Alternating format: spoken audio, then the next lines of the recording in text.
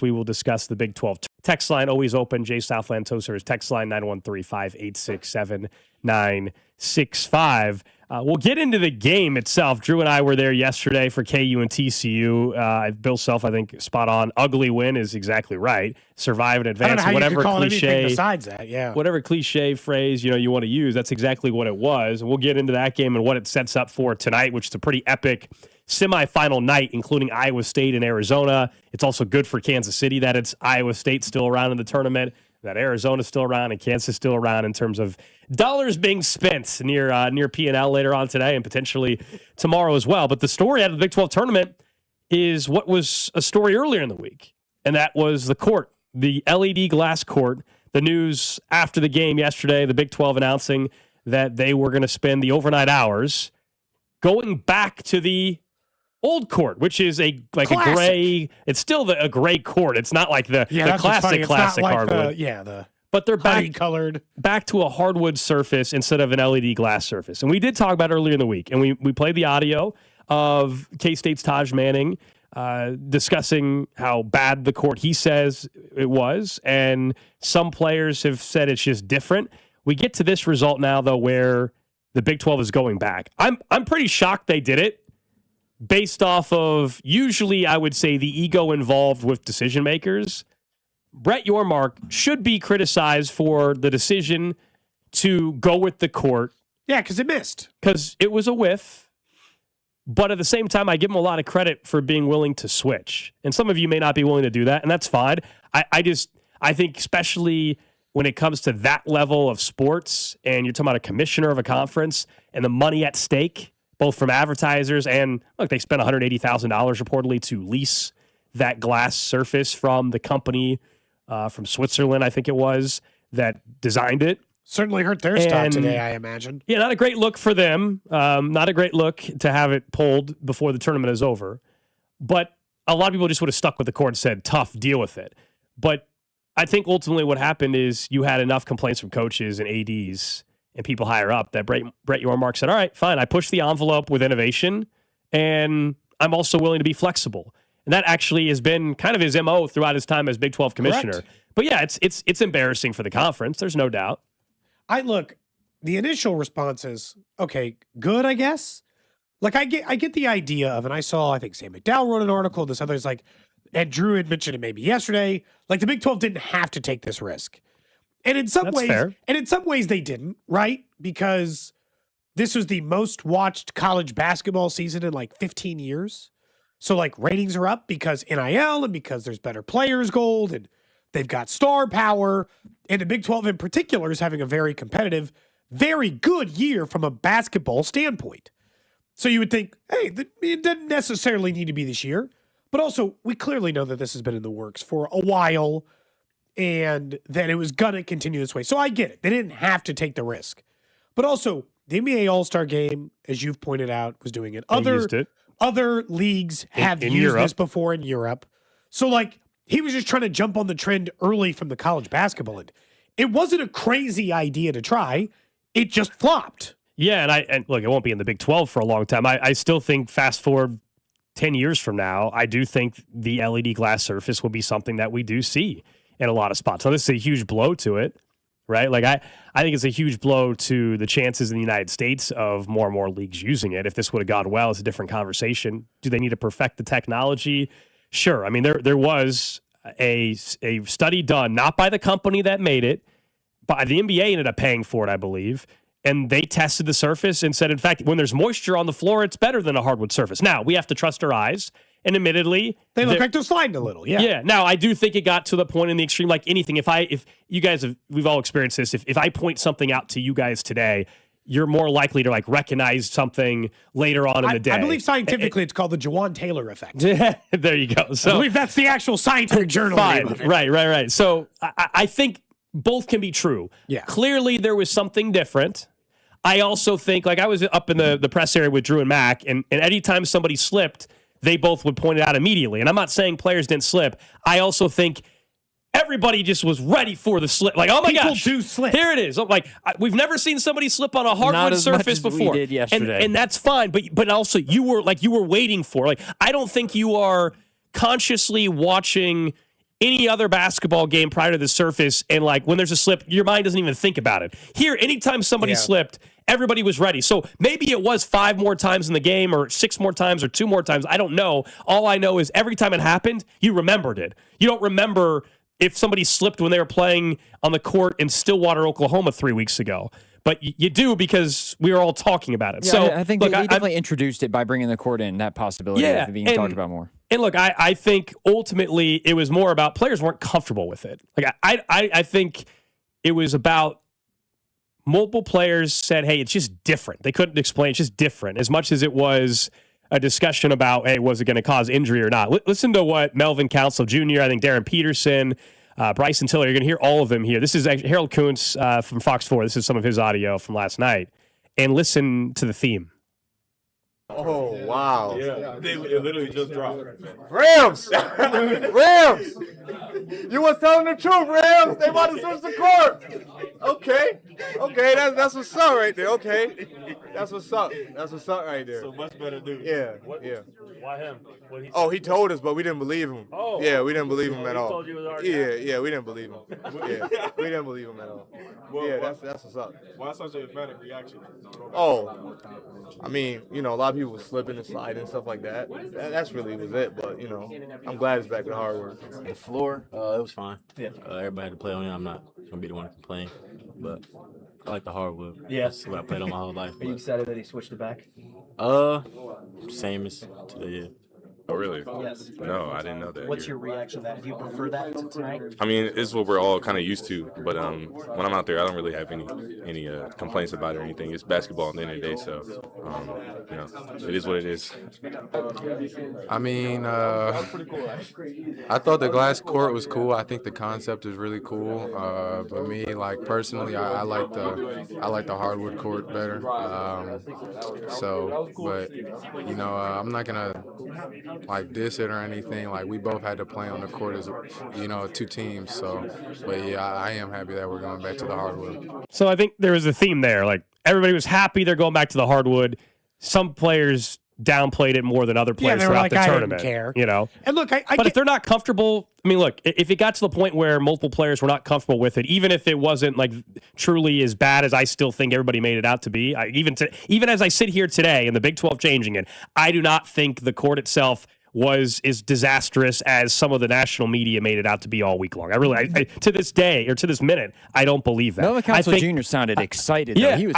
He was hyped. I think players are used to playing on a certain court, and it was completely different all of a sudden at the end of the season out of nowhere, and that's where Brett Yormark deserves blame at that point. And look, and the text line's pointing out like the hypocrisy of you didn't change it out during the women's tournament. That's a fair point. Even though people were complaining about it, but it was the men's tournament. Yeah, and so like he's going to have to deal with the blowback that looks bad.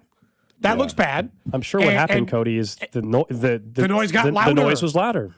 And I'm not saying that's right, but like Matt Norlander, who was kind of the first one to have this story last night and mention it, he wasn't at the women's tournament covering it. He was at the men's tournament. He has a bigger platform. It's just the reality of the sport and the eyeballs that are on that sport compared to the women's tournament the week before. And so public pressure and noise and all that. And the ADs from these schools, that's who I actually think should be taking more of the brunt of the, well, why didn't you stand up last week? Up for your players? If that's actually what was happening. Make more noise. I really do. Like, there's a big part of me that wonders, like, where this court heads next. Because, look, is this court just like the Segway of the basketball community? And Gold, come on. You were of an age that you remember when everyone made it seem like we were all going to be zipping around on Segways. Every person of society was going to be zipping around on those things like it was the next coming up technology. Because, again, this has been used other places. And I would say largely without complaint. Or is it a gimmick outside of that? The difference is exhibition game versus like a game that matters, a game with eyeballs, and all this other stuff that comes with it. I'm glad that, like, they were willing to change it. I'm shocked in a way. So am I. There are only 3 games remaining. I am stunned that they weren't going to just ride this out and then quietly release something after that said, hey, next year we won't do the glass court. I think it was Christian Anderson yesterday getting the groin strain or whatever it was, I think is. For Texas Tech. I think the the part of the tournament being the court being a distraction, which again was self-created, and that's where Brett Yormark deserves criticism. But at the same time, you did not want it to continue to be the thing everybody is talking about all weekend long. And you have 4 teams playing tonight, and we can get into the likelihood later with bracketology and the bracket on Monday. But 4 teams that can win a national title. We can, if you want to nitpick me saying 4 instead of 3, if you want to take KU out of it, go for it. But let's just say 4 teams that can win the national title. You don't want it to impact their ability to play this weekend on the stage that you have. You have unbelievable semifinal matchups. I will say, though, what you said about the Segway thing is actually a great example because you're right. Like, everybody thought, but what happened with the Segway? It evolved. What do we have now? Everybody's riding around in these damn scooters. So that's the evolution of Segway. So my point being is, don't say like 20 years, something else, 10 years from now, there's not a better version of this from either the same company or a different company. Yeah, it's not the Segway that we all remember when they unveiled but the bird scooters are everywhere, yeah. Exactly. And Segway, the same company makes those e-scooters. I'll be honest, though, is it really a better thing? Because the way that, like, this thing screams to me like the expansion of the tournament. Well, you know, there's more eyeballs, there's more basketball games. Come and watch more basketball. Come and watch something that's really cool that you've never seen before with this court. But it's not. Well, yeah, sure. We're going to make more money off of this. But is it really necessary when it, particularly in this case, directly impacts the players who are playing in your tournament and the thought process of it's an adjustment? Like, everybody has to make the adjustment, which is true, but also we shouldn't have to adjust to a surface because you want to make more money when the game's about the players and the coaches than it is about people watching TV. Like, I shouldn't have to go to Australia, or I shouldn't, you know what I'm saying? Like, you could say about like any sport, the NFL, Major League Baseball, NBA, college football. Like, you know, like that's just, I think, for sports and money. I think for the time being, what Drew, what you say, like for this current tournament, that's more than fair. I'm just saying, down the road, acting like this surface and this idea will never work in the future. Yeah, I think I disagree with that. Now, it's too early, clearly. I'm sure it can, and whether it's there's not an necessary. Well, again, there's a lot of things. To Cody's point, yeah, there's that. This tournament did they? Just because it looks cool doesn't mean that you should expand the tournament or anything or the college football playoff or like you. Just because it looks cool or you make more money doesn't mean that it's. Of course not. Like, you should do it. Of course not. But it also isn't a deterrent for most of these leagues, right? Like, evidently, that's so. I think Brett Yormark should be criticized, as I've said, for the decision to do it this tournament, and clearly it was too early or they did not consult enough of these teams. I will once again say, in other leagues across the pond, they played it and the players did not have an issue. So I don't know if it's just something that what it is. It became a mental hurdle, I think, also for a lot of players. 100%. I think, and so that's why, to their credit, they pivoted in the middle of the tournament. But down the road, yeah, I don't think it's crazy to think something like this could not be in use in the future. Like, look, it's like I have stock in the company. You guys are acting like I'm getting paid by the glass floor company, but I'm not. Reveal what you have stock in. I had never heard of them in my life until this week. I'm just saying. I still don't even know the company's name. I don't either. I don't remember. So we'll see what happens in the future. I'm glad they switched. Go back to the normal court. I still will maintain. I don't think it was as disastrous as people made it out to be in the media all week long. They made it seem like they put them on an ice skating rink. Oh, also, I just want to point out, if somebody gets hurt tonight, God forbid, on the hardwood surface, we're not gonna overreact, right? It just happens. But on the other surface, it's clearly the number one reason why somebody got hurt. One player got hurt in 5 games, and now we're sure it was the surface. Or does sometimes a player get hurt? And that's the problem, is that, and Drew's not wrong in this sense, that everybody will always think it's the court's fault. So you invited the conversation by making that change, I think. But also, it's like we can be smarter than that. Like you and I, Drew. Maybe not every person, but we can be smarter than that. We can do the hard work. Let's go watch the Kansas versus TCU game, and let's tally up every slip.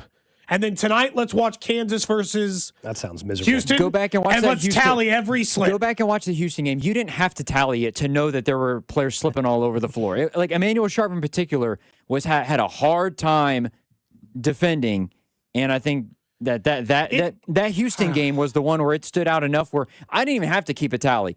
Players, you could see that there were moments where it looked like players were on ice. But our eyes lie to us, Drew, in a way because But that's what I mean by the because of what you overreaction. said. Like that You- statement is the you- overreaction I'm talking about. you No, but went I in know- there thinking but I saw it's it. I slippery. was right know. next to you. I Like, didn't go and thinking. watching the I went game and in- it felt like they were sliding on ice. Come on, if like you- that's just such an overreaction. When I saw, if you see Emmanuel Sharp sliding on the floor, defending, very good defender, by the way, and a player crosses over and the defender stops and his foot slips out from under him, I'm sorry, you slipped. It doesn't matter whether you could be on the hardwood. If you Man, slip, I you want to slip. make sure we point out every damn slip tonight then on this Okay. this court tonight. I hope we I don't overreact want to to be every that person slip. when you're sitting next to me in the game well, upstairs. you but and I are sitting next to me. Let's do Mac it. and I can do it again. Players Mac and I can slip do it again. all the time on the hardwood. When the floor is wet.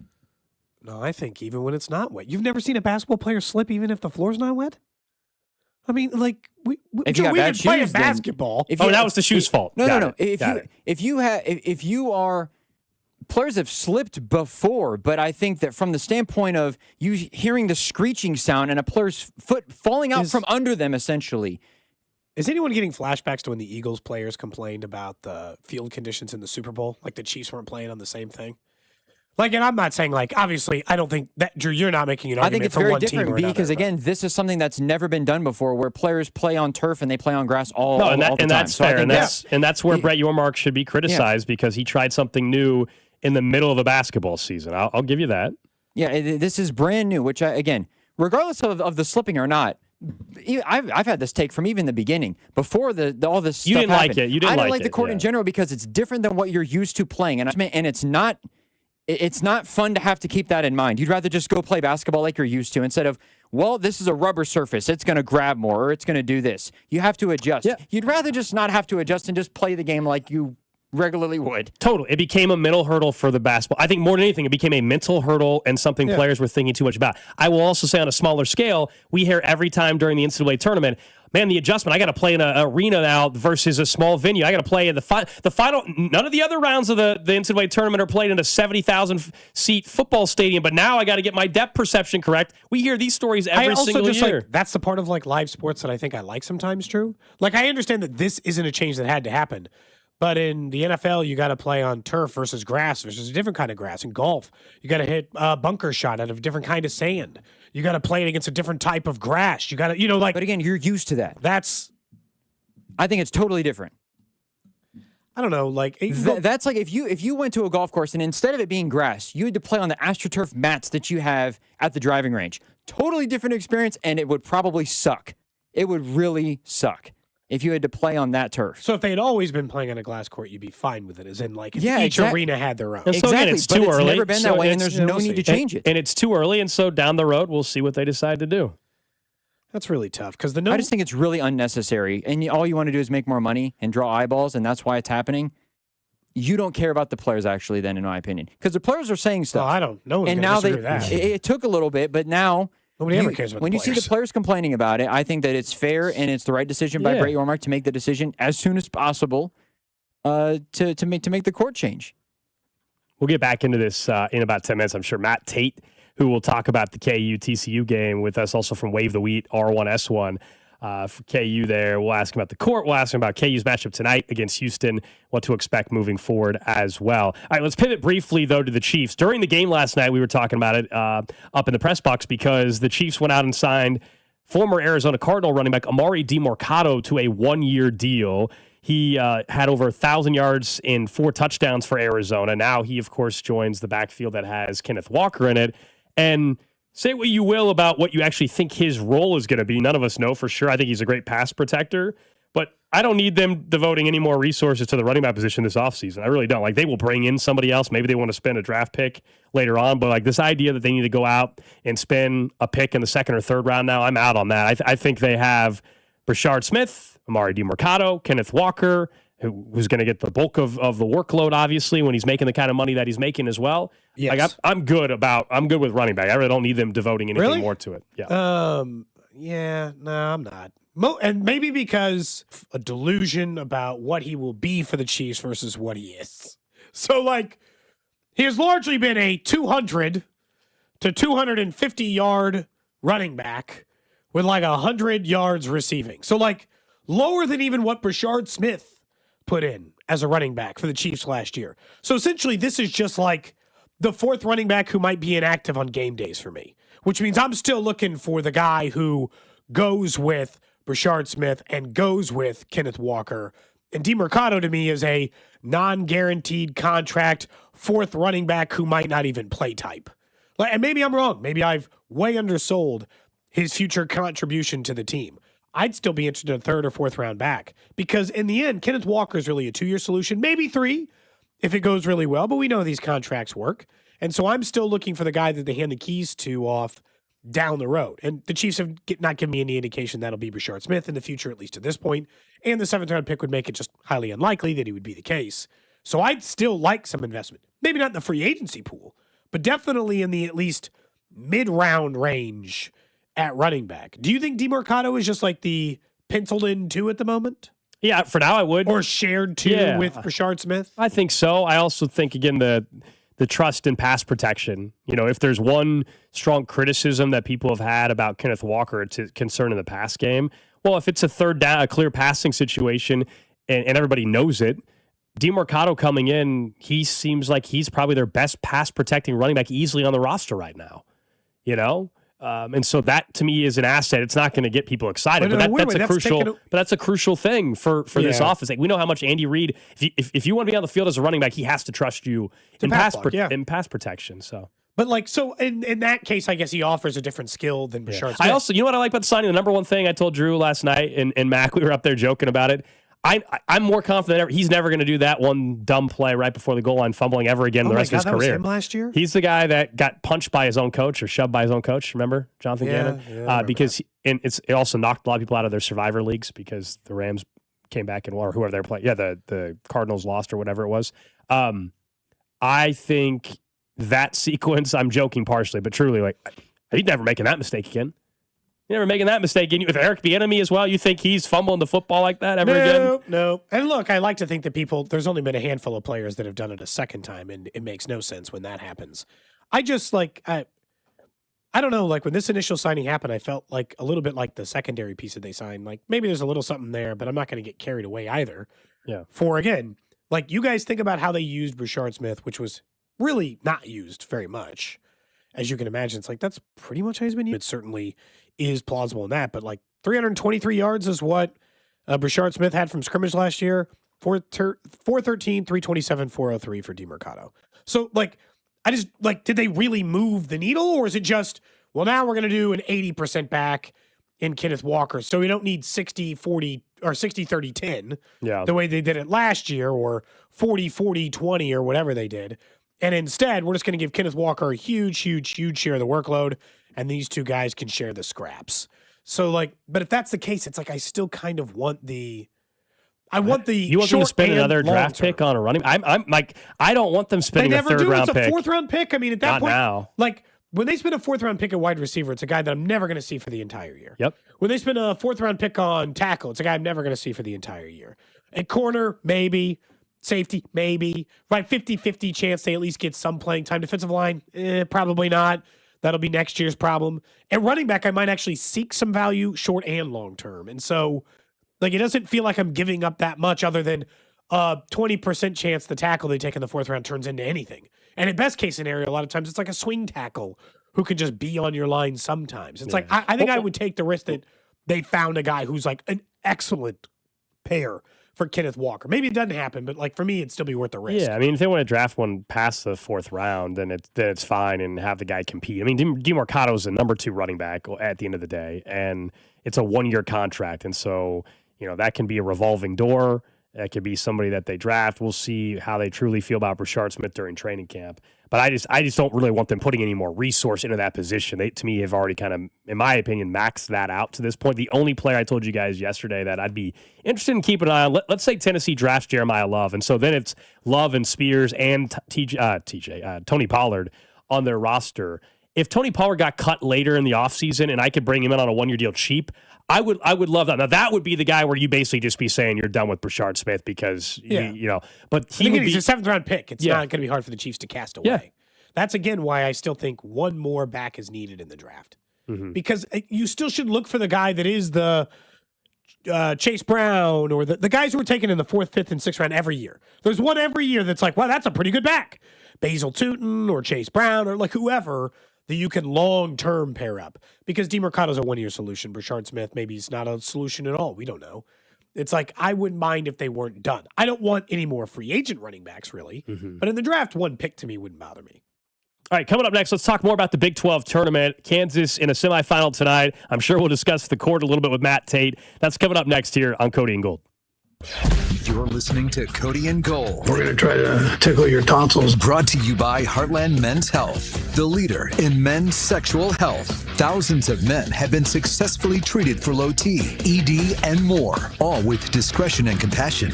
Make your appointment at heartlandmenshealth.com. Missouri, get ready. Circus Sports is giving you the chance to win owner Derek Stevens' wallet. From February 3rd to March 15th, you can take home your share of $250,000 in cash. Simply wager $100 and earn one share, wager $1,000 to earn two shares, wager $5,000 for a third share. Bet on anything from pro sports to college, straight bets to futures. Don't miss your chance to cash in and take home your share of Derek's wallet. Visit circusports.com for details. Must be 21 and older and in Missouri. Gambling problem? Call 1-800-BETS-ALL. Hey, it's Rex here with Rex Buys KC. I get it. Selling your house can sometimes feel overwhelming or scary, right? I've seen it too many times. A homeowner thought they had a deal, only to have the buyer back out at the last minute. That's not how we do business at Rex Buys KC. I'm local, I know Kansas City, and I make sure every deal actually closes like it's supposed to.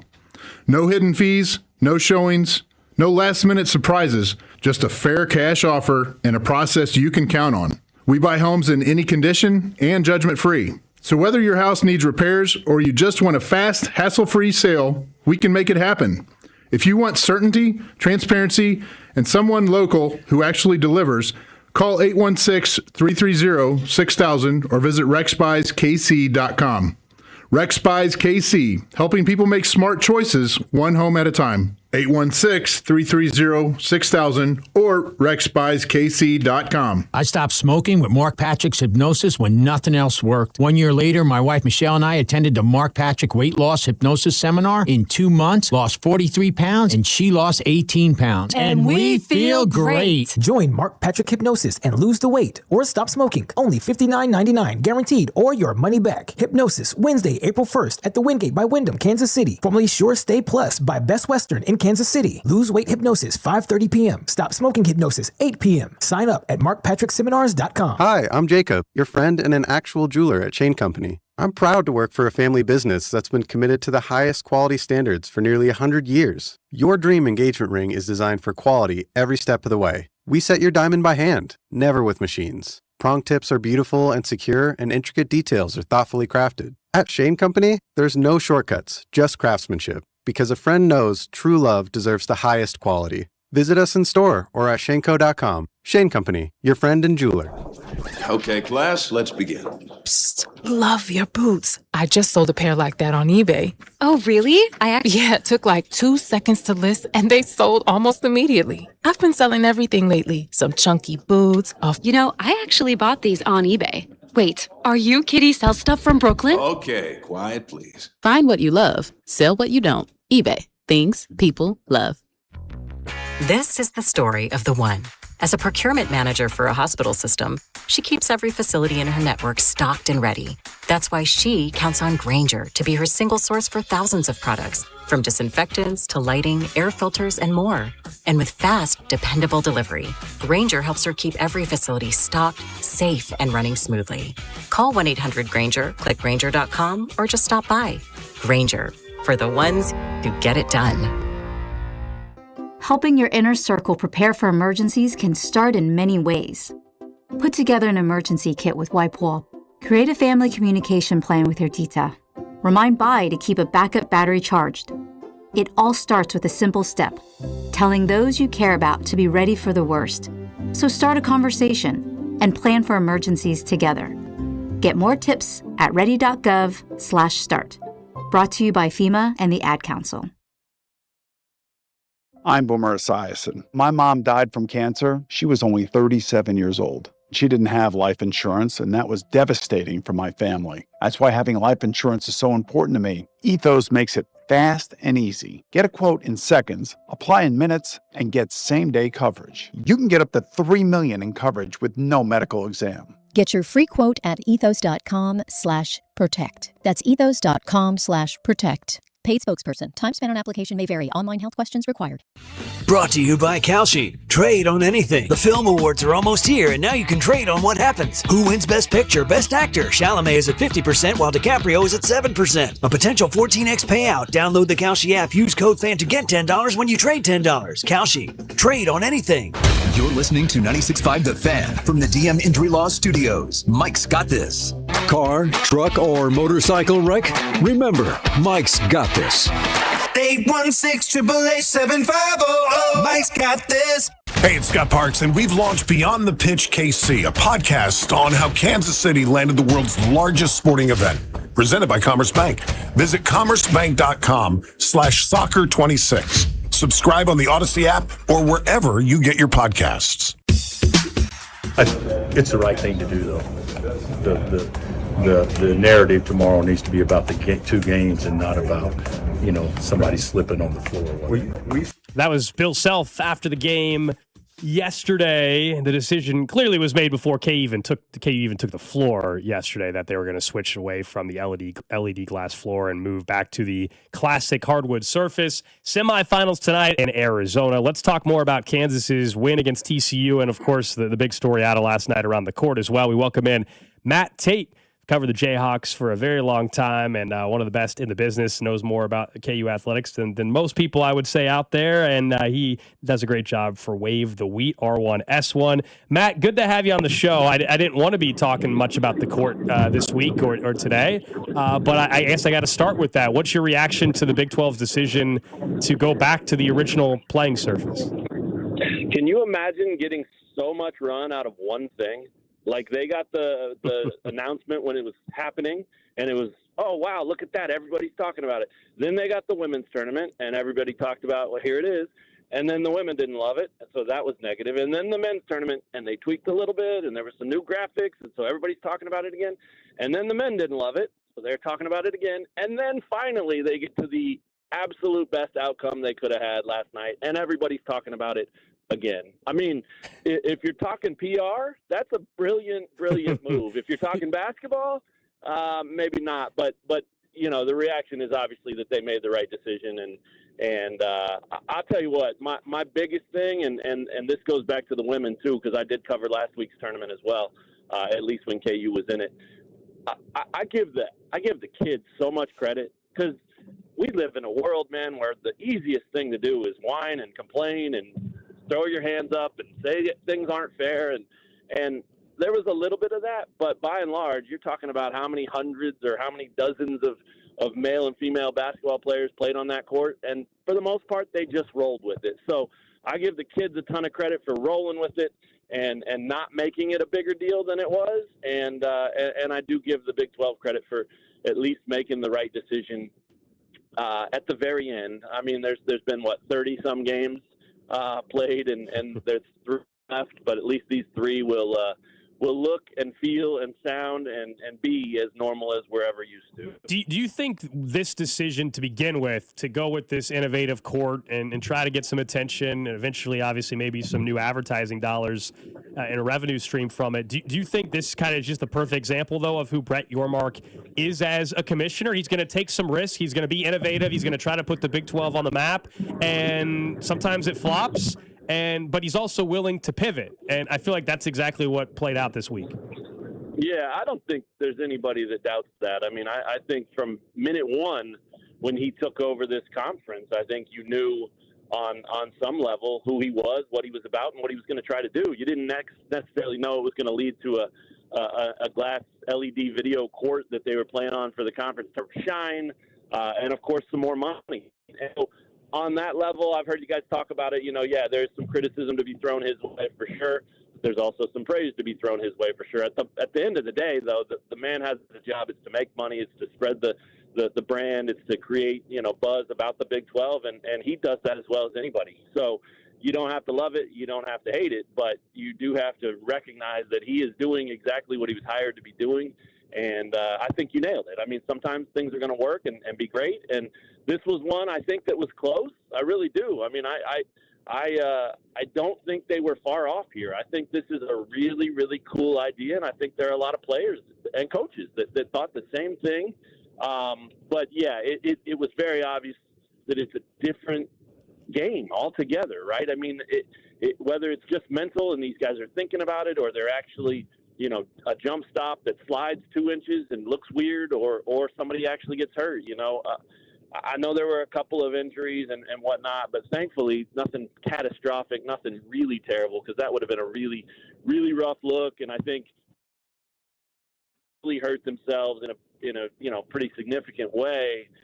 The move to then make the court or change the court out would have been like, well, yeah, now, and they would have been getting killed for it. So flexibility is important. You nailed that. And I think timing is important. And I think they did the best they can. I think that, I don't know Brett real well, but I think that, he would stand up there today or at the end of this thing and say, yeah, it was what it was.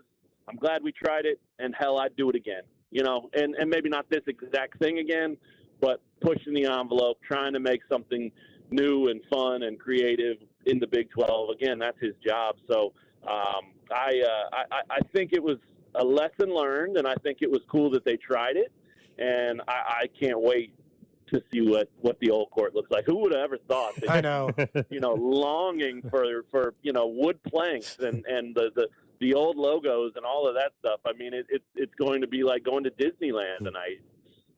We'll talk about the Kansas game individually here in just a moment, but this is best case scenario as far as the tournament's gone for the Big 12, right?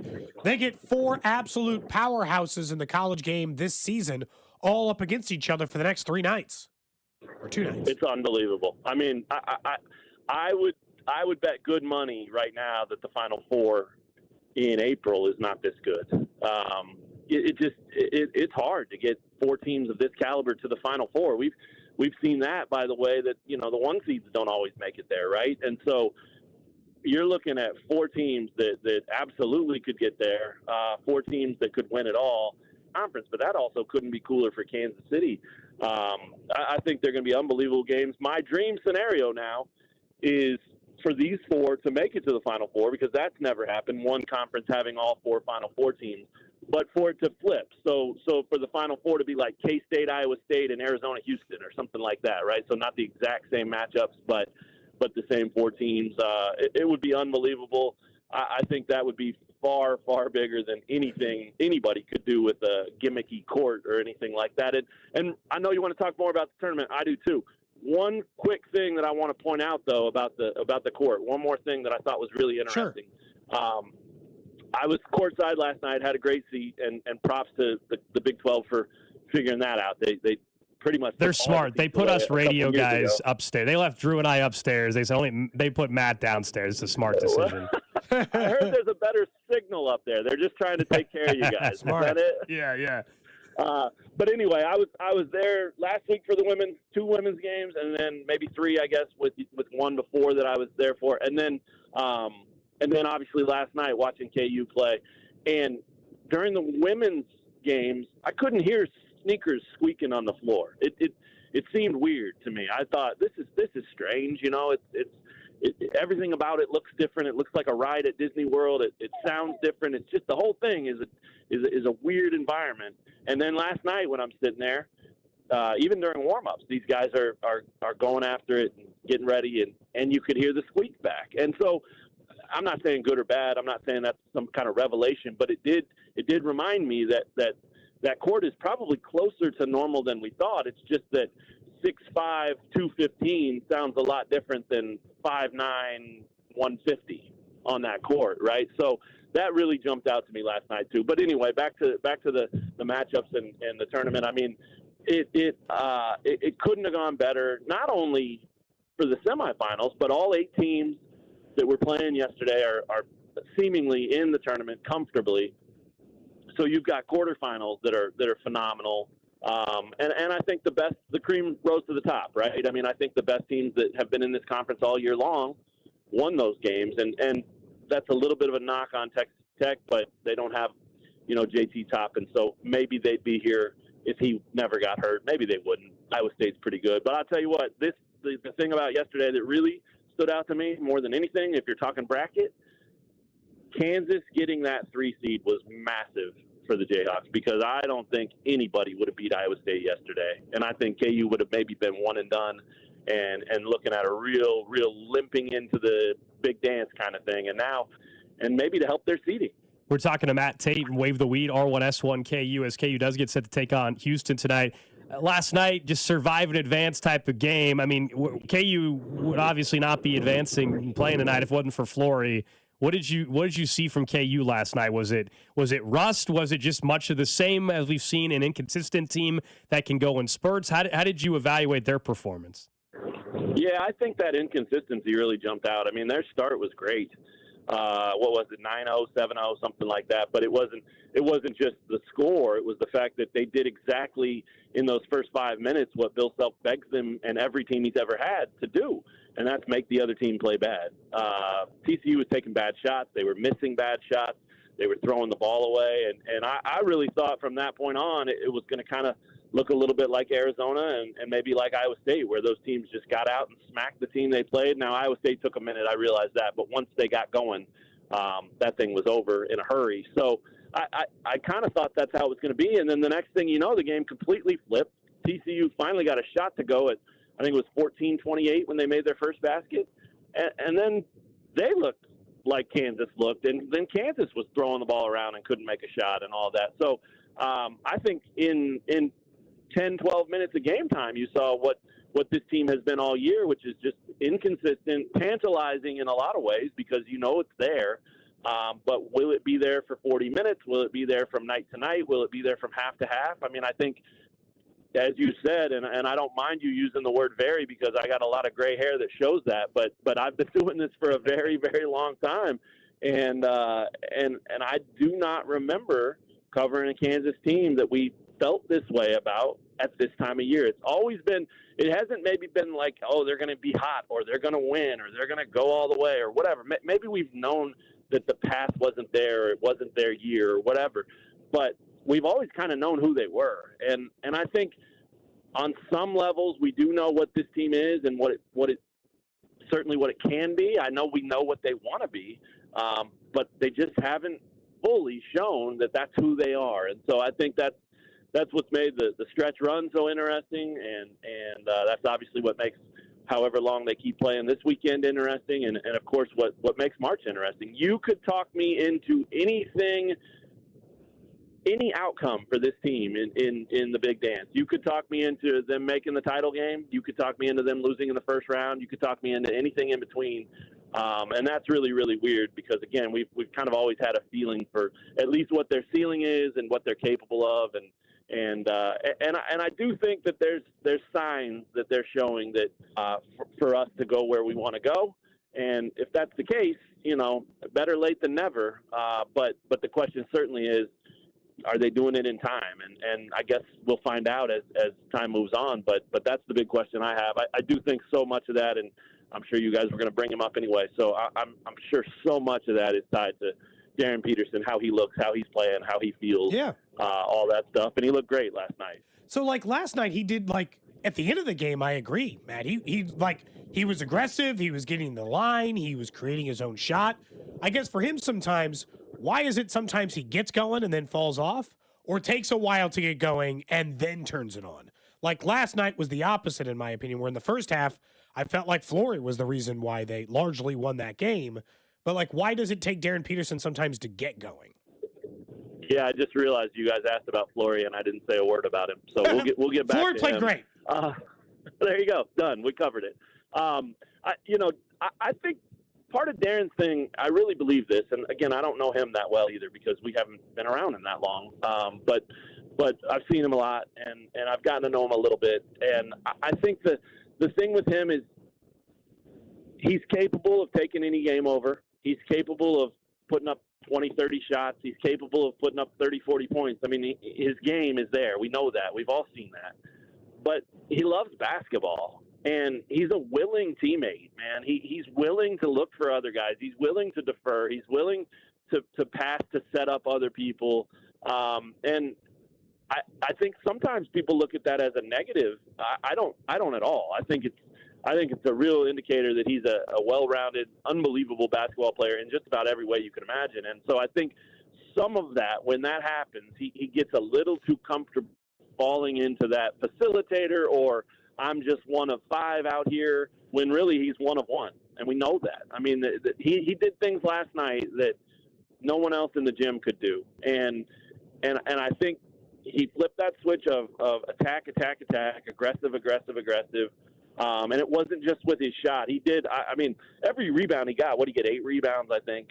Every rebound he got, he ran the ball up the floor and was like, I'm going to go shoot. And you could see it before he even crossed half court. And I think Kansas wants that. I mean, I think they want it within reason, but I think they want that. I think they can figure out how to play through that and play behind that, because why wouldn't you want your best player in that kind of mindset, right? But I think it wasn't just the aggressive mindset on offense. I thought he was really aggressive defensively. I thought he competed on that end. That steal he had that was where he just stripped the ball from the guy from behind near midcourt, and he ended up missing the dunk on the other end. But that was just I'm better than you, and I'm going to take your ball kind of play. And I think we can see more of that. I think he's a better defensive people have seen. And so I think this is a guy, I mean, Self said it on senior day last weekend, that they've got a guy that can put a team on his back for 2 or 3 weeks, and that gives them a chance. And it's not just that he can put him on his back because he can go score 30. It's that he can put him on his back in every way you can imagine. And so I thought last night was as good a sign as we've seen yet, that he gets it, he's ready for it, and he wants it. I mean, there were moments after fouls or after big shots where he yelled to the crowd, he flexed, he showed some fire, and we haven't seen a ton of that. I mean, he has been very, very stoic all season, and again, I think that's who he is. I don't think that's an act. I think he's really good at the game, and I think he's not that impressed by himself, and I love that for him, because there are a lot of guys who aren't even half as good as him who are way impressed by themselves, and that's not a great look. So if Darren's in attack mode and more aggressive, and also willing to show that little extra energy or fire or passion or whatever it is, I think good things definitely can happen for this team, and it'll be exciting to see that starting tonight. Matt Tate from Wave the Wheat, R1S1KU. Enjoy the squeaks from the courtside seats tonight. Thank you, guys. I appreciate you having me, and I hope the signal's strong as ever. That's exactly right. There you go. Matt Tate joining us here on 96.5 The Fan. You know what? The view up top, I think Drew can attest to this, is actually pretty damn good. It's actually see a lot of the action. There's never a bad spot in a basketball arena. Yeah, T-Mobile Center is also a terrific venue. Anybody that's ever gone to a basketball game there, and frankly a concert too, I would argue, it's a very, very cool venue, and they've done a great job with it going way back. And tonight should be a pretty cool night at T-Mobile, with some awesome fan bases represented too. And it starts with Iowa State, of course, early on in the evening against Arizona, who might be the number 1 overall seed in the entire tournament. We'll see could be. When it comes to Selection Sunday. And then, of course, Kansas and Houston. And potentially, the dream matchup for me, selfishly, I'm a KU alum. You guys know that. KU Iowa State Saturday could be a ton of fun. At that building, the ticket prices that building would be rocking. But we'll see. Kansas is an underdog tonight, as they should be, based off of their inconsistent play. And Houston's damn good. But KU did beat Houston earlier in the year. So thanks to Matt for joining us. Don't forget our Big 12 tournament coverage presented by Busey Bank, the official bank of the Big 12. We're also, by the way, going to be out and about for the NCAA tournament coming up next week. So if you guys want to come see us, we are going to be out and about watching the games on Thursday and Friday. We're going to be at International Tap House thanks to our friends at Circa. You know, we head out there during the month of August almost every single year, and during Chiefs Raiders years in which it's not on New Year's Day. But Circa is going to be doing an event out there Thursday and Friday. We'll be broadcasting live at ITAP in the Crossroads from 10 a.m. to 2.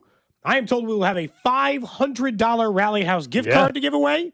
I know our friends at Circa will have, look, you can probably piece together some bonus bet opportunities, maybe some merch, some of that stuff. So if you just want to have a place to come hang out and watch games, and with people you like, presumably, or at least like listening to, Alex and I will be there next Thursday and Friday. Yeah, I'm excited to frankly, for those days to not be in studio. I like being surrounded in a bar with people by TVs. Yeah, the energy on, as we know, Thursday and Friday of the tourney is awesome. And we have a lot of fun with that. And hope to see you guys at ITAP in the Crossroads beginning next Thursday. Coming up in 10 minutes, we'll talk some Chiefs football with Joshua Brisco, get his thoughts on Amari DiMercato signing, plus the rest of what the Chiefs have done and what maybe he still would like to see the Chiefs do throughout the next few weeks. So Joshua Brisco, one of our Chiefs insiders, of course, pre- and post-game host for the Chiefs Radio Network, will join us in just a bit. I do briefly want to pivot to another bit of news that broke last night and what turned out to be a very busy night, actually, kind of in the sports calendar, at least here locally. Sure did. With everything with K-State. We're going to get to them later. They look like they found their next men's basketball coach. But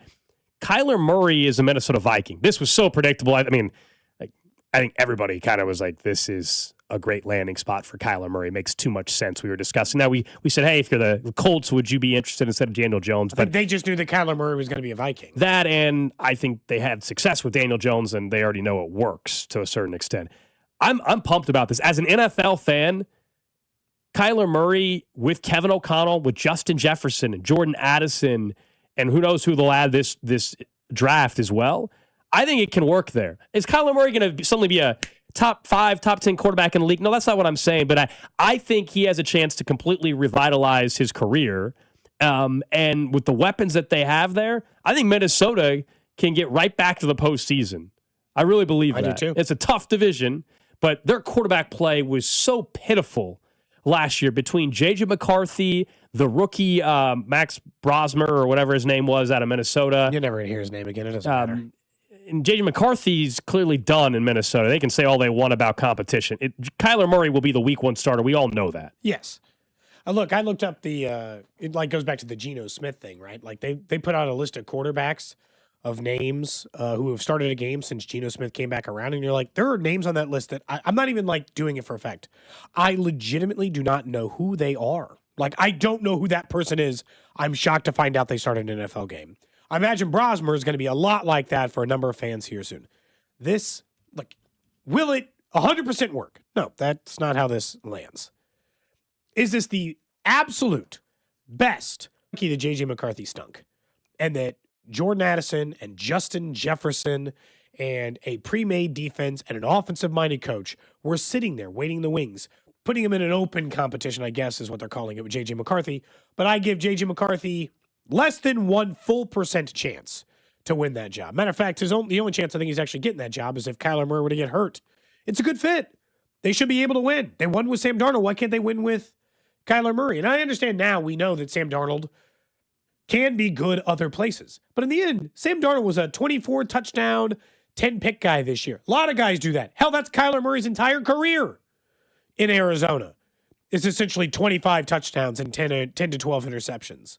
So if that's Sam Darnold somewhere outside of Minnesota, I expect him to be statistically and winning-wise good. Yeah. I think he's going to end up signing a long-term contract there. That's how well I'm really I think excited. it works. I just, as a sports fan, I think it can be kind of cool to watch. He's not 38 years old. He's young enough where there's still tons of career left. I get Kyler Murray. It's very easy to make jokes about. We all know the Call of Duty stuff. Sure. And he also hopefully, by seeing him fail in Arizona ultimately, hopefully it's a bit of a wake-up call for him. Like sometimes it happens. Like I still think the skill set, the talent is there though for Kyler Murray to have a lot of success. He said he grew up a Vikings fan, so there's also more incentive. I did not know that until last night. Where did he grow up? Texas. Yeah, I think he's from. He was recalling Brett Favre's interception in the playoffs or whatever as well. Mm-hmm. So he said he cried real tears when he threw that pick. I did not know that until last night when he was at the podium. He was talking about that. That's gotta be cool to play for. I would your never have team. guessed he was a Vikings fan growing up. Yeah. I mean, like my initial instinct would be like, are you making that up just to make the Vikings fans like you more? But I don't know. Sounded genuine enough. I think it's real. I agreed. But you know how that's like your initial instinct is, what, are you trying to win this fan base over? Like who like from Texas is randomly a Vikings fan? And yet I know lots of people from lots of different areas who choose lots of different teams for 100 different reasons. So certainly more than plausible. I think it's a good fit, Gold. I guess we'll see how it actually lands. All right, coming up next, let's talk some Chiefs football. The Chiefs went and signed Amari DiMercato last night, some other moves that could be on the horizon. Joshua Brisco going to join us, and we will discuss the reports that Kansas State have found their next men's basketball coach. They announced it officially. Casey Alexander. It is now official from K-State this morning, a 5-year contract. We'll get into that next. This is Cody and Gold on your new home for Royals baseball, 96.5 The Fan. Brought to you by Heartland Men's Health, the leader in men's sexual health. Thousands of men have been successfully treated for low T, ED, and more, all with discretion and compassion. Make your appointment at heartlandmenshealth.com. Obviously, storms throughout. I called Century Roofing the day after it happened and said, hey, I want to see if the hail got my roof bad. They came out that day to come inspect my roof. I called the normal line, just like you would, reached out. They said, yeah, we can have a rep come take a look at it, and let's find out if we need to work with your insurance company. Look, sometimes your insurance companies will require you to talk to multiple roofing companies anyway. How about one of the most experienced ones in all of Kansas City? CenturyRoofingKC.com. They've handled over 35,000 roofs in the Kansas City area and have been in Kansas City for 35 years. It's easy to try to convince yourself that a roofing company knocking on the door, telling you the truth, whether or not you don't even know if they're going to be around to stand by their warranty or have the experience required to deal with these insurance companies or deal with different types of roofs. They can handle that over at Century Roofing because they have the storm coverage and the experience in order to deal with it. So if you got hit by that hail and you want to know whether or not you need a new roof or need repairs to those roofs, there's only one company in Kansas City to call. Go to CenturyRoofingKC.com. Trust the pillars of strength and go with female-owned and locally owned and operated Century Roofing. Again, CenturyRoofingKC.com.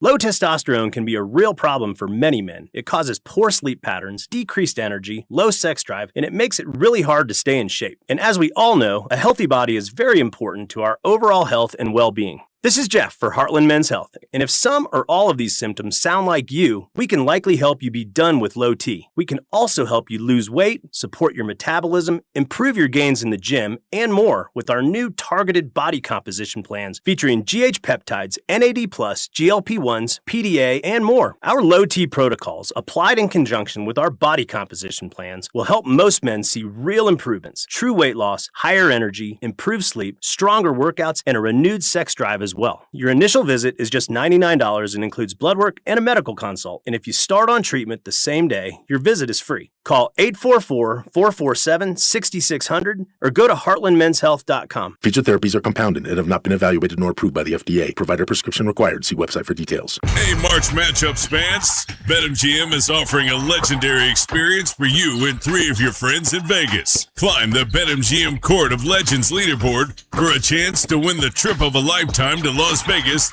to see Haley and Hannah Cavender face off at the Bellagio. Just sign into your BetMGM account, opt into the promotion, then start placing sports bets of at least $10 to climb the leaderboard. 25 winners will take home grand prize packages that include 4 tickets to the Court of Legends event featuring the Cavender twins, withdrawable funds for travel, a 3-night stay at the MGM Grand, and MGM Resorts credit. Make this March one to remember.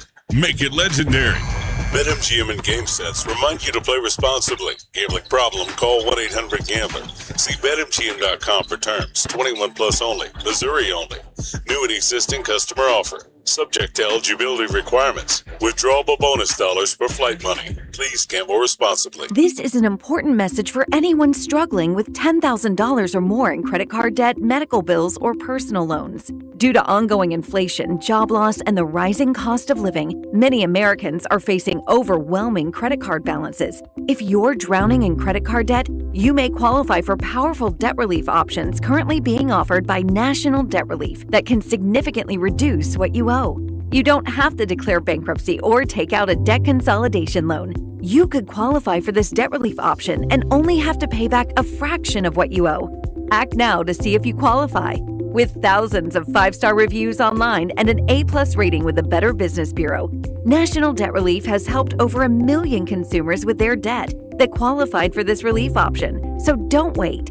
Call the Debt Reduction Hotline now. Dial 800-428-5757. 800-428-5757. That's 800-428-5757. You're always better with a roof from JR. Here they come. A baseball-sized hailstorm means every roofer for 500 miles is on his way here to ring your doorbell. Before that happens, go online to jrstormcheck.com and relax. JR & Company is locally owned, veteran-owned, and family-owned. JR and Company offers a lifetime warranty on workmanship. But best of all, JR and Company offers a free Class 4 shingle upgrade. What does that mean? Most insurance companies offer premium discounts on Class 4 shingles. Remember, no roofer can legally offer to pay your deductible, but a free shingle upgrade can reduce premiums for years to come. Why do we do this? Because we can. A lifetime workmanship warranty and free shingle upgrade. It's why we say, you're always better with a roof from JR. Just visit jrstormcheck.com.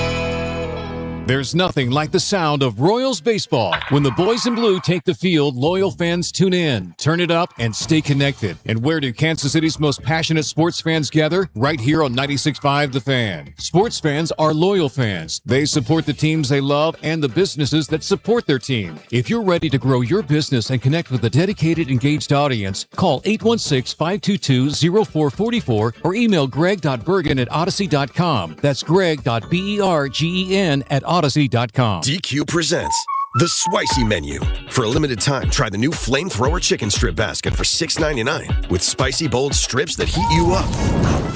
Served with a side of famous DQ soft serve as a dip to cool you down. That's right, dip those spicy chicken strips right into soft serve, plus fries and toast, all for just $6.99. And add a new pineapple lemonade sparkler or cooler made with tahini. It's the limited time only Spicy Menu. Get it delivered in the DQ app. Happy, tastes good. Participation may vary. Ah, the most beautiful time of year is upon us. Tax season. And Tax Slayer is here to help you file. We guarantee 100% accuracy and your maximum refund. Those are some good numbers. And you can trust me, because I'm a talking calculator. Did I mention Tax Slayer even has support from real US-based humans? If you have any questions along the way, beat the rush and start for free today. Tax Slayer. File fearlessly. Coming to Kansas City, the NAIA Men's College Basketball Championship. 16 teams, 15 games, 6 days, and one national champion. The NAIA Men's College Basketball Championship at Municipal Auditorium, March 19th to the 24th. Get your tickets now at NAIAHoops.com. Follow the station on Instagram for daily videos like the Royal Decree, Chiefs Take Tuesday, and Would You Rather Wednesday. This is Kansas City's FM sports station, 96.5 The Fan, KFMC FM and AM, HD1 and HD2, Kansas City, an Odyssey sports station. All right, 11 o'clock hour here on Cody and Gold. Alex Gold, Cody Tapp, Drew Nixon with you. We'll get to the trash of the day in about 17 minutes or so. We're also going to discuss Kansas State's next men's basketball coach, Belmont coach, now former Belmont coach, Casey Alexander, gets a multi-year contract to join the Wildcats. We'll discuss what that means. It was interesting in our pre-show meeting, differing opinions especially between you. You and Drew had a much stronger opinion on Casey Alexander than I did, so we'll get to that coming up in just a bit. But let's talk some Chiefs football with Josh Brisco, of course, pre- and post-game host for the Chiefs Radio Network. Josh, it's been a bit since we checked in with you, man. Free agency, it is slowed down considerably from where we were at, but I want to work our way, I guess, from the beginning and get into what they did yesterday in a bit. But for starters, Kenneth Walker on day one, we knew they would be probably aggressive. They get the best guy on the board. Do you like the signing knowing what the money is also attached to it?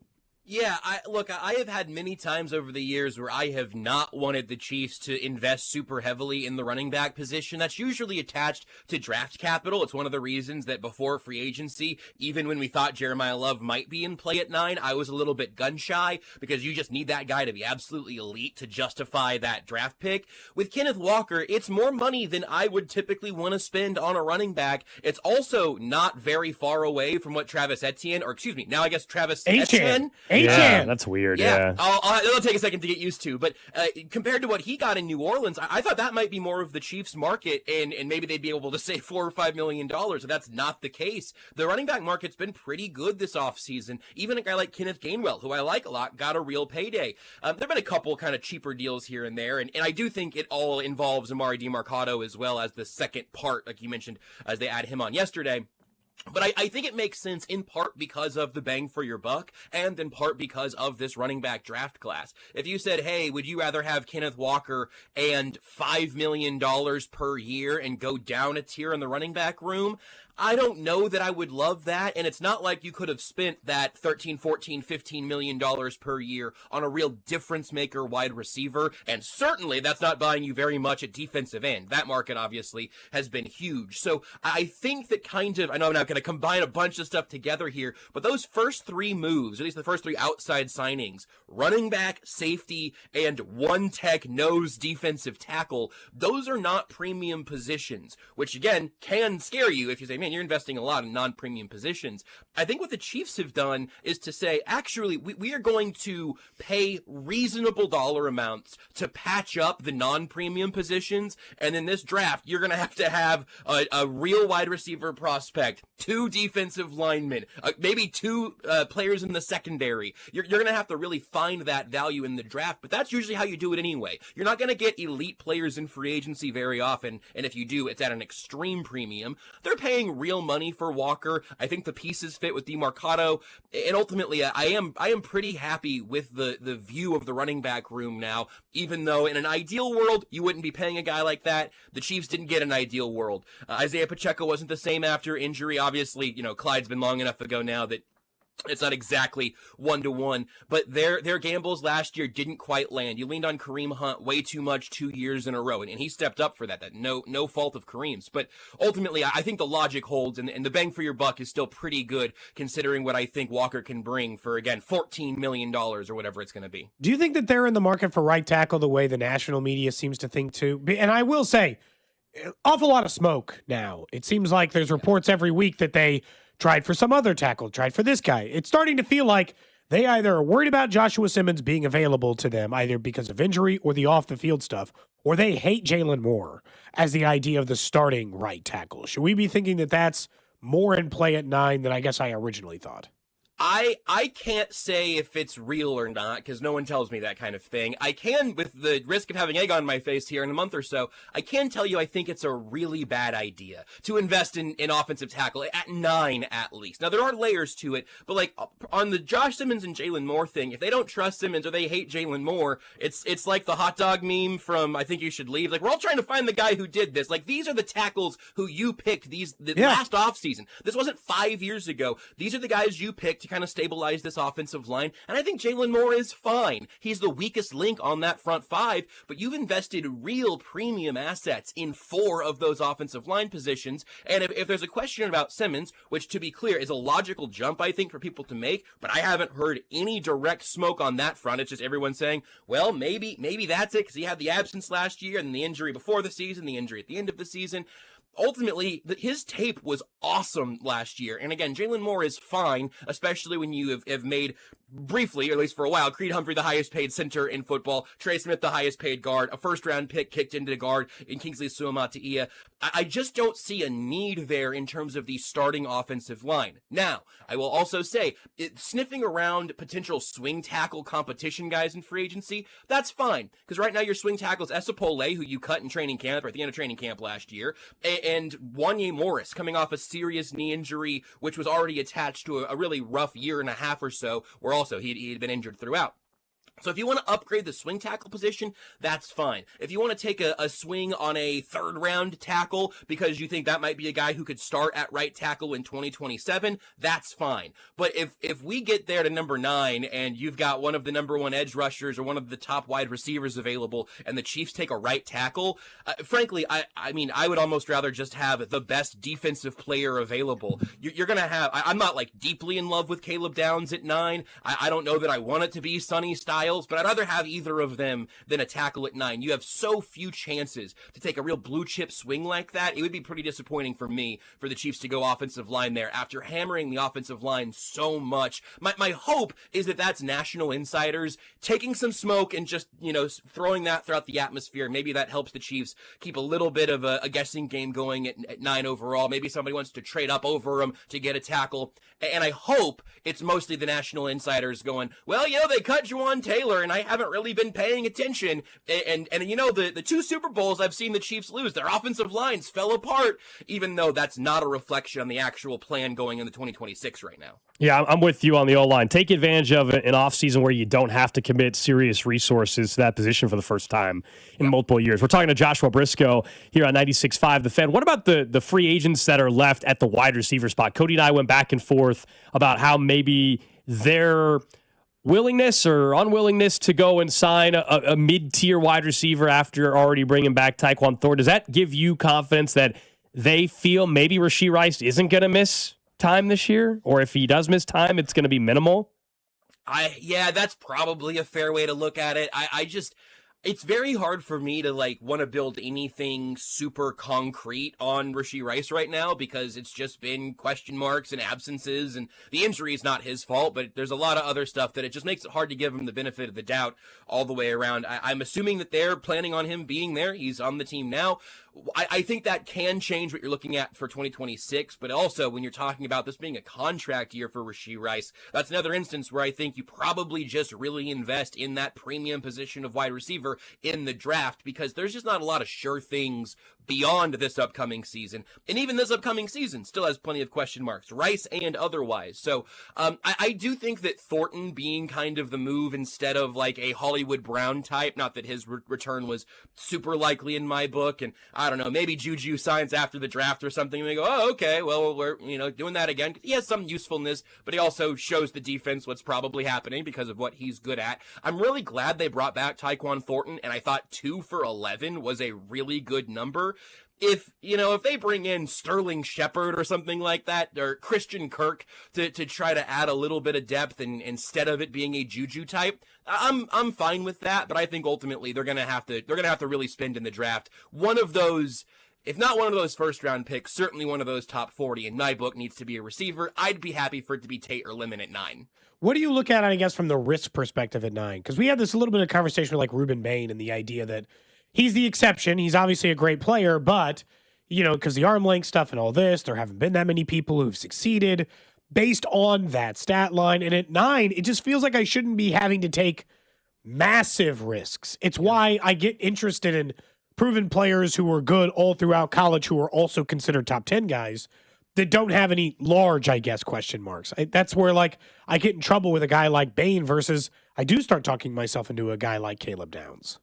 Right, and so I think, first of all, I think it's partially just the reputation of this draft class where you're not getting the, obvious, clear blue chip guy at 1, 2, 3. There's a real question everywhere after number 1, and the reason that Fernando Mendoza is not a question at number 1 is because he's the only quarterback you could even consider there, and when you have the number 1 pick and you need a quarterback, that's what you do. So I think that's partially out the draft class, and I do still think you could go through pretty much this entire class, and there is going to be risk attached to all of these positions where, with Caleb Downs, obviously an incredible player. I wonder if he has the career longevity because he doesn't seem to have the 10 out of 10 athleticism that often comes with that draft positioning. He seems to have 10 out of 10 knowing and understanding football. I think he'll have a very successful NFL career. I think Arvell Reese will do the same, but he's going to have to make a little bit of an evolution at the NFL level to kind of figure out how to use him. Now, look, the Cowboys figured that out with Micah Parsons. I'm not saying that can't happen, but there's an asterisk on all these guys.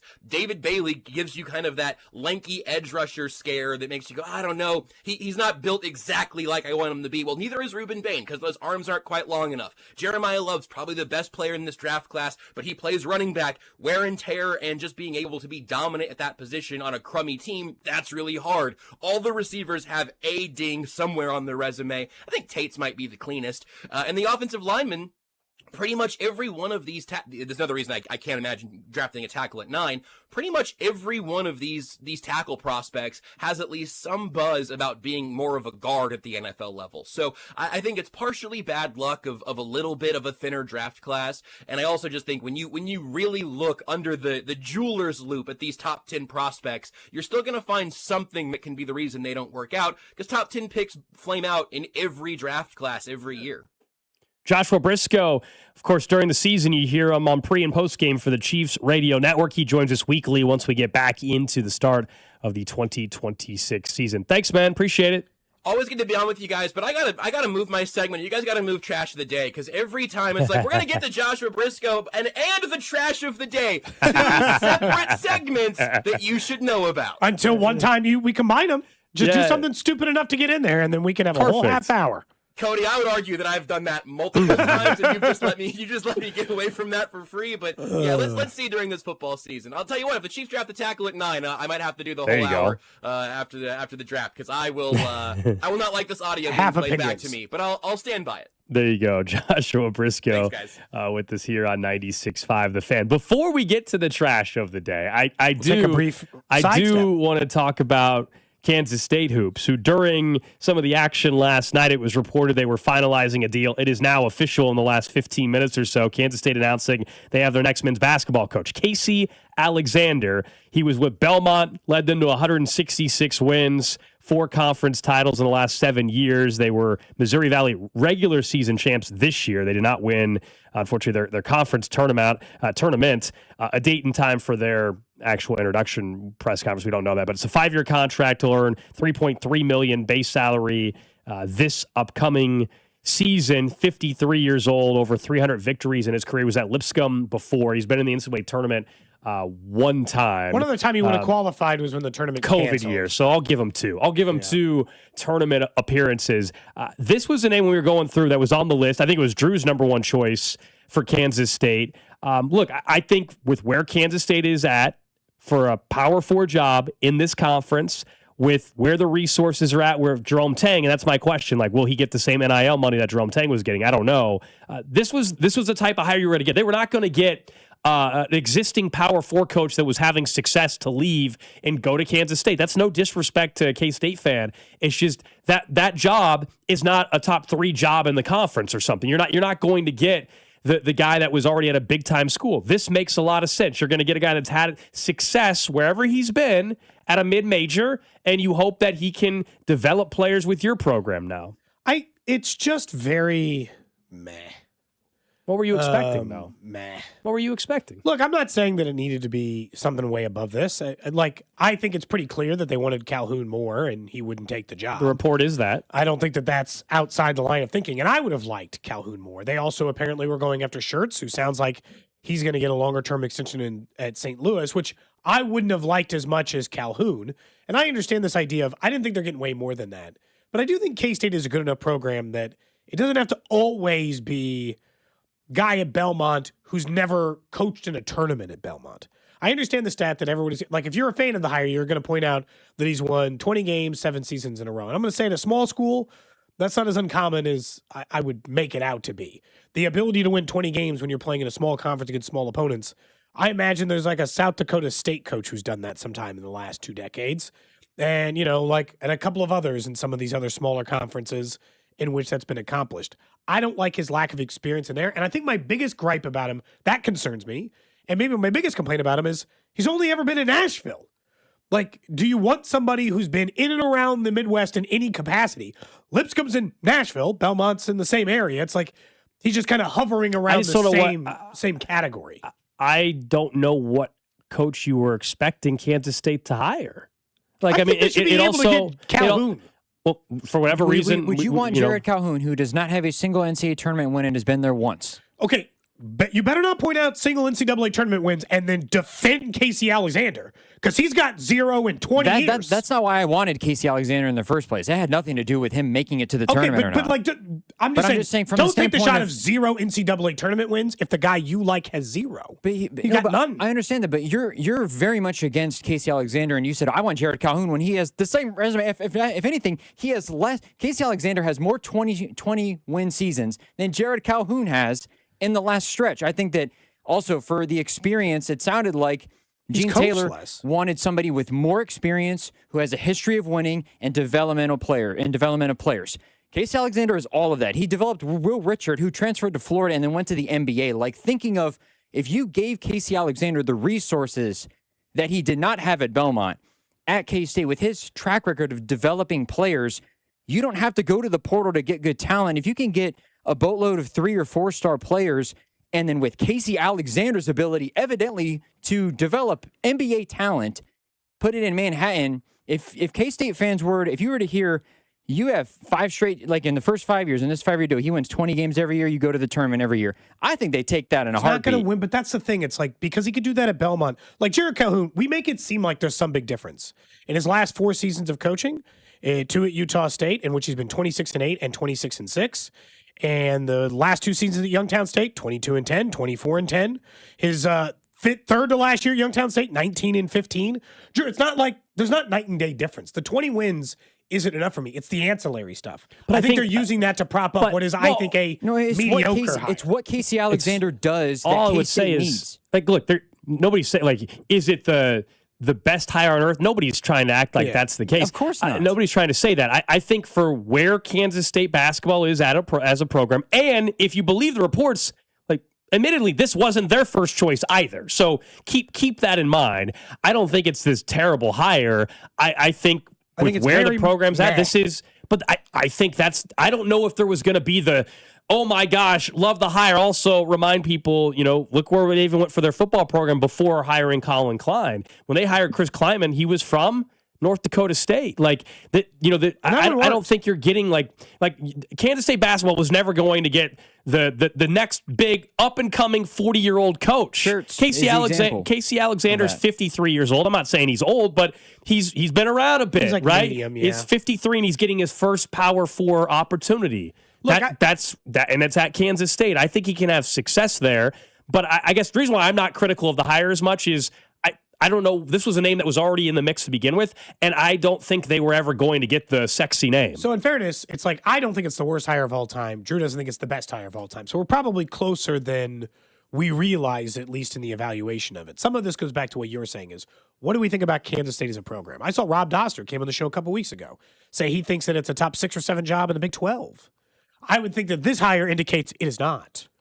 Like, because if it's a top 6 job in the Big 12, you can get shirts will come here. Like, you can get whoever you want. I think Not whoever, but I guess reason. a parallel that I'll use to that is Josh Schertz. The way that this all kind of seems is like John Summerall. John Summerall could have had the North Carolina job or the Wake Forest job instead of Tulane.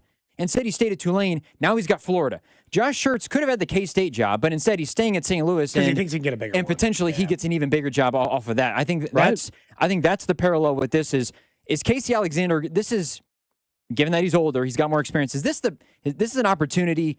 Not that he would go somewhere to jump somewhere, or this might be the best job that he's going to have.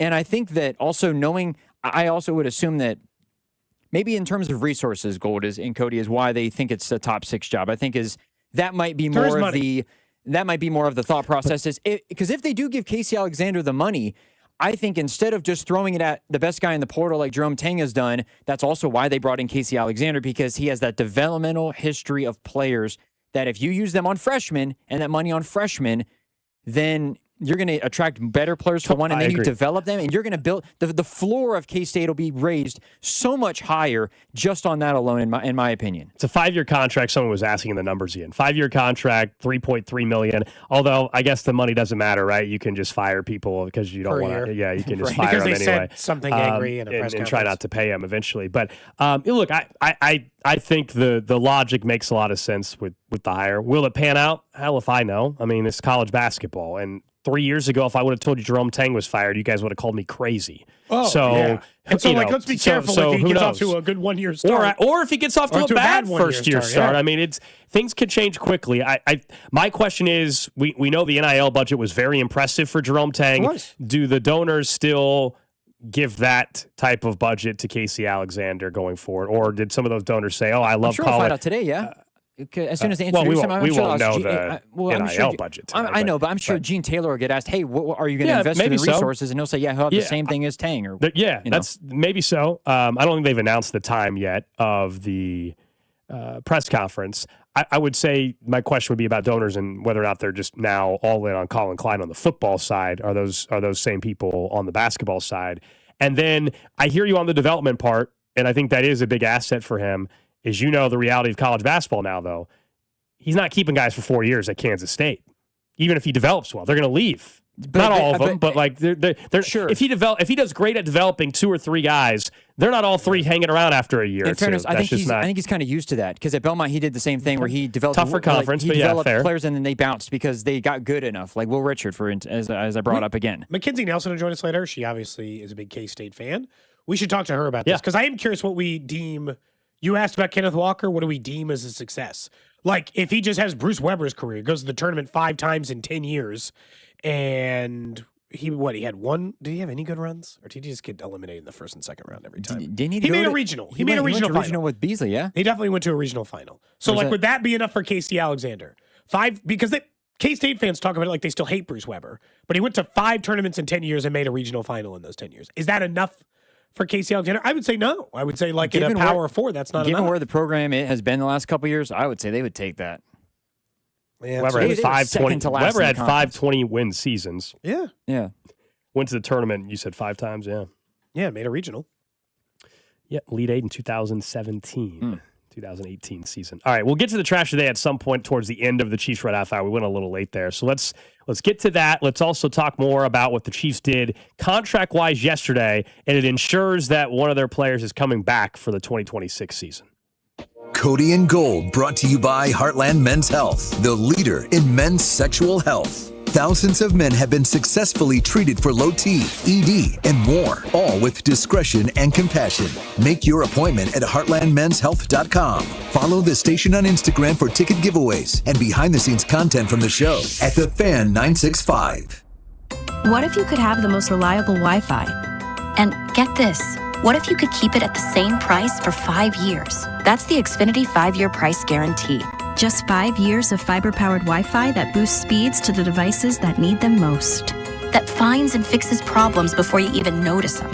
Like super intelligent Wi-Fi with a 6th sense. And that keeps you gaming in the fast lane, even when the whole family's banking on bandwidth. And here's the best part. No annual contracts, no hidden fees, and our best equipment included. Plus, get online in minutes with same-day Wi-Fi. Hey, let's face it, a lot can change in 5 years. Kids grow taller, dreams grow bigger, but your Wi-Fi, it would stay reliable and the price would stay put. The Xfinity 5-year price guarantee. Lock in your price and unlock the possibilities. Xfinity, imagine that. Select plans only. Restrictions apply. Powered by fiber, connected to the premises by coaxial cable. Actual speeds vary. Did your HVAC struggle through this rough winter?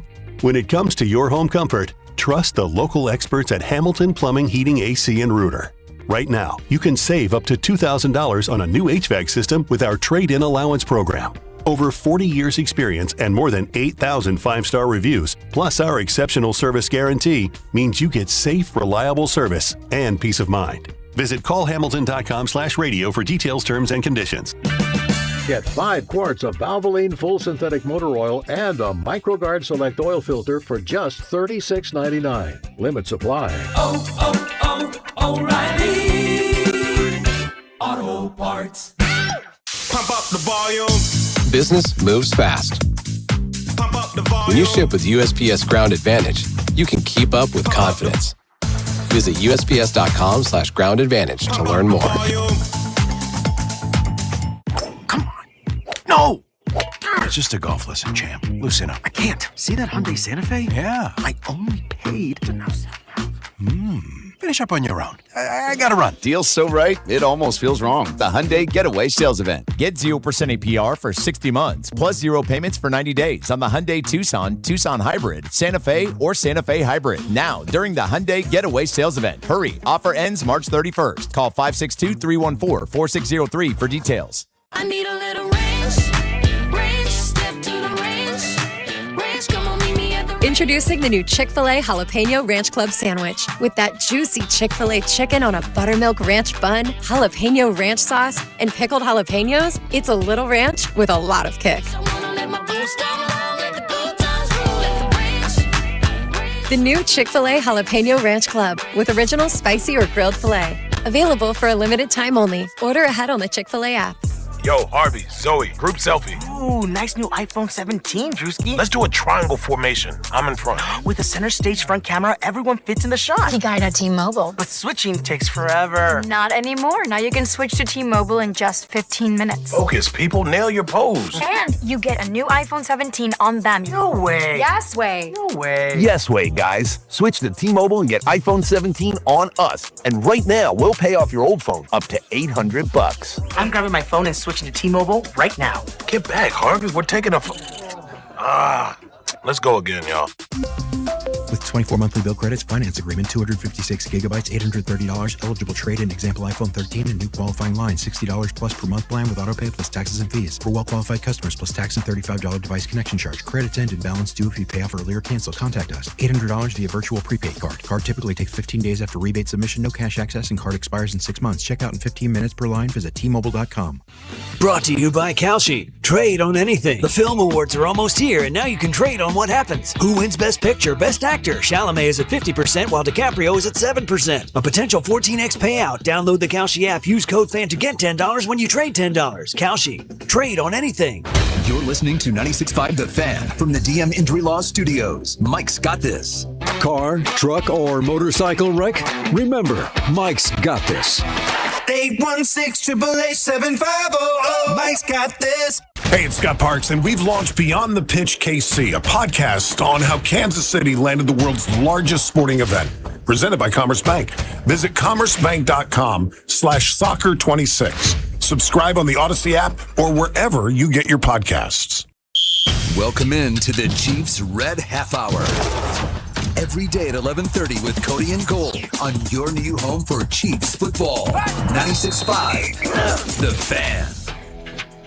Chiefs Red Half Hour brought to you by Leavenworth PD. Be a cop, be yourself, build your career at Leavenworth PD. Apply today at leavenworthks.gov/police. All right, before we get to, I'm sure, another mock draft that keeps coming out on a weekly/daily basis now that some free agents are signing, I do want to talk about a player we wondered if he could be a cap casualty or cut candidate, or he certainly was a restructure candidate.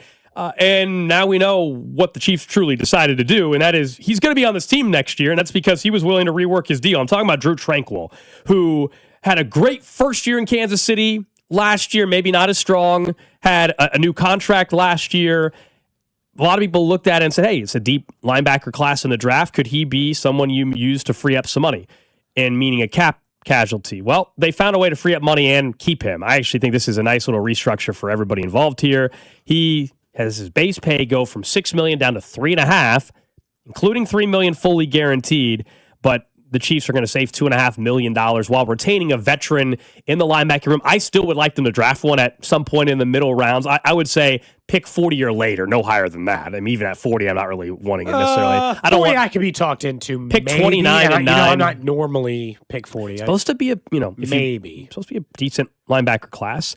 But I'm actually kind of glad he's back. I think he's been a nice asset. Are there areas in which they need another player, in this case maybe a rookie, to come in after losing Chanel? Yeah. But I don't think Drew Tranquil at 30 has just lost it. And now with the new deal, with what they're paying him, that's a perfectly fine number to have attached to him. It was easy to miss it because, truthfully, he didn't the defense played well enough that you didn't notice. Drew Tranquil had a bad year. Not like a below average. He had a bad year. He was not an anchor, but he was more bad than good for the Chiefs. He was a bigger problem for them than he was a solution for them, which is weird because, just the year before, he looked like the steal of the century. They got him on the 1-year deal. He was a viable player. He worked well for them. He was a good fit.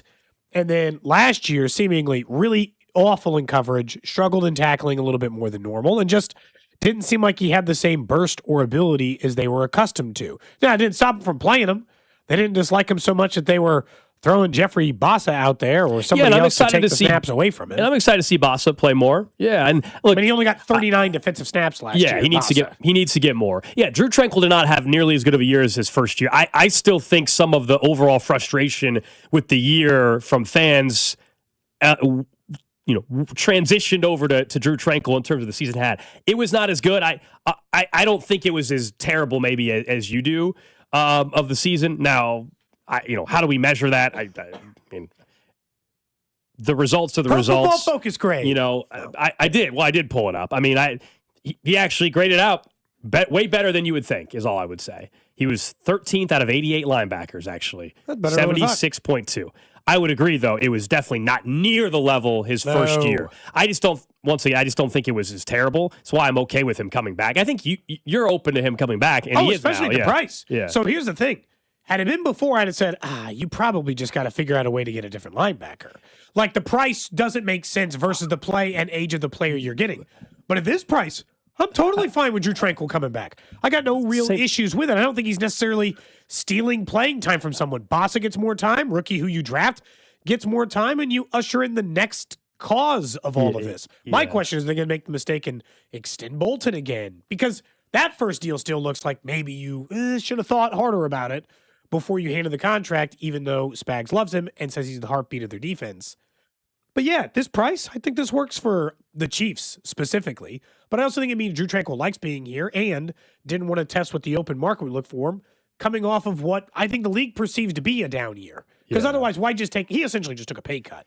Why take a pay cut? Yeah, I mean, a lot. Ian, we could ask him at some point. I think a lot of reasons. One, I think he recognizes last year wasn't quite to his level of play. Yeah. He also wants to be in Kansas City. I mean, when we have talked to him, this is not just everybody says they like Kansas City. No, like deep down, like him and his wife, his family, like they love Kansas City. They love being in Kansas City. And so you're more willing to work with an organization to make sure you can stay there instead of getting cut and having to uproot your family and move. I mean, it's the NFL. He's moved before. I'm just saying, I generally think he loves Kansas City, and it's a great fit for him.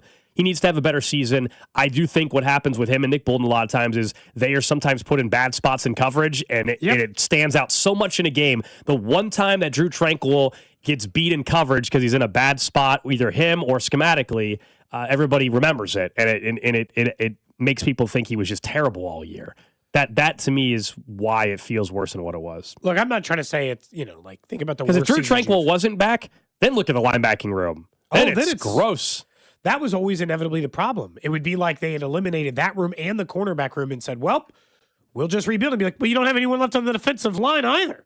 So what is the room? What is each room looking like at this point? A safety's gone.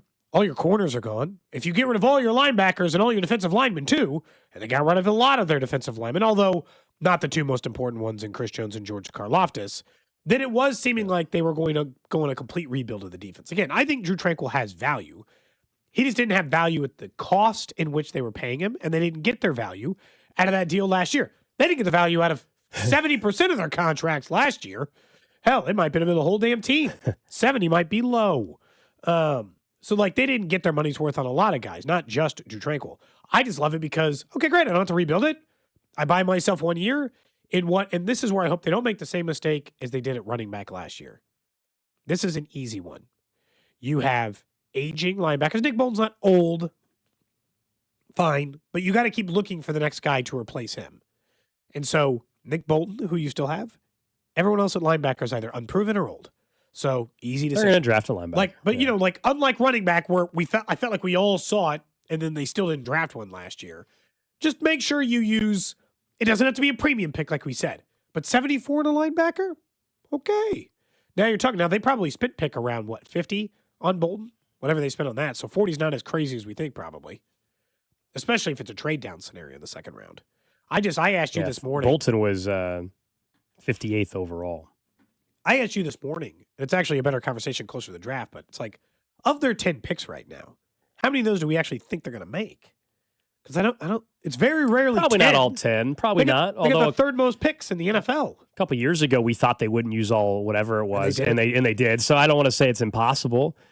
Given the fact, what's unique is, unlike even that year, they have 3 in the top 40. So, do they trade 40 to move up? Like help move up from 29. Like, does that take away a pick? But they say, we want to move back into the top 25, or the reverse, right? They're at 29 and they're like, no, someone wants to come back up into the first round. We'll trade out of our second first round pick. We'll pick up another pick and we'll just pick at 40 and whenever we get back in return. I mean, this is the luxury that Brett Veach does have is there's a ton of different paths, not just on the player they can select, but how they want to truly navigate the board, right? So we'll see. They have a lot of options. I'm excited to be in Pittsburgh for it. You and I will be out there at the end of April in Pittsburgh for the first and second round of the draft. I've never covered a draft. You've covered one? Yeah, I was in Nashville. We all here were in Kansas City, but truly covered one because you and I were off-site for the one in Kansas City. I was in Nashville when I was working at another spot, and it's different. I would say it's not like covering a game, and it's changed. Yeah, but I haven't been to Pittsburgh, so looking forward to that. Me either. All right, that's a mock draft sounder, Drew. Where are we headed? We are going to the draft countdown. Brad Menendez is the author of this mock draft. Is it related to the brothers? I do not know. Goodness. I mean, fine. But this is Brad Menendez from yesterday. It came out yesterday. Version 5 of his draft, by the way. Right. This one, of course, has the Chiefs. Only March 13th. This one, of course, I don't know what one Bink and Chris are on. I'm not quite sure. They're on 5. I don't think they're on 5 either. But version 5 has the Chiefs, of course, at 9 and 29. Just a first-round mock. At 9, Caleb Downs for the Kansas City Chiefs. I think that we're going to see that a lot more. If I was any Chiefs fan, I would be 10 out of 10, elated, A+ with that pick. And then at 29, he's going to be a day one starter who has an impact on defense. At 29, Jordan Tyson, wide receiver. If Tyson falls to 29, if you tell me if you tell me that exact scenario played out that way, I would be thrilled. I would be ecstatic more because I got the both of them. It is interesting. He has Casey Concepcion going before and Denzel Boston going before Jordan Tyson. Wonder if that has anything to do with the injury questions. Maybe they're not comfortable. The teams. Someone always goes earlier or later than you think. Look, it's a mock draft, so it's hard for me to completely say, like, this guy's wrong. It's a mock draft. It's a I would scenario. be very surprised if that was the scenario that entirely laid out that way. But if you told me the Chiefs were able to get Downs and hand Lemon, that would be awfully impressive if it played out for them. Caleb Downs, if they picked him at 9, I don't know if it's 10 out of 10 the way you said it, but I would be very happy with the pick. I wouldn't be be running to the podium to submit the pick only because it's safety. That'd be the only reason why I would push back. It's not a 10 out of 10. I think it would be a very good pick because you feel like instantly, as you said, Cody, you're getting a guy that's going to have an immediate impact, no questions asked. It's just once again, the positional value part. Are you trying to build up a balanced team? Are you trying to just build up an unbelievable defense? Do you want to continue to go all in on offense? If the Chiefs don't sign another wide receiver and then at 9 they take a safety, that's when I'll be like, Well, it's always kind of weird because, like, when guys like Tyson fall to 29, it's always the mixed bag. Sometimes we're right, and we're like, you let Jalen Carter go to 10? And you're like, yeah, that was a mistake. A bunch of other teams who took some other bad players before should have taken Jalen Carter. They missed. But then every once in a while when a guy slides, we make it seem like they got the steal of the century just because in all the mocks we saw, that's fair.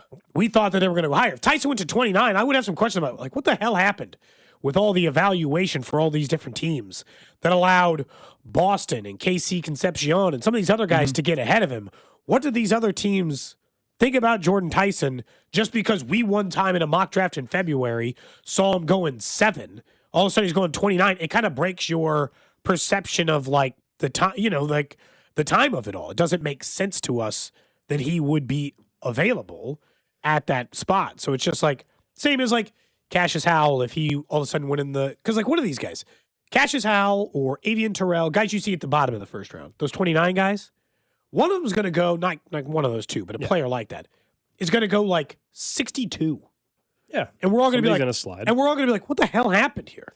And then during the draft, some, Adam Schefter will tweet out, it turns out some teams really concerned about the medicals or whatever. Yeah. And then it feels like suddenly that player is a steal in the second or third round. I'm with you. That scenario will play out, and there will be. I do think one of the wide receivers in particular, out of all positions, like that position usually has one of them that are viewed as those top 15 that ends up having a big slide. Yeah, one who goes way higher than you think, and one who goes way lower than you think. Every time at wide receiver, they just value something different. Maybe it's the Bernard kid out of Alabama goes way higher than everybody thinks, or Concepcion goes way higher than we think, and he goes in the teens. And you're like, whoa, whoa, whoa. I thought that was like a second-round guy or late first maybe. What happened? They just value these guys a little bit differently. I think those positions are tougher because in college, wide receiver, the stats are not – like you'd think that would just be the end-all, be-all. for like wide receiver, and it just isn't. The one guy who I've seen has started to slip is Caleb Banks. In his mock draft, Drew, and this guy's mock draft, where does he have Caleb Banks going? I've seen him at 29 to the Chiefs a lot lately, too. I somehow just lost it. I don't have it pulled. I'm pulling it back up right now. I think it was in the first round. 15 to the Bucks, yeah. 15. A lot of people think because of his injury. I still think that's higher than he's been mocked in the 20s. He's taken right after Peter Wood, so he almost is the first D tackle taken. I am curious to see where it goes. The fact he did the combine with a broken foot and still looked the way that he did, I think, is what also is like, holy smokes. Drew, you didn't guy even is mention really, in this really, guy's really mock good. draft, he had Jeremiah Love going 10 Yeah, to to the Bengals. Cincinnati. Yeah. He's not making it to 10. I hope he does. I'm sorry, Caleb Banks, that was the old version. 22 is where he has him going to the Chargers, yeah. but still. Anyways. But yeah, Jeremiah Love to the Bengals. That's not going to happen. They've done it. I mean, it could happen, but Can it? If the Titans don't draft him, If then he's it not could. there and the Titans don't, then yeah. I mean, if the Titans don't draft him, you could make a case that he falls all the way to Giants wouldn't do the it. Ravens There's at some rumor 14 there. or something like that. Okay, so after the Titans, who are the teams who would consider I drafting think the Love? Giants. You said it. I think you said one of the teams. Browns just drafted one Not in the the second round Browns. last year, Not so the probably Browns. not them. Washington, I don't think so. Didn't they just bring They somebody just brought in? in Rashad White. Yeah. No. Yeah, that's not a big move, but and they got a young They quarterback. have, but they also have the other running back. They also like the other running back they had. Ja'Cory Merritt. Krosky Merritt. He fell off a little bit, but yeah. Yeah, I mean, I could see the Bengals doing it. They've addressed needs in free agency. If they feel like the guys that they want are off the board and they want to take a playmaker that's You think New another Orleans difference maker, then sure. probably wouldn't do it, seeing how they just signed. No. By the way, did you guys see that? If they his traded name Alvin is not Kamara, then Travis. maybe. Travis Etienne. His name is not Travis Etienne. Did you see this earlier, Drew? H-N, yep. Like the Like Devon H-N? H-N? Yeah, you got Devon H-N and Travis H-N. To me, it's almost like I don't know if his last name is if the ETN part is more like a French, but Well, he's from Louisiana, so it's probably got like Cajun. ETA, a. He said he got to college, Chin. and he kept telling him his H-N. name was H-N. His name is H-N. He said he couldn't get it right. He's like, it's just pronounced the way it looks, E-T-N, and just gave up.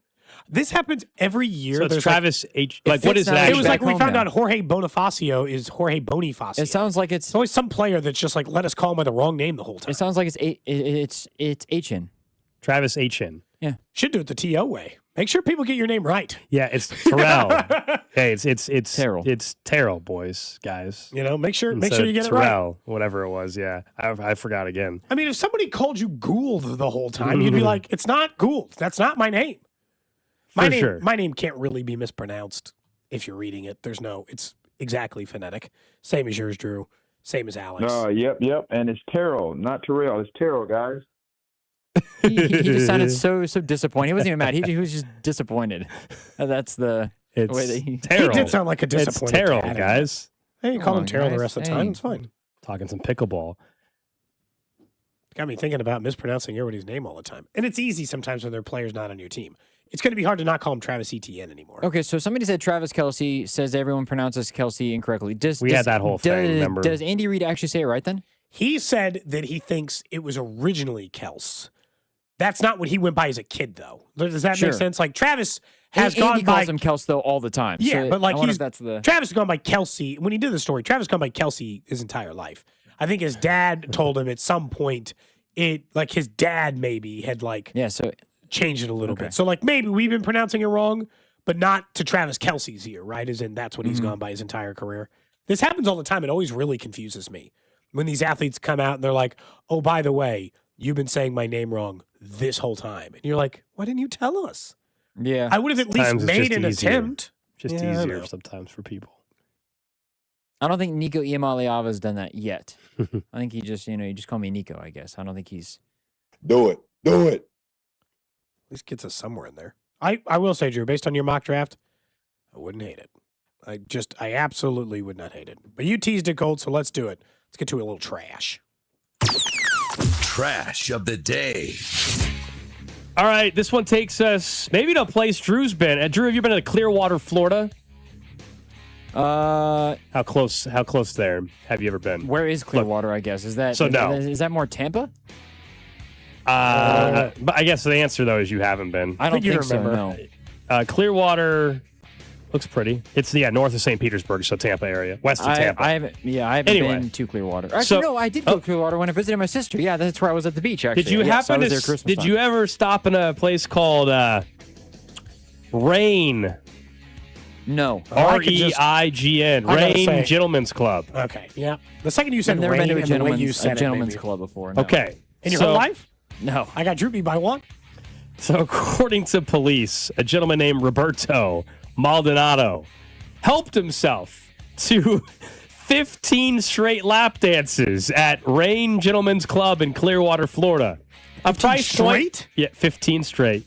When you get a lap dance, you can just have them keep going. You can have them keep going if you want. I see. Anyway, at a price point of $40, 15 straight is pretty wild. Anyway, at a price point of $40 per dance and a $50 quote review fee, that brought his total tab up to $650. When the dances were complete, Maldonado allegedly refused to pay anything more than $50. The club was not having it. Cops were called. Cops arrived. Maldonado was said to be speaking incoherently and in circles, was later arrested and charged with, quote, lap lifting, which is an actual term used in Florida police vernacular. You can be arrested for that. Lap lifting's a thing in Florida. It's theft like any other thing. Although I'd make the argument if the person's so incoherent, maybe don't let him get 15 straight lap dances. I mean, can we make an argument there? They're just trying to get your money. Well, I understand that, but the guy might have paid you for 2. 15 straight. I mean, he committed a crime. Guy's got to pay. It is what it is, I guess. I can't believe they have an actual police terminology. How often does this happen? Yeah, so it must happen a lot in Florida if it's part of the Sunshine State vernacular. Lap lifting. Evidently so. A lot Rain of people. Gentlemen's Club. I did not go to. Not the one in Clearwater. You went to the one in Palm Beach, or? I was hanging out with my sister all the time, locations? so she was not about going. She would not be about going there either. 15 straight dances that's crazy. Remind me, Drew, where are you in the age gap of your? Are you the youngest? I'm the oldest. My brother is a year and a half younger than me. Sister is a year and a half younger than him. So my sister's about 3 years younger than I am. So you guys are all pretty close in age then. Yes. Like you're the oldest, but not by Sister much. was born in 2000. I was born in 1995. So a little bit more than, or about, like 4.5 years technically. I mean, I just $650. Someone said he was just doing a review. $40 per dance and a $50 review fee. Yeah, I don't think it was. I don't think it's a mystery shopper. I don't trying to figure out whether I don't think it was. I don't think the deal was you can come in, get as many lap dances as you want, and if you're not satisfied, you don't have to pay. I don't think that's money back. I don't think that's how that works. I don't think I'd do anything 15 times in a row if I didn't think it was a successful venture. That's a one or you don't eat the entire food. You don't send the food back if you eat the entire dish. Please don't use a food analogy for this. Sorry. Please don't. Please I'm don't. just pointing out the way this works. Yeah. Someone said prepay for the dance next time. That's not how that works. It does feel like it should be that way. Shouldn't Depends. I? Proof of funds? No. Not for that. Honor code, huh? Not for that. They trust that you know why it is? Because they think you turn it down. Sticker shock. You know? You had to pay up front. You'd be like, I don't know. I mean, I assume they tell you the price, or they do not tell you the price. Do you know what the price is when you? Usually, you would ask. Cody went to a strip club, but he didn't get the. You would want to know what it's going to cost you before you started down that path. Yeah, right. I mean, I feel like it should be upfront pricing. You know, that's all. What if he was a dancing coach? Someone said and wanted to help her improve her form. That's that would be something. Just out here giving critiques. Actually, you should do this instead. Yeah, that wasn't quite the way this works. As an experienced connoisseur, let me please allow you. There was this other place in another city that they did this, and trust me, this will work out for you. But what about the kids, Cody? What about the kids? Somebody could have got this full experience in a Hawks game. What about the kids? No, it's near Tampa. The Tampa Bay Rays game actually is going to do Rain Gentlemen's Club night. Someone getting this experience at a Hawks game, somebody's getting arrested for that as well. And there wasn't going to be dancers at the Hawks. Someone said, I won't name the local place, they said at a certain place locally, if you get the VIP dance, you got to pay up front. That's a little bit different than just if you're just in the chair right by the stage, you get a lap dance versus going to the other room. I don't know what this guy was doing. I have no idea. I can't speak from much experience, but would you pay up front for something like that? I mean, what do you mean? If he was going to pay, Gold doesn't really care when he pays it, I think.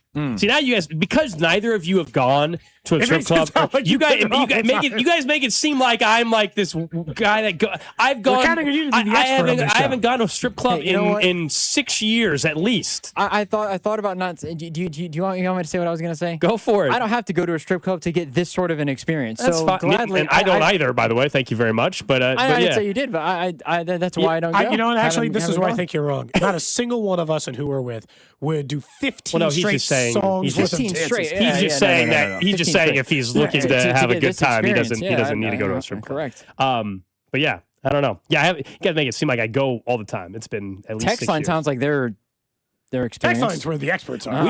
Evidently We've so. had numerous listeners invite us out to a strip club with them, which I don't know what. Thank you. I appreciate it. I think. Thanks for the invite. I think. Yeah. Mm-hmm. We have not taken them up on that offer. No. To this point, Cody's still thinking I don't about imagine it. I'll ever go ever again. Yeah. Seems pretty unlikely. I made it pretty much all this time until I went once. So. Someone says Gold. The reason why it's that because Cody and Drew are married. That's yes. Even before when I was in college, and never. No. But you've been with, like me. You've been with your wife this whole time, though, even in college. When I was a senior in college, like I was like about to graduate, and that's when we met, like in the winter of my senior year. Got it. I wasn't sure exactly. I guess Yeah. I just knew it was in college. Yes, it was.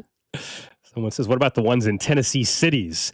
I haven't been any in gotta be Tennessee. I haven't been any in Tennessee I haven't done that. The Chiefs take on the Titans next year. Is that going to be? They were just there. They were just that's there this year. Yeah.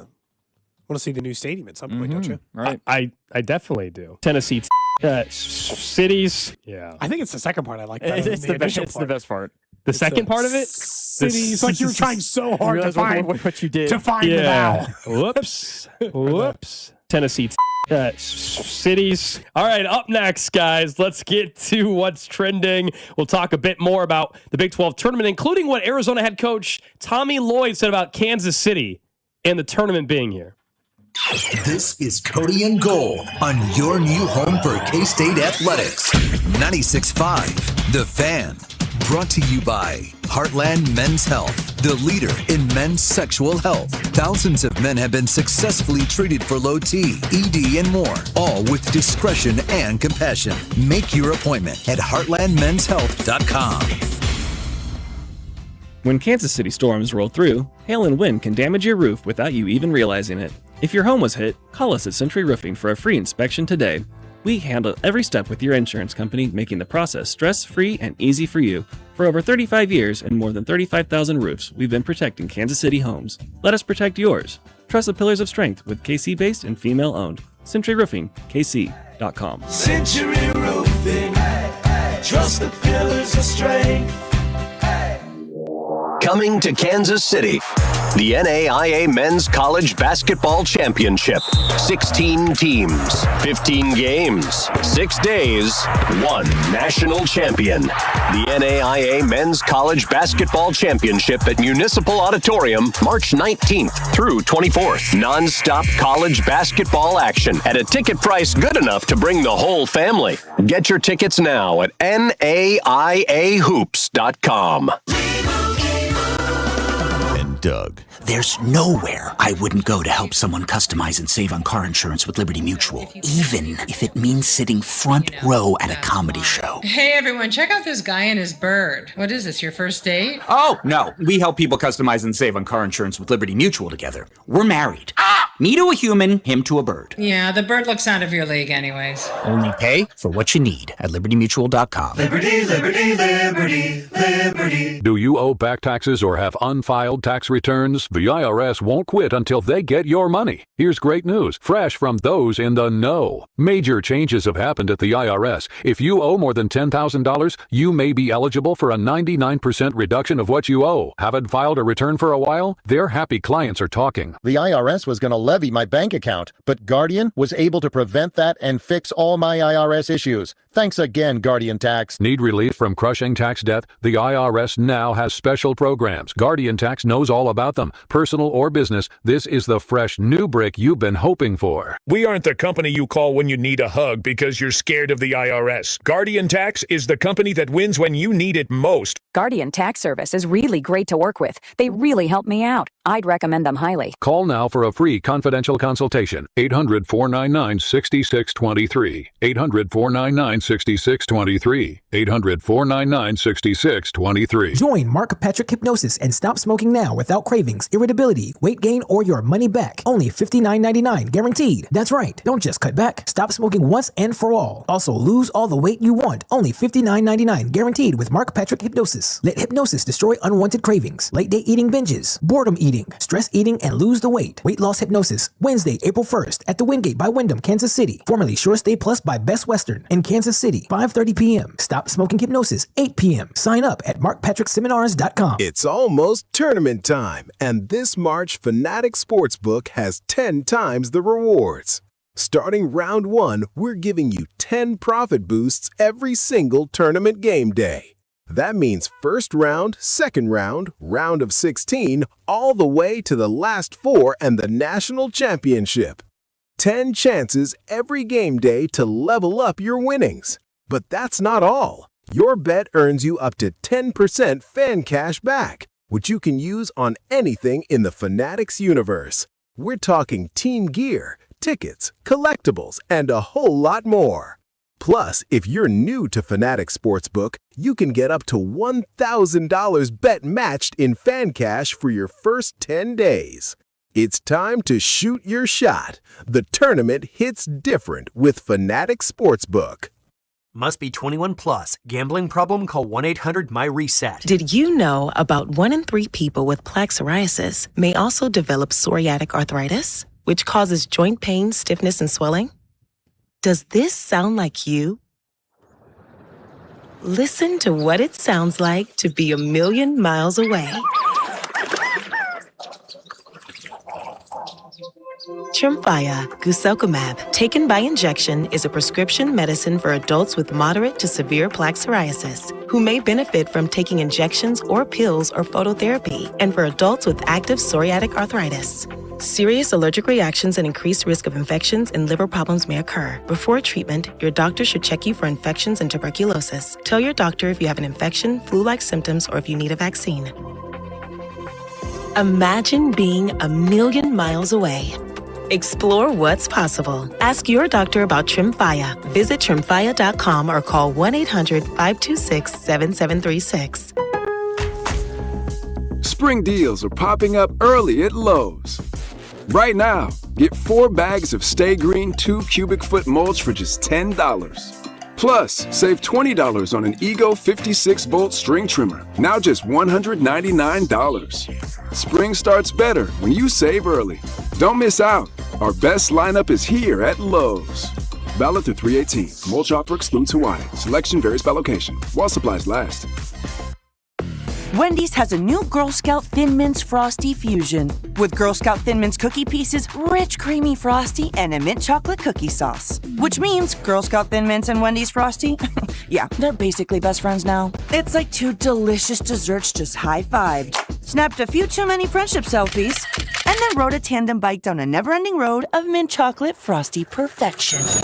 So, swing by Wendy's and try the new Thin Mints Frosty Fusion. Limited time only at participating U.S. Wendy's. Coming to Kansas City, the NAIA Men's College Basketball Championship. 16 teams, 15 games, 6 days, and 1 national champion. The NAIA Men's College Basketball Championship at Municipal Auditorium, March 19th to the 24th. Get your tickets now at NAIAHoops.com.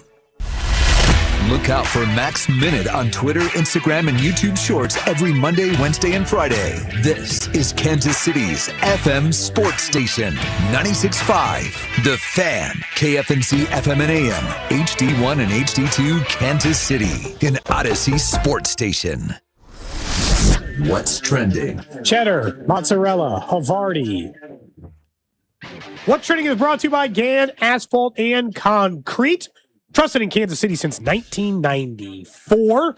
Check them out at GannAsphalt.com. Main contractor, all things parking lot. Sorry, Big 12 tournament continues today, Cody. Semifinal action at T-Mobile this evening. First game up, Iowa State in Arizona.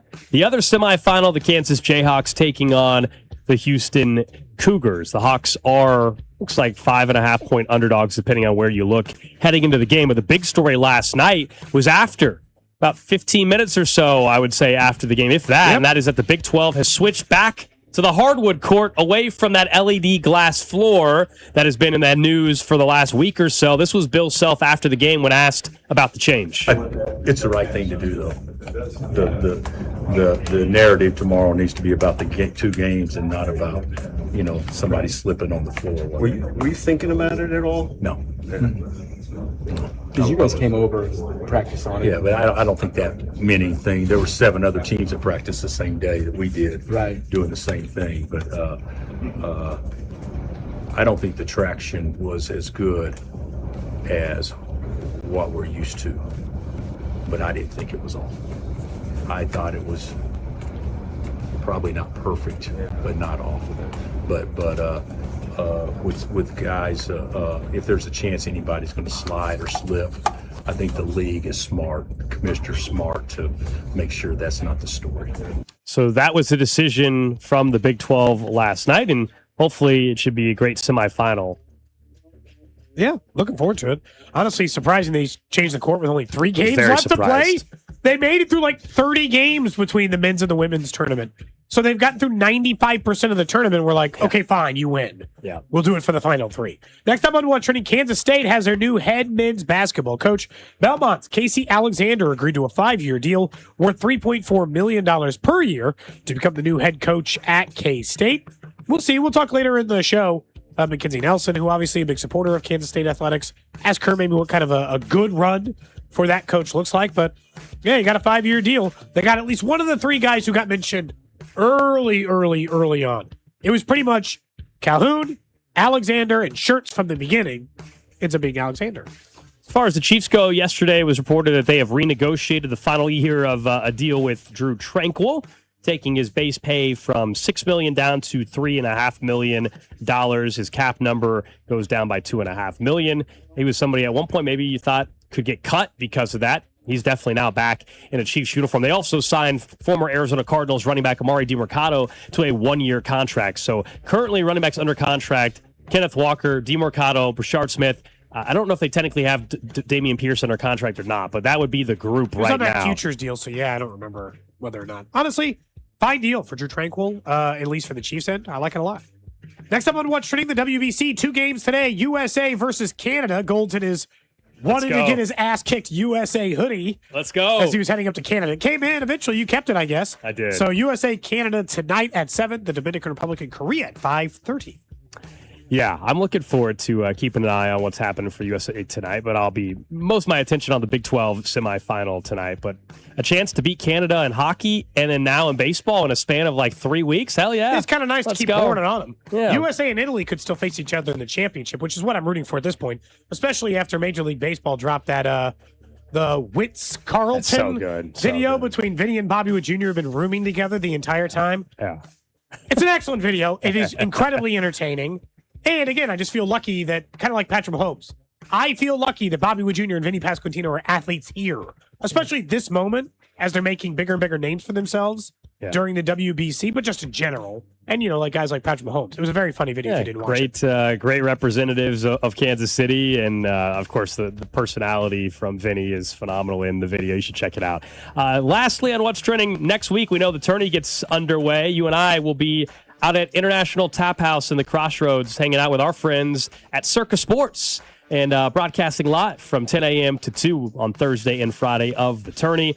We'll be giving away a $500 gift card to Rally House. Yeah, that's what we're talking about. We were talking yesterday, some of the Big 12 gear that Rally House had was kind of cool over at the tournament. Not to mention what Circa is going to be doing, which is talking basketball, plus having exclusive merchandise, bonus bets, and more. So if you come out and see us, maybe you can just get a bonus bet to put on the action while you're watching it with us next Thursday and Friday, like you mentioned, at International Tap House. ITAP for short. Yeah.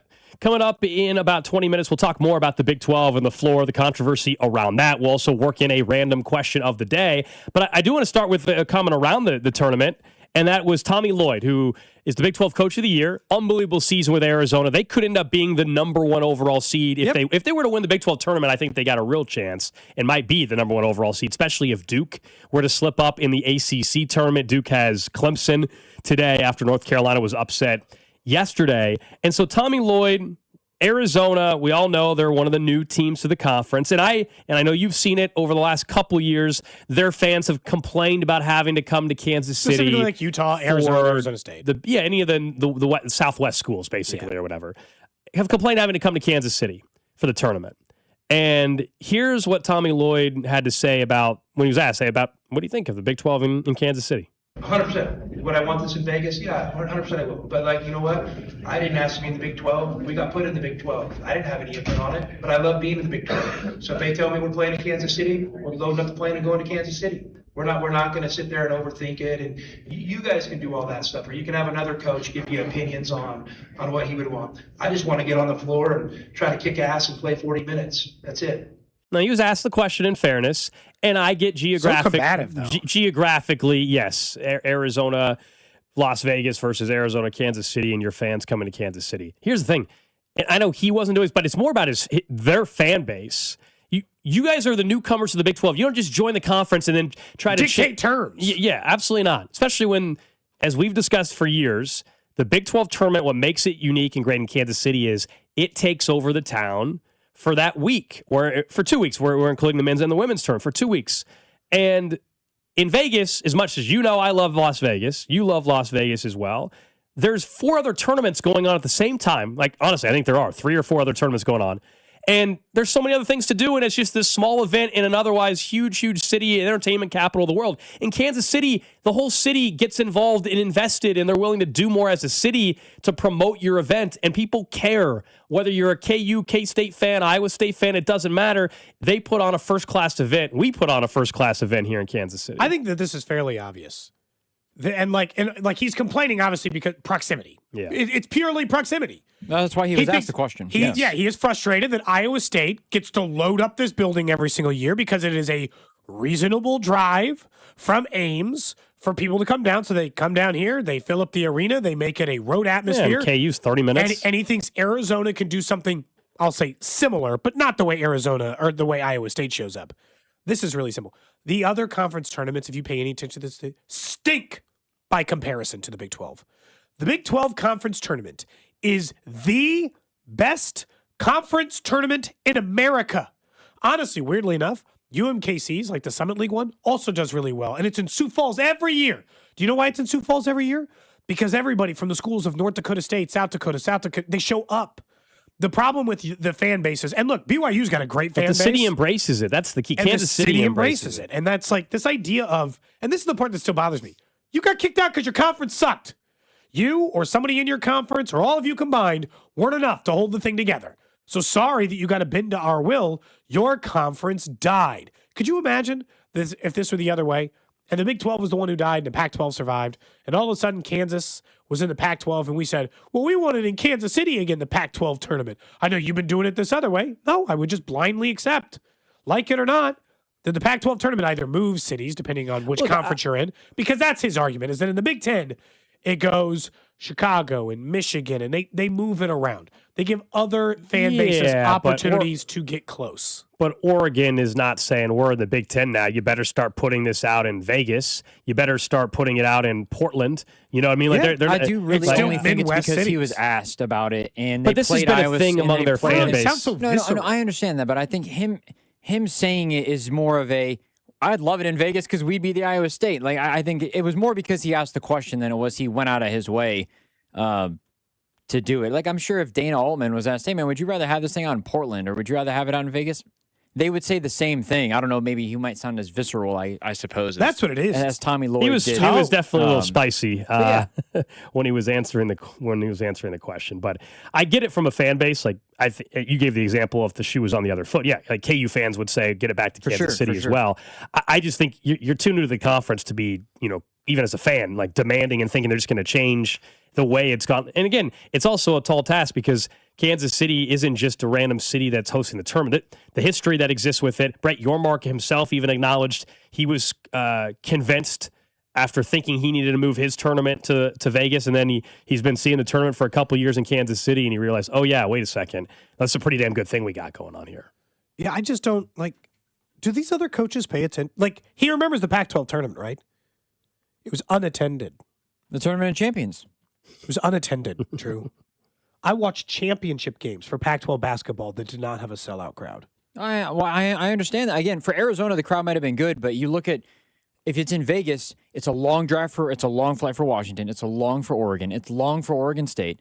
It takes a while for same thing with Stanford. And I think that's in terms of the biggest thing is in terms of proximity for the Big 12 and in terms of big cities.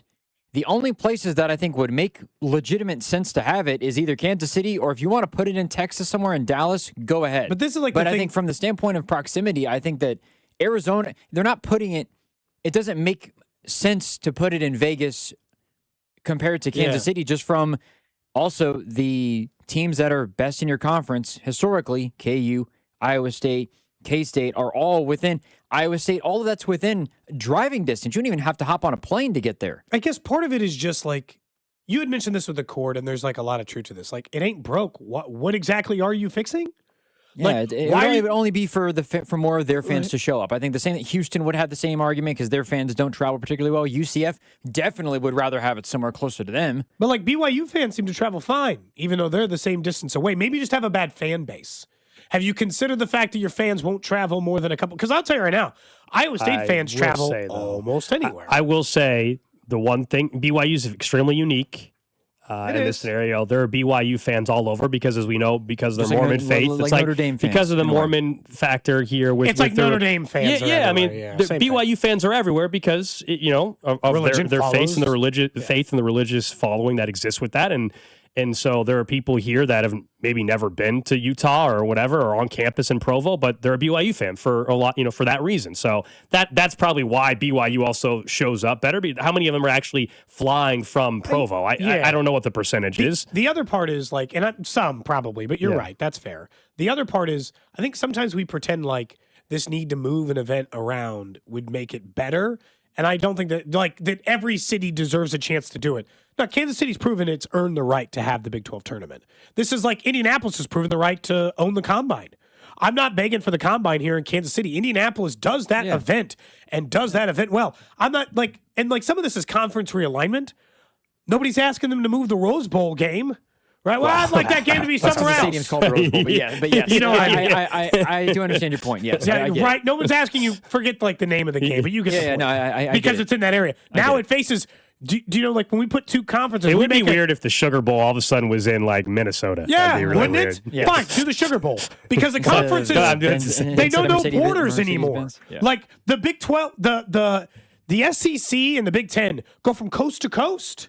So, like, why can't those major bowl games be because these cities have proven a right to own these games and to have these things for their city. The Big 12 has been built in, as someone points out, the Big 12 is a Midwest conference. It's been built in the Midwest. It's go back to the Big 8 days. Midwest, you want to say Southwest, the South a little bit fine, but like it's not a Southwest conference going all the way to Utah. That's the consequences of realignment. You're not geographically based where the hub of the conference kind of is. It doesn't need to be the conference tournament doesn't need because the Big Ten even to an extent like they're in Chicago this year. They rotate between Indy and Chicago every other year. You don't need to turn the conference tournament into a circus where you just go around and tour different cities. That's what March Madness is for. That's what the Final Four is for. You can keep it in one place. Yeah, and get the familiarity. Everything doesn't have to move. Every city, and look, Vegas is a great entertainment city, but again, because of the transplant nature of it, the games are just less attended. There is no buzz in the city about it, because you're right. There's 4 different conference tournaments happening at the same time. Like it doesn't have any it has no voice. It has no personality. It has a personality here. I think, and they signed an extension recently. I think the Big 12 tournament in Kansas City is in great shape moving forward. We'll talk about the court and the switch back to the hardwood coming up in 12 minutes, including some more comments from Brett Yormark. He was on the Pat McAfee show today and filled in a little bit more of the blanks on the decision and how he feels now about the LED court and moving forward now the rest of the tournament, though, with the hardwood instead of the LED. So we'll get to that in just a bit. Don't forget Big 12 tournament coverage presented by Busey Bank, the official bank of the Big 12. Let's pivot to the NFL a little bit, a move that became official yesterday. I don't think this caught anybody off guard. We had been talking, and most NFL fans have connected the dots that, hey, Kyler Murray, Minnesota makes a ton of sense. They got an opening because J.J. McCarthy was terrible. The Cardinals were moving on. Where could he end up? Kevin O'Connell with the weapons. You could see Kyler Murray working there. Well, he signed a contract yesterday. He's now a member of the Vikings. He's going to be the week 1 starter. They can talk competition all they want. Kyler Murray will be the starter, we know, in week 1. And I'm, as an NFL fan, very excited for this, especially because he's on an NFC side. So if he has success, it doesn't really impact the Chiefs directly or anything. No. I think he can have a lot of success there. I don't believe he's suddenly going to be an MVP candidate, but he can be one of the better quarterbacks. For part of the season. I think he can be one of the better quarterbacks in the league with that weapon group and with that head coach, who's one of the better offensive minds in football. I think Minnesota's back in the postseason next year. We don't talk about them as much because they're not as fun to pick on as like the Jets or Raiders or some of these other ones. The way the Arizona Cardinals have been run, pretty much post Kurt Warner, is one of the worst franchises in football.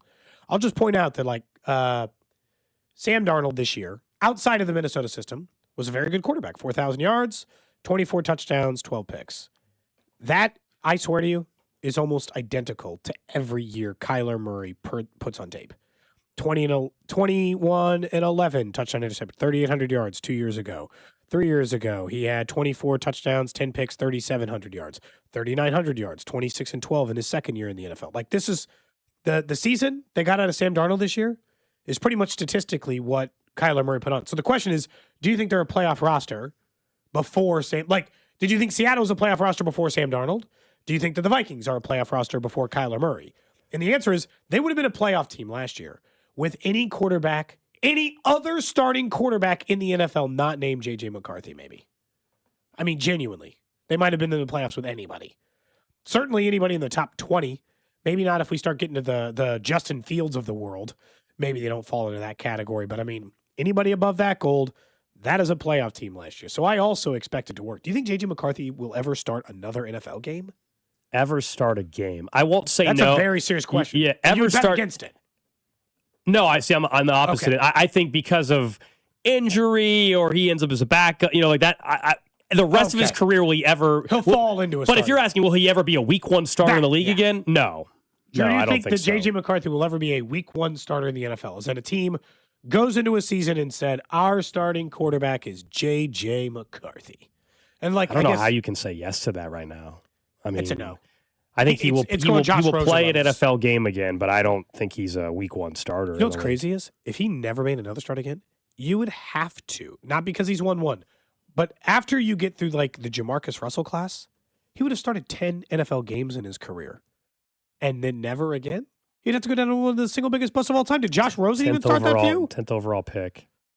That's really the question for if he'll ever start a game again is, did Josh Rosen start another game after Arizona? And the answer is yes. He started 3 games in Miami. McCarthy will start a game again, but he's not going to ever be given the job heading into a training camp or something like that again. It'd have to be like he's a backup quarterback and someone got hurt. Yeah. After I saw Jake Browning, another backup quarterback outside, if J.J. McCarthy were to be cut, would you take him as a backup in Kansas City? I wouldn't.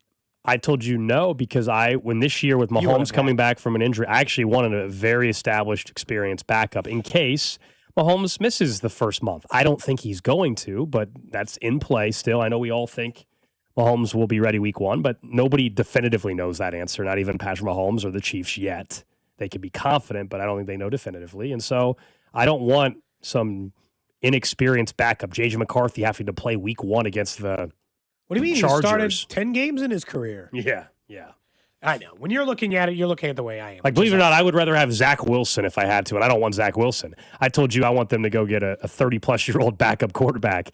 But between the two, I will choose Zach Wilson for week 1 next year over J.J. McCarthy if I had to. Yeah, they both stink. Are you sure? Yeah, yes. He's just played. He's been in the league longer. He's been in the league longer. He just knows more. But it's awful. It's an awful 4 years, man. Yeah. That's the reason why they both are not starting. It's really bad. I mean, it is bleak. Look, J.J. McCarthy is going to go down as an all-time bust. He has no chance to win that job, right? Nope. I mean, other than like the statistical oddity, he cannot win that job. Tyler will start week 1. There's no universe other than injury in which they're going to watch those two guys practice and then decide this. This goes all the way back to last year. They knew J.J. McCarthy stunk from the beginning. They just didn't know what to do about it. They were like, can we really pay Sam Darnold? That seems kind of crazy. We just spent a first-round pick on a guy. And then they kept trying to convince, like, the Aaron Rodgers or some of the vets of the world to come and hang out with them for a little bit. And they're like, but why? Didn't you guys just draft that guy in the first round so no one would take the job? They got stuck in no man's land. Truly, no man's land there. But this is my only thing is like, I hope it doesn't work because I still hope when Andy Reid retires in 3 years that Kevin O'Connell is an option for the Chiefs as a head coach. But, we'll see. I think it is going to work. I guess we said it without connecting the dots. You mentioned Josh Rosen and mentioning J.J. McCarthy. Yeah.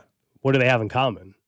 Kyler Murray is going to be the quarterback to oust both of them. Oh, yeah. That's kind of crazy.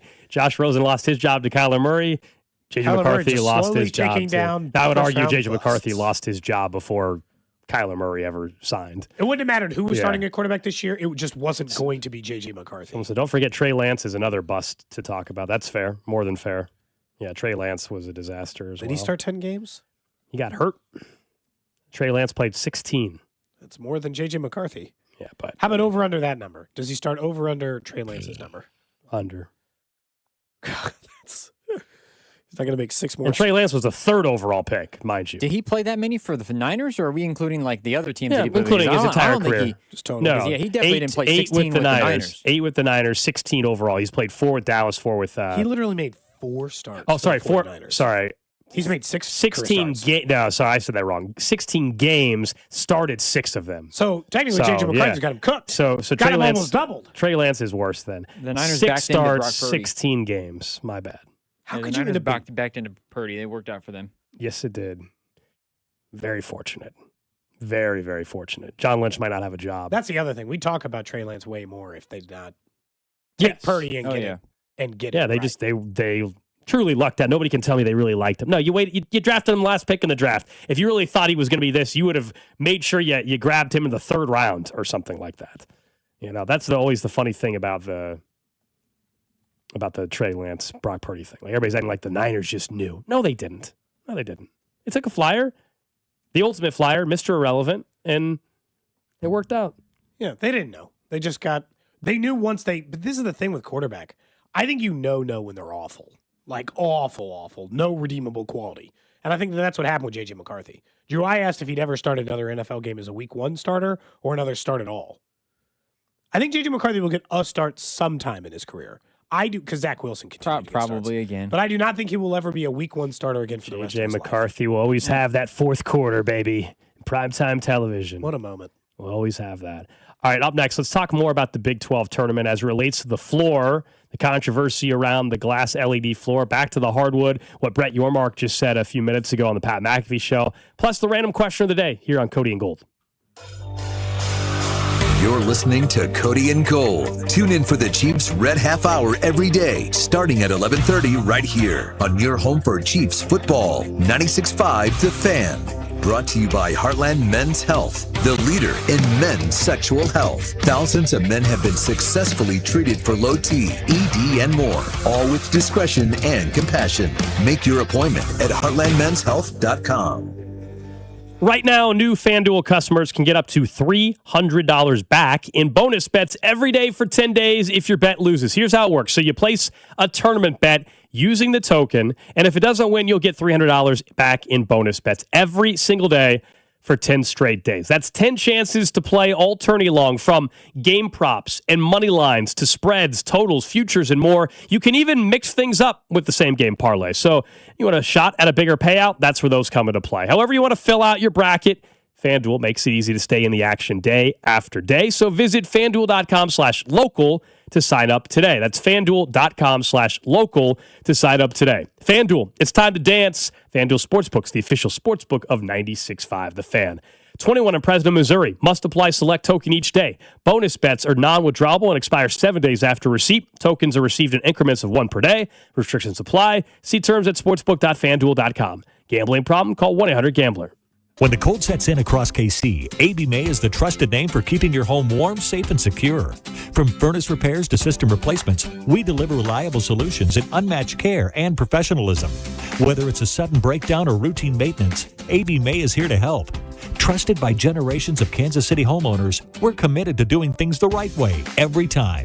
Call AB May at 913-732-9993 or visit us at abmay.com. Call your serviceman from AB May. Men, we all know how important sex is in a relationship, both for you and your partner. But erectile dysfunction ruins sex, which can often have serious impacts on your relationship as well. This is Jeff for Heartland Men's Health, and if ED is a problem in your life, you understand the impacts it has on you and the one you love. But I'm here to tell you that ED is a treatable condition, and almost without exception, you can have really good sex again. At Heartland Men's Health, we're experts in treating ED. We've treated tens of thousands of men with protocols that are effective in well over 90% of cases, which means if you're like most guys, good sex will be the norm. You could even last up to an hour or more and bring a level of intimacy for you and your partner that might just astound you both. It's time to have really good sex again. So call us. Just $99 gets you blood work, a medical consult, and if medically advised, a test dose. And if that test dose doesn't work in the office, your visit is free. Call 844-447-6600 or go to heartlandmenshealth.com. We have 3 offices: Overland Park, Independence, and North Kansas City. Attention. Have you racked up $10,000 or more in credit card debt? Are you barely getting by making minimum payments? With credit card debt reaching all-time highs, National Debt Relief is notifying consumers about significant debt relief options currently being made available to help those with overwhelming credit card debt. These options may reduce a large portion of credit card debt for those who qualify. You don't need to declare bankruptcy or take out a consolidation loan, and you may only have to pay back a fraction of what you owe, even if you have bad credit. National Debt Relief has already reduced the credit card debt for more than 550,000 consumers. So don't wait. If you owe $10,000, $20,000, or even $100,000 in credit card debt, you can now take advantage of this financial debt relief as the cost of living continues to skyrocket. To check what debt reduction you may qualify for, call 800-894-7722. That's 800-894-7722. Again, 800-894-7722. This is the story of the one. As a maintenance tech at a university, he knows ordering from multiple suppliers takes time away from keeping their arena up and running. That's why he counts on Grainger to get everything he needs, from lighting and HVAC parts to plumbing supplies, all in one place. And with fast, dependable delivery, he's stocked and ready for the next tip-off. Call 1-800-GRAINGER, click Grainger.com, or just stop by. Grainger, for the ones who get it done. At quarterback, calling the right play could change the whole game. And when your car breaks down, same idea. Make the right call before the big repair bill hits. CarShield helps protect you from expensive auto repairs. Plans include 24/7 roadside assistance, towing, and rental car options, all to keep your drive alive. Look, breakdowns happen, but choosing CarShield, that's the easiest call you'll make all day. Visit carshield.com now and join the team that's helped millions of drivers save.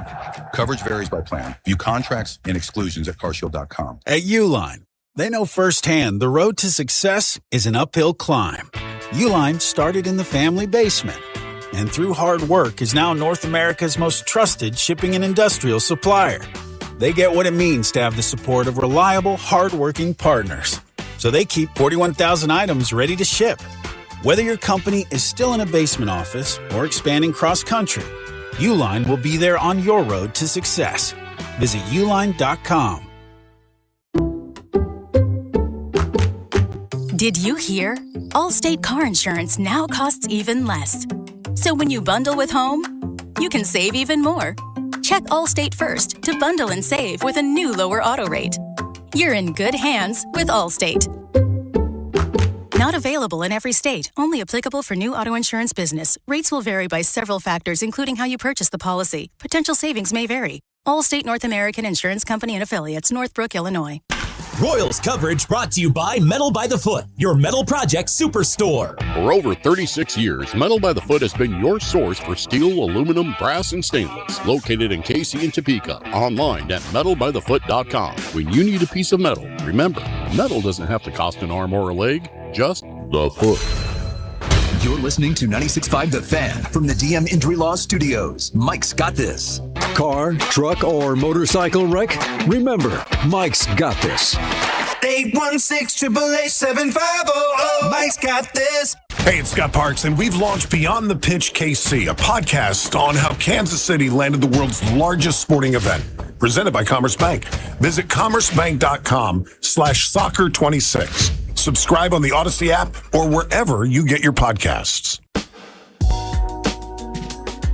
All right, back here on Cody and Gold. Coming up in 25 minutes, it's a Fan Club Friday. We've got McKenzie Nelson from KSHB 41 joining us in studio. Of course, Fan Club Friday brought to you by Jay Rieger & Co. So we'll hang out. We'll talk some Chiefs football. We certainly will talk Big 12. Not only the semis tonight, but we'll, I'm sure, ask McKenzie about the floor. We'll also ask her about Casey Alexander, the new men's basketball coach at Kansas State. So a lot to get into still today on the show. Hope you guys are having a good Friday. I know the weather is starting to get a little bit better today, and then ultimately tomorrow's going to be beautiful in KC. Maybe you're heading down to T-Mobile Center or P&L to hang out. Hope to see maybe some of you guys out there. I know Drew, myself, Drew, and maybe Mac are again going to head out there tonight to watch some hoops. So appreciate those of you that interact with us always on the J Southland Tow Service text line, 913-586-7965. And the video stream is up and running as well right now on Facebook, YouTube, Twitch, and X. So let's talk more about the controversy of the week around the glass LED floor at the Big 12. You guys know by now the news after the game last night, the Big 12 announcing they would spend the overnight hours reverting back to the original hardwood flooring. Like midnight. Yeah, I mean, it's a huge process for them to do. They had leased this court from a company in Switzerland that they were excited about. You guys are well aware of it, I'm sure, at this point in time. I think it cost them about $180,000 to lease it, something the NBA had used for an all-star game, some EuroLeague stuff overseas as well. And from a fan perspective in the intros, I think it's extremely cool. It's unbelievable, actually, what they can do with it. But as the week continued to go on, more and more players continue to mention how they just weren't comfortable playing on it, whether it was traction, whether it was a K-State player claiming somebody got a migraine from it. I do not know. He's the only player that ever said that. But the traction part, Bill Self even acknowledged, was not what they were used to. He said it wasn't a crime against humanity. He said it wasn't awful, but it wasn't as good as they are used to. So Brett Yormark should take heat for the decision to risk the tournament by switching the floor. However, I think you should also get credit for being willing to switch. Yes, it's extremely late. It's after the women's tournament concluded. It's on heading into the semifinal night. But I think there's a lot of commissioners that would have said, no, I made this decision. We're going to play this thing out, yada, yada, yada. You know, he switched. He listened. He's innovative, but he's also willing to admit that he was maybe wrong or at least took too big of a risk. He was on with Pat McAfee just, I don't know, within the last hour. Here was him describing the decision more than just the statement they put out last night. Anytime you innovate, you know, there's going to be risk. And you know that going in. And I think it's fair to say that you never expect 100% buy-in. That being said, there were mixed reviews. Some players liked it, some players didn't.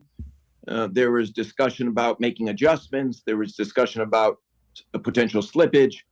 And following the games yesterday, I met with, the 4 semifinal coaches, and I had been encouraging feedback all week. In fact, for the last 2 weeks, starting with the women's and into the men's.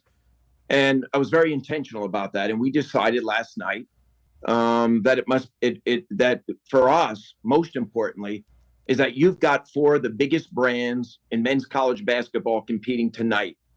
And the conversation should be about those teams and not the court. And I made that decision ultimately, following the feedback I had received from some of the key stakeholders. And I feel good about it. I think it was the right thing to do. And I often tell my staff, listen, we're in the good judgment business. It's critically important to make good judgment. And I made a judgment call last night, and I stand by it. So I respect the hell out of the decision at the end. That's a hard pill to swallow, I imagine. He tried to push the limit and be innovative and get people talking about this cool high-tech floor. I think it is still very, very cool. I still think one day down the road, if they can fix some of the issues that maybe some players felt they had with it, I think still one day it can work. Now, if you just want to say we don't need it, that's fine. I could say that about a lot of things we do in sports. We don't need this or that. When I go to a baseball game, there's a lot of things technically I don't need, but it enhances to me the fan experience. And that's what he was trying to do. It backfired in this tournament. Now, he was asked, did you talk to the owners of the company that developed this floor? I'm still a lover of the LED court based on what it can do. And it was brought to life certainly throughout the women's and men's. That being said, I said to the owner last night and his staff, you got to go back to the lab. Candidly, they got to go back to the lab and they got to figure out, and nothing's perfect in life. They got to refine it, and we're going to stay in touch with them. But, listen, I am an innovator, and I I believe in trying to be different and lean into that point of differentiation, and that's what we did. I think it's more than fair. Yes. I think he said, look, again, nobody's saying that you can't slip on hardwood. That happens too. It was obviously more sliding and not quite the grip that they were accustomed to. I think the two looks that are bad are that you swung and missed, right? So like the obvious one, you took a chance, it didn't work out. But I also don't think it's a crime against humanity, which I think some people are trying to write it as like, how dare they even attempt this grave injustice? Innovation in sports happen all the time. We change the way certain things look and work all the time. That's just not like an uncommon thing. I'm not bothered by it. It does not look good, and the text line has pointed this out, and so have the chats over on Twitch and YouTube. It is not a great look that you played through the entire women's tournament, and they were complaining too, and then you waited until the men's tournament to turn the floor off. Now, I could say you had more information, and as you got through the entire women's tournament, there were complaints where you're like, well, it seemed bad, but maybe it wasn't as bad as we thought. And then you got more of the men's tournament, you're like, okay, it was as bad as we thought. We got to do something about it. But it's not a good look. It just looks like you care more about the men's game than the women's game. And as a commissioner of a league, you can't even appear on the outward part of that to appear to have that bias. So, like, that's going to be a tough thing for him to get past. The optics are bad. I think the optics are bad. I guess the argument would be, and Matt Tate kind of hit on this earlier, I guess, which is that because of the speed of the men's game, maybe you notice it more. Did it emphasize some of the issues that players had more? I don't know the answer to that, but yes, the optics of it. Yeah, I get why people are like, wait a second, why did you wait to that point? But I wondered if they wanted to see what was going to happen in the men's game as well, because I know people want to make it about the two genders. I'm just talking about the game itself is different. For the speed of the game is different, and so perhaps you thought, okay, maybe it won't handle the same way with a male athlete versus a female athlete. That was obviously incorrect. It got worse, according to some of the players. So, little news out of the NFL. Adam Schefter officially saying the Titans are releasing former Chiefs cornerback L'Jarius Sneed. It will save them $11.4 million against the cap. Okay. They've informed the Katz brothers, who are apparently Sneed's agent, of their decision to say Sneed will now become a free agent. The first 3 texts we got on this already are, yes, bring back Sneed. No. Sneed, please. No. There's a reason they traded him. There's a reason they got out of that. He had a cleanup procedure on his knee last May. He also this year had a quad injury. Look, Sneed was awesome for the Chiefs. They got out at the right time. I hate to say it. Feels like his leg/knee are a little broken. Sorry. Well, I mean, that was the thought Sorry. when they traded him. And this goes back to like when you didn't think they were going to get enough value. I told you before, I did not want this to be the season of guess who's back for the Chiefs. So, like, for that reason and almost that reason alone, no, thank you. This one would take the cake, though. Like if they brought Tyreek and Sneed back, this one doesn't make this one makes even less sense in my opinion. It just because of the knee issue. They do need corner, so it makes it makes sense from a positional standpoint. It makes sense, but Sneed's not the one. But even here, like somebody said, you guys are all in on Tyreek coming back. The hell I am. No. No, don't let me in with that. You said you'd be okay with it if it was November. I said the only way I'm interested in Tyreek Hill coming back is if check back in October when he's healthy and if the Chiefs offense is in a certain spot and the team is in a certain spot. I am definitely not on the go sign Tyreek Hill. He can't even pass a damn physical right now. So no. We did not say I am not all in on Tyreek Hill coming back. Absolutely not. I mean, I'm not interested. But also 50-50 chance he's a Chief. Can I just say that? Right? Like you think that high? No. Because of the history of the moves? Hey, no one backslides quicker than Brett Veach. Yeah. This should be like Gold. I'd say the same thing about but you. They traded him because of girl health. And got back with her like 15 times. I can't ignore it. He brings people back more than any GM in the league. They traded him because of health issues. Well, now they can get him for $1.3 million or something. But probably. They thought his knee was deteriorating. But they don't have corners, and on one or two. I'm not saying I do it. What I'm saying is we have to acknowledge the fact that there's definitely a possibility of it. I'll put a 10% chance on it. I think it's like 50-50. Run it back. Someone said they're about to be the Kansas City Unks. In fairness, do you know right now, old guys. Like for whatever it's worth, you can say that now. The Chiefs actually currently possess the sixth youngest roster in the NFL. Yes, they're very young. They're a very young roster, and they have 10 draft picks coming up. So really, this goes back to the Cam Jordan, Calais Campbell thing that we were talking about. More than ever, the Chiefs actually can afford to take on one senior citizen on the roster, 2 senior citizens on the roster. Which is why you take the one they can take on the elderly. That's been healthy. You know, and not, I think you'd rather have Calais. You'd rather have Calais Campbell than you would L'Jarius Sneed or Cam Jordan. Yes, especially Cam Jordan. But even Calais turns 40. I'd rather have a 40-year-old Calais Campbell than L'Jarius Sneed, whose knees are just. But L'Jarius Sneed might legitimately be available for like $5 million. That's why I think that there's a chance Brett Feature to it. You can make the face like something stinks in here. I'm not saying you're wrong there. I'm just saying like I can't smell even and it stinks. I'm just warning you for what has felt like the inevitable for a very long time. Now maybe he got his hand bit too hard. Right, he learned his lesson. He brought back everybody last year, and it was like 5 whiffs in a row. Yeah. He brought back Dana, it stunk. He brought back a Minihue, it stunk. He brought back everybody last year. He traded for Dana, it stunk. He brought them all back last year, and it was just whiff after whiff. So maybe it's a lesson learned situation, and they're not going to handle it that way. Someone said if it's under $10 million, I can't see an argument how it's not worth it. Under 10? One for 9 would be that'd be wild. I think it's going to be 1 for 5. It might even be less than that. It's a simple no from me. I'm out. I'm waiting for the Cody I told you so topic when they do bring him back. I'm waiting for it because Cody, you are right. Whether it's McCole Hardman, whether it's Kareem Hunt, whatever it is. Yeah, they brought back Kareem Hunt. They brought back Clyde last year at the end of the year. Clyde ran for this team last year.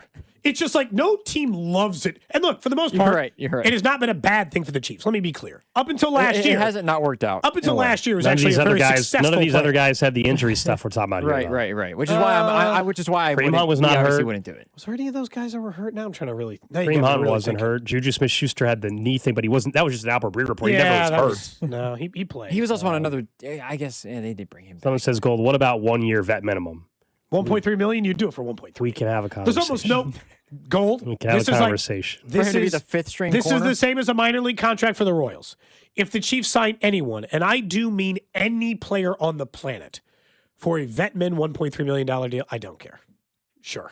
Also, if we're talking, I don't care if it's Trey Lance. We're talking about him, or I don't care. Cody, if it's 1.3 million, I don't care. And you're right, Cody. If it is for the vet minimum, the likelihood it could be a Chiefs player that just recently retired, and they would bring him back for 1.3 just because it's what the Chiefs do. They could bring back Mitchell Schwartz to play right tackle next year for 1.3 million. I wouldn't. Someone says, Gold, Thornton Remigio, wide receiver. You won't bring back Tyreek. Come on, bro. Tyreek Hill can't pass a physical right now, so no, I don't want him back right now. Check back in October. Let's find out if you actually need him. They got Ashton Gelati. It is way more likely. It's way more likely Tyreek Hill is back with the Chiefs than L'Jarius Sneed. I will totally concede that. Like, I get the idea. Someone says Charles Minnie, who was hurt. Not when he hit free agency. He wasn't last year.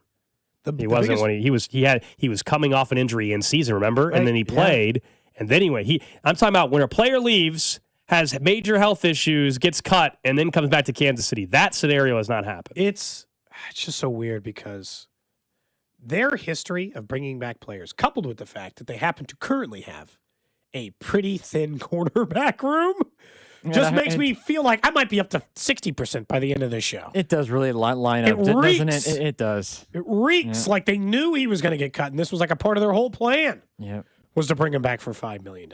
Stinks. Again, I don't know. I don't know if they'll actually do it, but it just like if they do it, well, let's say they do. In fact, do it. There's no chance that this is where very like slim. We play out of context stuff on the show all the time. Drops. This is where like people can, I thought, be like understand the difference of a scenario. I said I don't want to bring back a player because they're coming back from injury. Someone says, "So Gold, you just want to move off of Mahomes then because of his knee?" Okay, let's be smarter than that, please. My goodness. Levels to Mike, can we use some common sense? Sorry, like honestly. Let's get to the random question of the day. Random question. What's funny is they literally just signed a corner yesterday coming off of injury. A guy who's coming off an ACL tear. Yep. Yeah, that's right. But this is a consistent injury over a couple of years. Random question today brought to you by Kansas City Urology Care at KCUC. Remember, you see the best in KC. Visit kcurology.com today. For you, Gold, you Drew, text line 913-586-7965. And, of course, over on YouTube, Twitter, Twitch, and Facebook, where we live stream the show. Like, for instance, on Fan Club coming up in a few, McKenzie Nelson will join us, and you can interact with her over on the chats as well. Question today is something my kids asked me, and I thought, do adults have this? And so I was trying to decide, and I thought, you know what? I'll bring it to our largely male, Do adults largely have between this? the ages of 35 and 65 audience. Although we could use more of you to listen every day, that's the way it works. I thought, and I'll be honest, before I answer the question, I think Drew's going to say yes, and I think you're going to say no. My answer was also no. I'm going to just say that before I even ask it. Yesterday, my son asked me, "What's your favorite color?" And I thought, I don't think I have a favorite color. And I couldn't think of one. Okay, so you do? Yeah. Damn, I didn't. I thought I've always just had a color that I've always had a favorite color. It's still sticking? Yeah. I couldn't even think of my favorite color as a kid anymore. Oh, yeah, this is What's easy. your favorite color? Yeah, as a kid and even now, and I don't know, there's a lot of reasons why maybe it would have been the case. I've always liked the color red. So it's Chiefs. It was Chiefs. I don't know. You could. So, like, would you buy a red car? Do you like red enough for that? No, I don't want car insurance rates too high at that point, and I don't want a red car. But like growing up, like a lot of it has to do with sports. I'm sure. I don't know how it happened. Yeah. But also, like I would like my mom and my sisters would give me a hard time as a kid because I always wanted shoes that had some red element to them, and they always like, why do you want? So you're red? sticking with it. Red's still your favorite color, for sure. Not just as a child. You're sticking with it, Drew. Mm-hmm. I do have a favorite color. At least it's half right. What's your favorite color? Blue. Damn, should I have a favorite color? You're wearing blue right now. You sure it's not blue? You've been wearing blue a lot. You KC guy as well. Sometimes in clothes, blue, like neutrals though, like blues, greens. Yeah. I steer away from reds, yellows. I don't wear a lot of those colors in my clothing. Like even the Chief stuff I wear is mostly like gray with the I Chiefs wear logo. more gray and black clothing, but that's not my favorite color. Gray's not my favorite blue's color. Your favorite color? You're sure? Yep. Like you stand by that. Yep. So if you had it actually, I think it always has been. Does it influence anything you purchase though, other than clothing? Sometimes. Other than clothing? I mean, what else? Yeah, not a car. I mean, so no, nothing else other than clothing as far as a That's what purchase. I'm trying to figure out. Like, let's say you're going to buy a kitchen utensil. Would you buy some with a blue handle? No. Do you like it that much? No, I don't want red utensils. I would say. I know maybe it's not your favorite color. I mean, you don't like it in a lot of things, only clothes. I do think. What other element of like the color would matter? Like I guess in food or whatever, do I like red flavored candies more? I guess so. Yes, I do. Food, it's a little different, I guess. A little bit further beyond what Gold is saying. So the first car that I ever had, my parents bought me a 1996 Oldsmobile 88. It was baby blue, same color as the hoodie. Baby blue, this color? Baby blue. That's a great color and, for a car. And I picked that out of all the cars. We were looking at some other ones, and I was like, I like the baby blue. It also had cloth seats. Blue interior. Baby blue interior to match the outside of the car. Text line says blue, green. They said they buy, electronics, bedspreads, sheets. It's like I don't you find yourself. I don't have red sheets. That's the problem with red. The problem with red being your favorite color is you can't implement it in every stage of your life. But that's the closest to a favorite color I have. Yeah, it would look obnoxious. Yeah. Like it'd be crazy. But someone says their favorite color is orange on the text line. Says their car's orange. They like the color so much. Ooh, I do. I will a bright say color for a car. Orange. Is there a specific blue, by the way? More like red. Red is it's a natural. More royal to me, but I do love a baby. The thing that I like about blue as well is you can for instance, Cody, your hoodie. The KC in the hoodie is navy blue or more of a royal blue. The hoodie itself is baby blue. The blues mesh together so well. Baby blue, navy, royal blue. I think I like a royal blue. Like if you had a car, a royal blue, a nice rich royal blue car, would be a yes for me. Like somebody mentioned, like a golf bag, another thing that you could accessorize with a favorite color, right? And Golden, wouldn't it be all red? The same way you're talking about shoes when you were a kid. If you had a golf bag, maybe it would have a red stripe. Yeah. Or if you had shoes, maybe they'd have a red stripe. Somebody said on the text line they like red because of Kool-Aid, Chiefs and Bulls as well as a kid. Well, that's a so red Someone Kool-Aid says, better question. What's the color you don't like at all? Yellow. I will wear nothing yellow. I have very few. I mean, I might have one clothing item that's yellow. I think yellow is a good pull because I will say this. I don't know anything yellow. Being at times like yellow with like pasty white skin does not. It doesn't mesh. Making me look like an idiot. No, yes. Right. Yes. Yellow is probably the least. Like if we're talking from clothing, the color I probably. It's funny, the Chiefs' secondary color. I know. Yellow is probably the. And all yellow color I have jersey the would be least of. I mean, I have some green stuff, but not a lot of it. Some of it is true. Like, what are your sports allegiances? Because that's going to dictate a lot of your clothing. Like that's why I have a lot of blue and red. I'm a Chiefs fan. I went to KU, so red and blue. Like Royals are blue. Naturally have a lot of those. If I grew up in Pittsburgh, my guess is I'd have a lot more yellow clothing items. You know what I mean? Because I'd be probably a Steelers fan. It's like the bubbly part of it. I just don't feel like it's like even in the Chiefs jersey. I want the Chiefs jersey with the least amount. This might be why I like the white on white the best. I want the Chiefs jersey with the least amount of yellow. Just a hint. Yeah. Accent color, we can all get away with it. The primary color, ugh. Like, it just never looks all that good. A lot of people are right. It does depend on your skin tone. So it is right. Like, there's same as I wish I looked cool in pastels, but I don't. Yeah, exactly. I wish I could pull it off, but I can't. There's just a difference. That's all. Someone said that orange is disgraceful. I don't know if it's disgraceful, but orange is I think orange is an ugly color. For instance, it's an ugly color. For instance, so as you guys, as everybody knows, I'm a Bengals fan. I have one piece of attire. It's that orange hoodie. That is everything else is like a black shirt or a white shirt. Other than the jerseys are orange, I think. The jerseys are black. Are they? That I have, yes. Okay. I don't. But if we were in Austin, Texas, and you had burnt orange clothing, that's a different orange than Bengals orange. Burnt orange is nice. Somebody said their favorite color is zombie green. I'm curious to see what That's like a dark, like a slime, or is it like an olive? No. Zombie green. Slime green is gross. Really? In my opinion, I don't care for depends on the slime thing. green. I don't want it in food. Yeah, for sure. People said this is a dumb question, Cody. I think this question is fun. I know. I actually think this question is good. I love this question. Everybody's got an opinion on it. I'll tell you that. BMW 330i orange. Somebody texted. Pretty dumb question, but that's all right. We'll go on to another one. Yo, Andy saying that is crazy. Actually, that's a pretty dumb question. But that's all right. We'll go on to another one. Andy gets a little hot every once in a while, and he just sneaks in a little snide. You hadn't heard that before? Andy Reid is in such fairness, a nice that is guy. 4 years old. That is from 2022.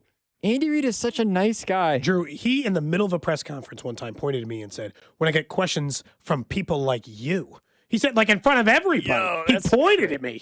Oh, man. Yeah, sometimes Andy. He gets a little hot under the collar, just like twice a year when he's frustrated with a line of questioning. Someone said a brownish green. We're going to try to tickle your tonsils. No.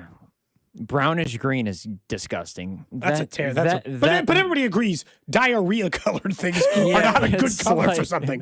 I think we all agree that that's just a bad color. I will say this, and this is I don't have anything that is this color, but I think purple, like lavender purple. Lavender's a very nice color. Lavender and even to an extent pink, lavender, purple, and pink are underrated colors. But I can't pull them off in clothing as well. Not zero, like lavender clothes, but it's like I can't pull them off the way I want. You just got to get a little bit. If you get a little bit of sun, really, really good. I gotta wait for summer, I guess. All right, up next, it's a fan. It's next weekend. It's supposed to be in the 80s. It's a Fan Club Friday. We will kick things off with our friends over at Jay Rieger as McKenzie Nelson from KSHB 41 joins us in studio. We'll talk more Big 12 tournament. We'll talk about the brackets coming out on Sunday, plus what she makes of Kansas State's new men's basketball coach. What's up, Kansas City? This is Bobby Witt Jr., and you're listening to Cody and Gold, weekdays starting at 10 on 96.5 The Fan. Brought to you by Heartland Men's Health, the leader in men's sexual health. Thousands of men have been successfully treated for low T, ED, and more, all with discretion and compassion. Make your appointment at heartlandmenshealth.com. Wesley Financial Group is not a law firm. Ask yourself this question. Is it really worth holding on to that timeshare that you know you need to get rid of? Here's the truth. The average maintenance fee just went up over 17%. That could have been 117%, and there's nothing you can do about it. When you buy a timeshare, you give them a blank check for annual maintenance and assessment fees. I'm Chuck McDowell, founder of Wesley Financial Group. For 15 years, I've helped over 50,000 families cancel their timeshare. Not sell it, not transfer it, cancel it. Did you buy a timeshare because they told you it was a great investment and your maintenance fees would never go up? That's a lie. Are you ready to get rid of your timeshare once and for all? Simply call us and I'll send you our timeshare exit kit that explains all your options for cancellation. Call Wesley now for your timeshare exit kit. 800-885-3100. 800-885-3100. 800-885-3100. Ready to watch your favorite baseball stars play in the WBC? Get in on the action with BetMGM. Sign into your BetMGM account and enjoy a WBC odds boost token to snag even more winnings on your next bet. It's easy. Just log into the BetMGM Sportsbook app, add any WBC bet to your bet slip, and activate your odds boost token. If you win your bet with your token activated, you'll score extra winnings. 3 quick steps and you could be on your way to extra winnings if your next WBC bet hits. The world's greatest ball players are about to duke it out on a global stage. Don't miss out on the fun. Add some extra excitement to this year's tournament by signing into your BetMGM account and grabbing your WBC odds boost token today. BetMGM and GameSense remind you to play responsibly. Gambling problem? Call 1-800-GAMBLER. See BetMGM.com for terms. 21 plus only. Kansas only. Existing customer offer. Subject to eligibility requirements. Please gamble responsibly. In partnership with Kansas Crossing Casino and Hotel. I hope you're sitting down. The ACA Marketplace has announced significant increases on monthly premiums with deductibles over $10,000. You can enroll with Matt B. and KC at BBS Insurance's Freedom of Choice plan now. You don't have to wait. Their plan lets you use any doctor, has zero outpatient deductibles, and it's 30 to 60% lower costs than most Obamacare plans. Also, there's no income disclosure required, so no potential tax penalties. If you are a small business owner or pay for your own health insurance, you're uninsured, you're on COBRA, or your employer coverage is just too expensive. Call Matt B. and KC for an instant quote over the phone at 816-205-4664. That's 816-205-4664. Or go to bbsinsurance.net. That's bbsinsurance.net. They will customize a plan chosen and managed by you, not the government. In Kansas, truth is told in speed, wide open, full bore, and no mercy. Season momentum earned 3 and 4 wide. Loud, intense, inches predicting outcomes. Blink and miss. They bang sideways! What just happened? Pure speed whipping across the plains. Hell yeah, boys! NASCAR weekend at Kansas Speedway, April 18th and 19th. Get your tickets now at kansasspeedway.com. What matters to you matters to us. That's why Busey Bank takes the time to understand your goals and build solutions that fit your story. From everyday banking to long-term planning, our team is here to help you navigate every stage with care and expertise. We're more than a bank. We're your neighbor, your advisor, and your advocate. Busey Bank, building business, growing wealth since 1868.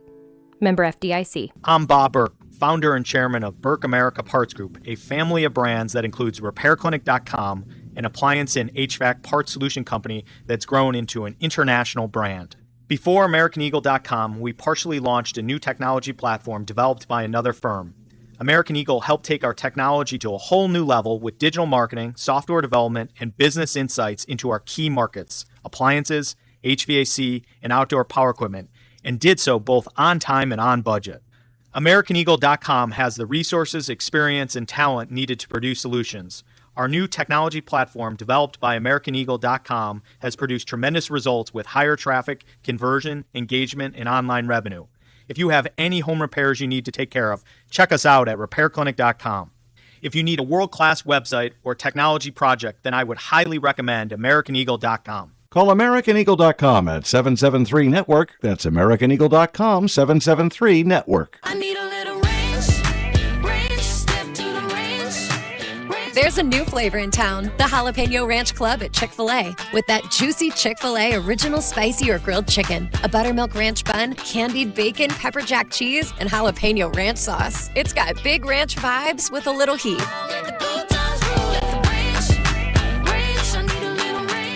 Chick-fil-A's new Jalapeno Ranch Club. Available for a limited time only. Order ahead on the Chick-fil-A app. Spring deals are popping up early at Lowe's. Right now, get 4 bags of Stay Green 2 cubic foot mulch for just $10. Plus, save $20 on an Ego 56-volt string trimmer, now just $199. Spring starts better when you save early. Don't miss out. Our best lineup is here at Lowe's. Valid through 3/18. Mulch offer excludes Hawaii. Selection varies by location. While supplies last. Coming to Kansas City, the NAIA Men's College Basketball Championship. 16 teams, 15 games, 6 days, and 1 national champion. The NAIA Men's College Basketball Championship at Municipal Auditorium, March 19th to the 24th. Get your tickets now at NAIAHoops.com. The Drives Pop-A-Shot Tournament is Wednesday, March 18th at Draftcade starting at 6:30. This is your home for Kansas City sports. 96.5, The Fan, KFNC FM and AM, HD1 and HD2, Kansas City, an Odyssey sports station. Welcome into the Fan Club. Step 1, we buy into this club. Step 2, we roll over to the club, either in your Mercedes-Benz or my pre-owned Acura Legend. It's not as much as a club as it is a couple middle-aged dudes in sweatshirts talking about sports. Bounce, bounce, bounce, bounce. Now all the ladies saying bounce, bounce, bounce, bounce, bounce. But you get the gist. Here's Cody Tapp and Alex Gold. It is a Fan Club Friday here on Cody and Gold, brought to you by our friends over at J. Rieger & Co. And man, tomorrow might be a pretty good day to sit on a patio somewhere and have a couple cold cocktails from Rieger. We're getting close to being away from fake spring, and real spring is upon us. Get past Sunday, though. There's a chance we're going to get an inch or two of snow on Sunday. Stupid. That's what they're talking about. We've got McKenzie Nelson from KSHB 41 joining us in studio. I feel like it's been a bit. Yeah. Was I not here the last time you came in studio? I remember. I feel like a couple months. months. The both of you, but it's been a while. Yeah. It's like a treat to be here Well, with you thank guys you. on this fine Friday. We know you're busy, too, because we almost felt bad Okay. asking anybody who has to work, the NCAA tournament stuff, and you got to be down there for the power. And I will always make time for you guys. Well, we appreciate it. So what have you been up to? You said you were out of town. Mhm. I don't know. Usually when you say that, it means you're in like Mexico or something. Where'd you go this time?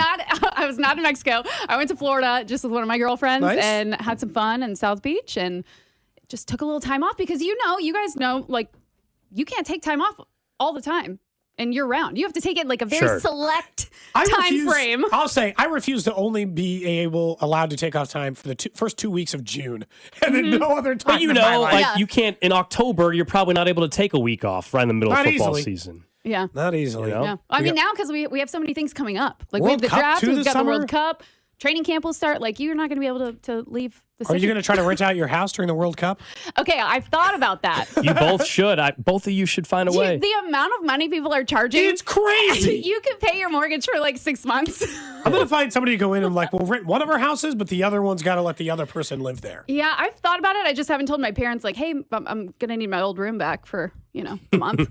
For 1 month? For 1 month. How close do they live to you now? Like 10 minutes. Oh, perfect. Yeah. You But don't even have to really, alter your drive time. exactly.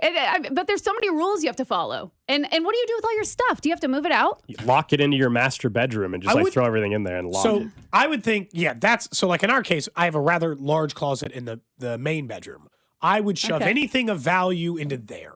Okay. Right? You don't empty every closet, I don't think, or do you? Yeah, I don't know, because it's like, where do you put everything? And do you just leave all of your normal furniture out and your clothes in your closet? And like, what do you... I would try to get as much as I could into pack one a bag for closet a area. month? And like, I have no idea. I mean, at this for the amount of money people are asking, it'd be worth to pay $200 to just get a pod. Are people actually getting that? Because it's one thing, like everybody's making a big deal about renting out their place. Oh my gosh, I saw this listing for $4,000 or whatever. Are people actually paying that though? It's very, I can list Someone must anything on eBay or Airbnb for a price, but are people reserving it at that price? I don't think two people. Like if it's just a couple coming to town, but if you are coming to town with a group of people or family members or friends, I think you split that and you stay in an Airbnb. So I don't know. I don't know anybody that has rented theirs out yet or like had, anybody talk to them about possibly doing that. So I'm not sure, but Temptation we'll is see. strong. That's all. I know. Your dad would help. Doesn't your dad help you around the house? He'd help you get your place ready. Yes, he would. Yeah. I'd have to talk him into it. He's got a lot going on. Does he? I'm always like, hey, can you come help me do this? And like, what can you fix this? And yeah, I'm starting to learn to do things on my own. Like I patched up some drywall and stuff. Nice. So I'm learning. I actually offered Drew like a month ago. I said we could have like a father-son relationship. Father-son. I was That getting is ready actually how to he tear. phrased it too, Mackenzie. I was getting ready to tear out my backsplash and redo my cabinets and stuff in my kitchen, which I did do. And I said, hey, I can teach you. You said you want to own a house one day. I'll teach you how to tile. Why don't you come over and I'll show you how to do some of this stuff. He turned me down. You know how to tile? Yeah. I'm going to remodel my bathroom soon. So I like tiling. Can I hire find you? I find that part relaxing. Are you going to do tile in the shower or just on the floor? I think the shower too. Oh, okay. Yeah. Just rip out the entire bathroom and start over. That's what I did once. In the previous house, I did that. And this one, sometimes I don't go all the way to the studs or whatever. That's a lot of work to do that. I know you're a big K-State fan, obviously. Yeah. I wanted to start at least there before we talk about the Big 12 tournament and the floor and all the stuff that came with that. Yeah. Casey Alexander, I find it to be a lukewarm hire. I don't want to say I hate it or love it. It's fine. Yeah. And I've pointed out the lack of going to a tournament and some of the stuff that would concern me about a hire like that. Where are you on the Casey Alexander stuff for K-State? Honestly, I've seen, mixed results like on Twitter. Okay, so everybody's been like really excited or really pissed off. I'm just kind of like, whatever. It's got to be better than what they've had the last several years. And no disrespect because I love Jerome Tang, but like, you got to have some success. And like, if it's, I don't know. To me, it can't get worse. I mean, well, I don't want to jinx it, but look, the bar is very low right now. Yes. I think that's fair. My whole thing with the hire is just let's be honest, where Kansas State, you tell me if I'm wrong, you're the K-State alum, like Kansas State job-wise in basketball and the Power Four, this is the type of coach that you're in play for. You're not going to get some Power Four coach that is leaving his current job to go take the K-State job. I mean, that's the reality. I think what Drew mentioned earlier, and I think there's truth to it, is he someone that can develop players? Now, I think that is a huge asset. I think the only tricky thing in Manhattan with that is you still also have to be able to be a guy that can go in the transfer portal, because even if you go and you get the right freshman out of high school and you develop them for 1 or 2 years, you're not keeping 3 of those guys at K-State. They're leaving. Like, yes, it's a Power 4 school, but you can't pay for 3 or 4 of them to stay. So I think that's the only part that makes it tricky. Do I think he can have them back in the tournament within the next 2 or 3 years? Yeah, and that should be, by the way, that better happen. Otherwise, he won't be the head coach in 3 years. Yeah, no, I'm fine with it. Lukewarm, like you said, Cody. It's just, it wasn't like a splash. But you know what? Like you said, they're not going to go get some big name that's going to come to Manhattan and just magically make everything better. Like, I do like the hire. I think he's going to come in and improve the team because it can only get better. I mean, it was really bad. And when you haven't made the tournament in several years, like, that's the goal. And I feel like he can do that. It's wild, though. If we had you, and we did, we probably had you in studio 3+ years ago, run to Brooklyn. I don't know if you were there, maybe covering it. I'm not sure, McKenzie. And that unbelievable month of March. And then if I would have said then, oh, by the way, in like 3 years, he's getting fired. And they're going to also try not to pay him. Yeah, I traveled with K-State for 2 weeks. I was in North Carolina for the first 2 rounds. And then I went to New York and covered them there in Madison Square Garden.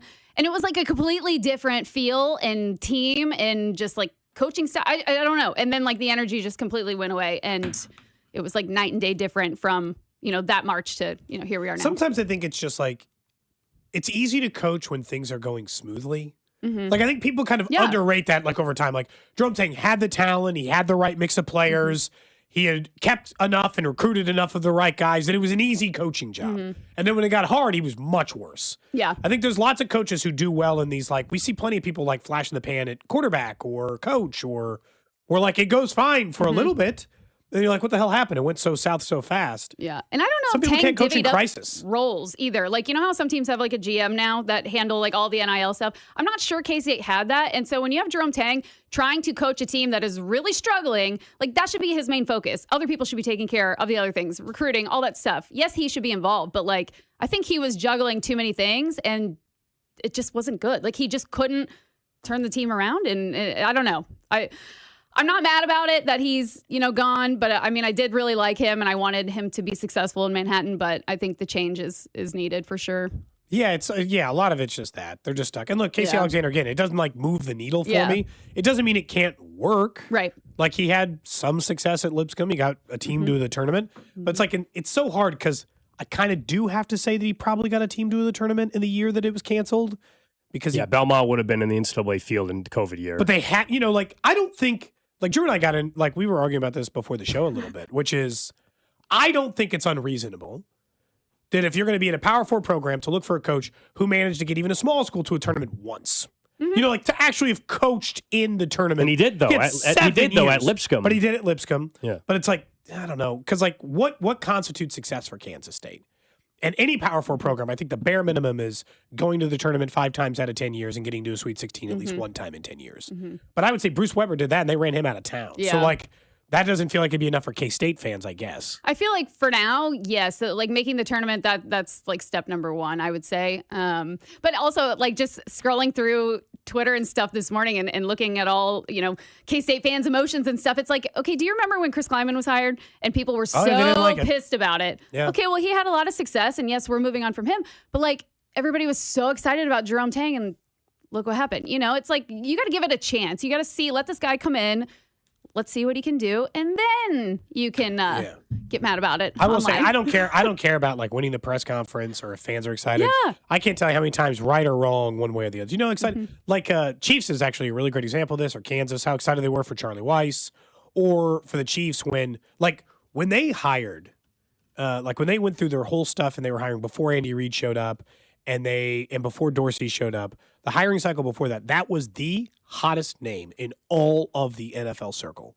Like when they brought him, it was like, wow, that is the guy. And it went miserably. So like sometimes it just doesn't work out one way or the other. Yeah. It's fine. You're right. Now that he's there, it's like, good luck, K-State. I hope that it all works out. It can I only like get when the better. three locals are good. Yeah. Like just football, basketball makes our jobs more interesting. Yes, because it has not been an exciting year. I feel like it just was blah this year for all college teams. Football. I mean, I shouldn't say that. I mean, Mizzou was kind of exciting. KU for a minute. Yeah. Well, KU's still they're interesting. Mm-hmm. The basketball team is interesting. Yeah. Missouri's been just stuck in neutral for a big chunk of the year. I just felt like from Chiefs to college football to now basketball, it's just been very underwhelming. You know what? Maybe we'll get that from the Royals.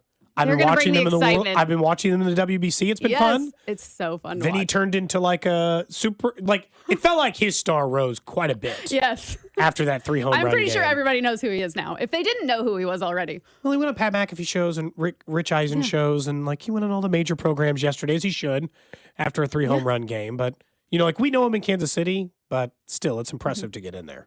Some of those games have been really fun to watch. Yes. I've been You watching. gonna watch them tonight? U.S. versus Canada. I'm going to have it on, yeah. USA hoodie on. I love it. I love the look. Do you think he would have gotten in trouble? Our argument on the show is he ordered this before he was going to Canada.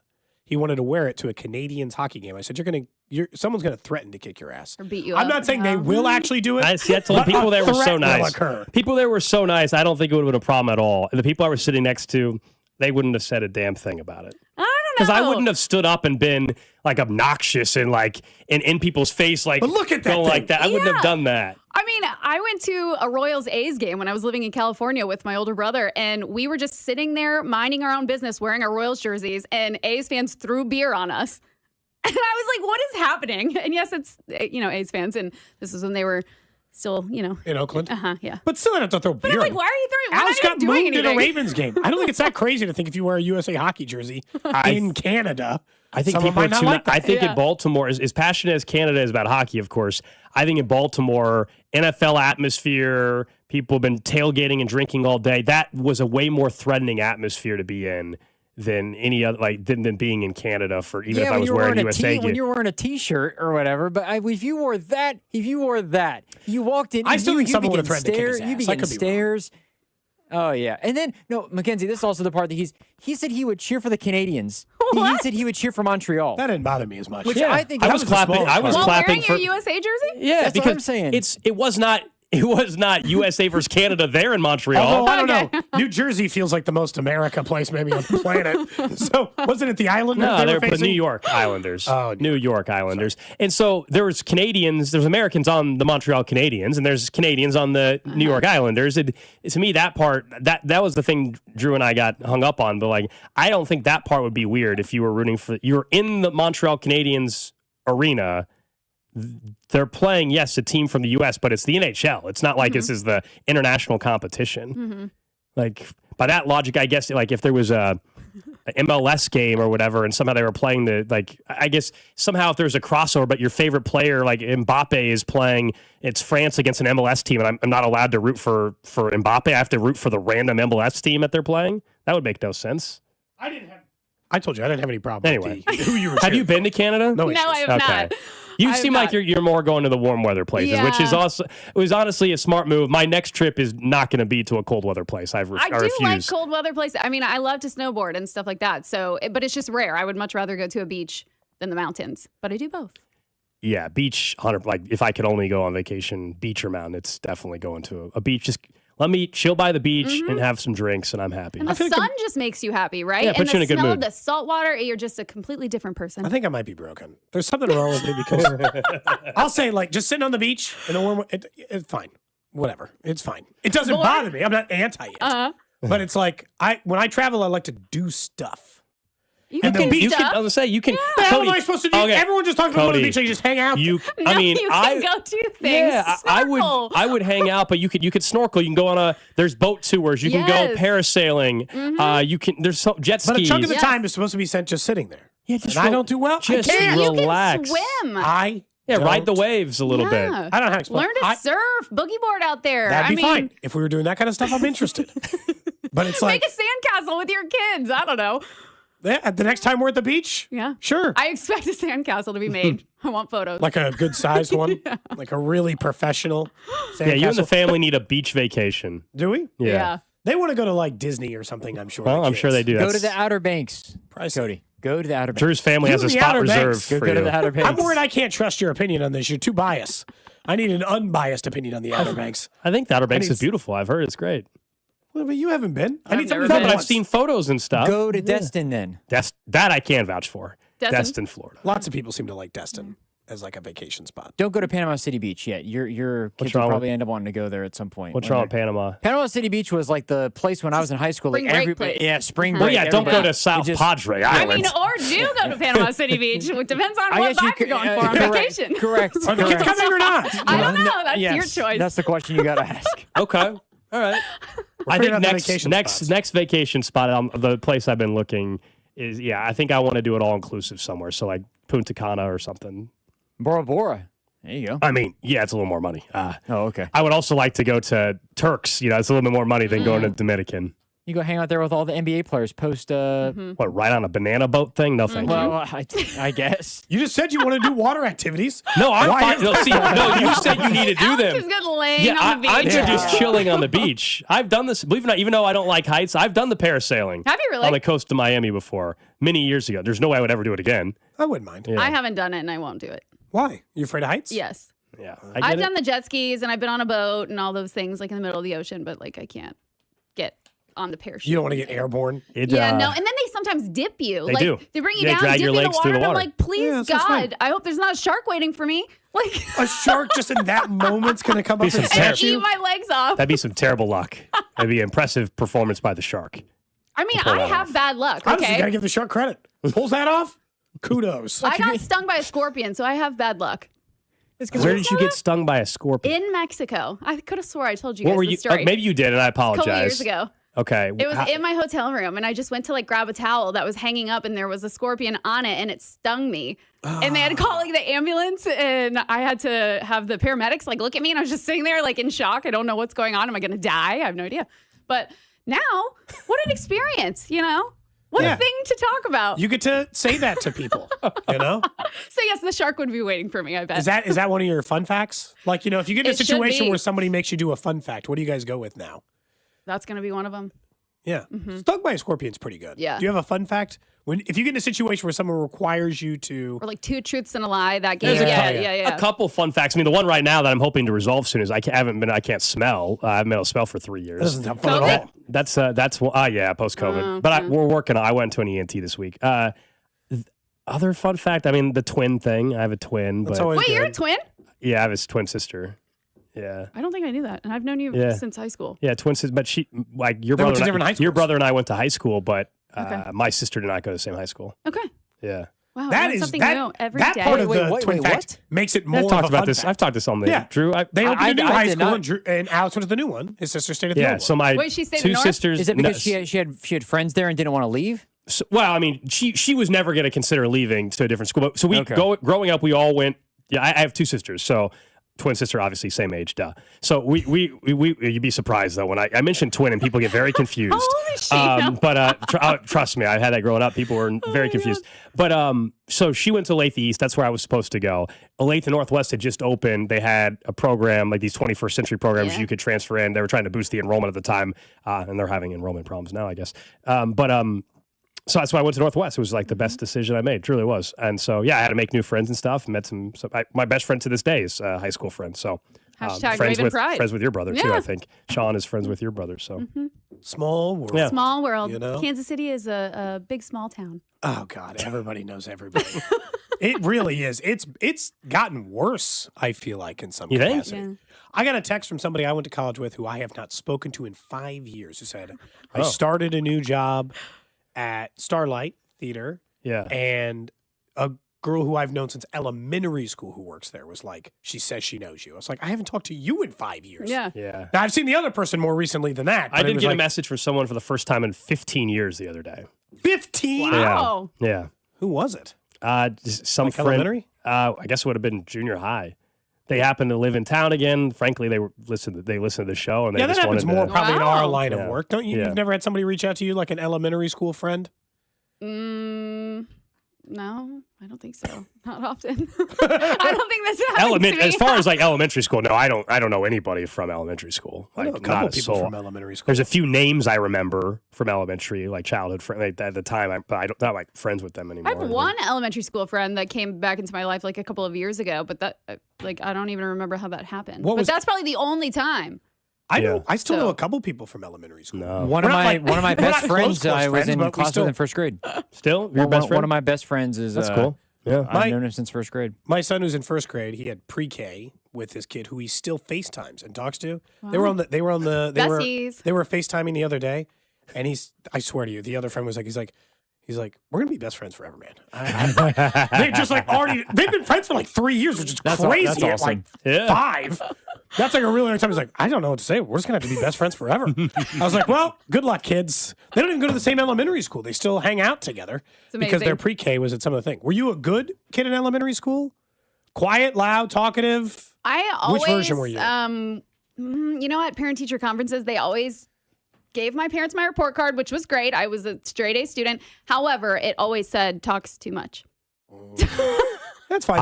That was believe it or not, talking. that was a problem in like kindergarten and stuff. I got a lot of trouble for I wouldn't shut up. In elementary school. And here we go. We talk for a little Yeah, bit. So. see, it worked out. In elementary school is the opposite. They were worried I was too quiet. Really? Silent. Gotta come out of your shell a little. It took me a long time to be loud. We've got McKenzie Nelson. That's a great drop right there. We got McKenzie Nelson from KSHB 41 hanging out with us on a fan club Friday. I do want to talk more about the Big 12 tournament. Okay. Semis tonight. I think you're headed down there. And the court, of course, is a huge topic. Plus, the Chiefs have made a couple more signings in the last day or two. So we'll get into that right here on 96.5 The Fan. This is Cody and Gold on your new home for Chiefs football. 96.5 The Fan. Brought to you by Heartland Men's Health, the leader in men's sexual health. Thousands of men have been successfully treated for low T, ED, and more, all with discretion and compassion. Make your appointment at heartlandmenshealth.com.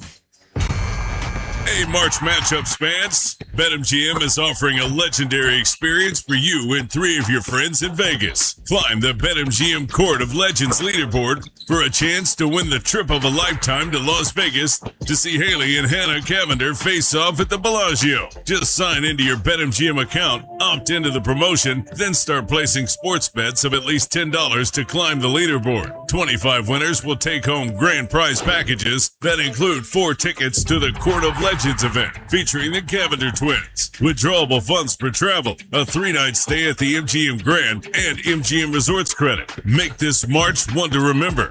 Make it legendary. BetMGM and GameSense remind you to play responsibly. See BetMGM.com for terms. 21 plus only. Kansas only. Existing customer offers. Subject to eligibility requirements. Withdrawable bonus dollars for flight money. Gambling problem? Call 1-800-GAMBLER. In partnership with Kansas Crossing Casino and Hotel. At Kansas City Proton Institute, we're delivering the future of cancer care with state-of-the-art proton therapy right here in KC. If you have breast, head and neck, or brain cancer, proton therapy may be a better treatment than conventional radiation. Don't wait. Get your second opinion at Kansas City Proton Institute. Come see Kansas City's largest, most experienced, and most advanced proton therapy team. Learn more at kcpi.com. Kansas City Proton Institute, where you see the best in KC.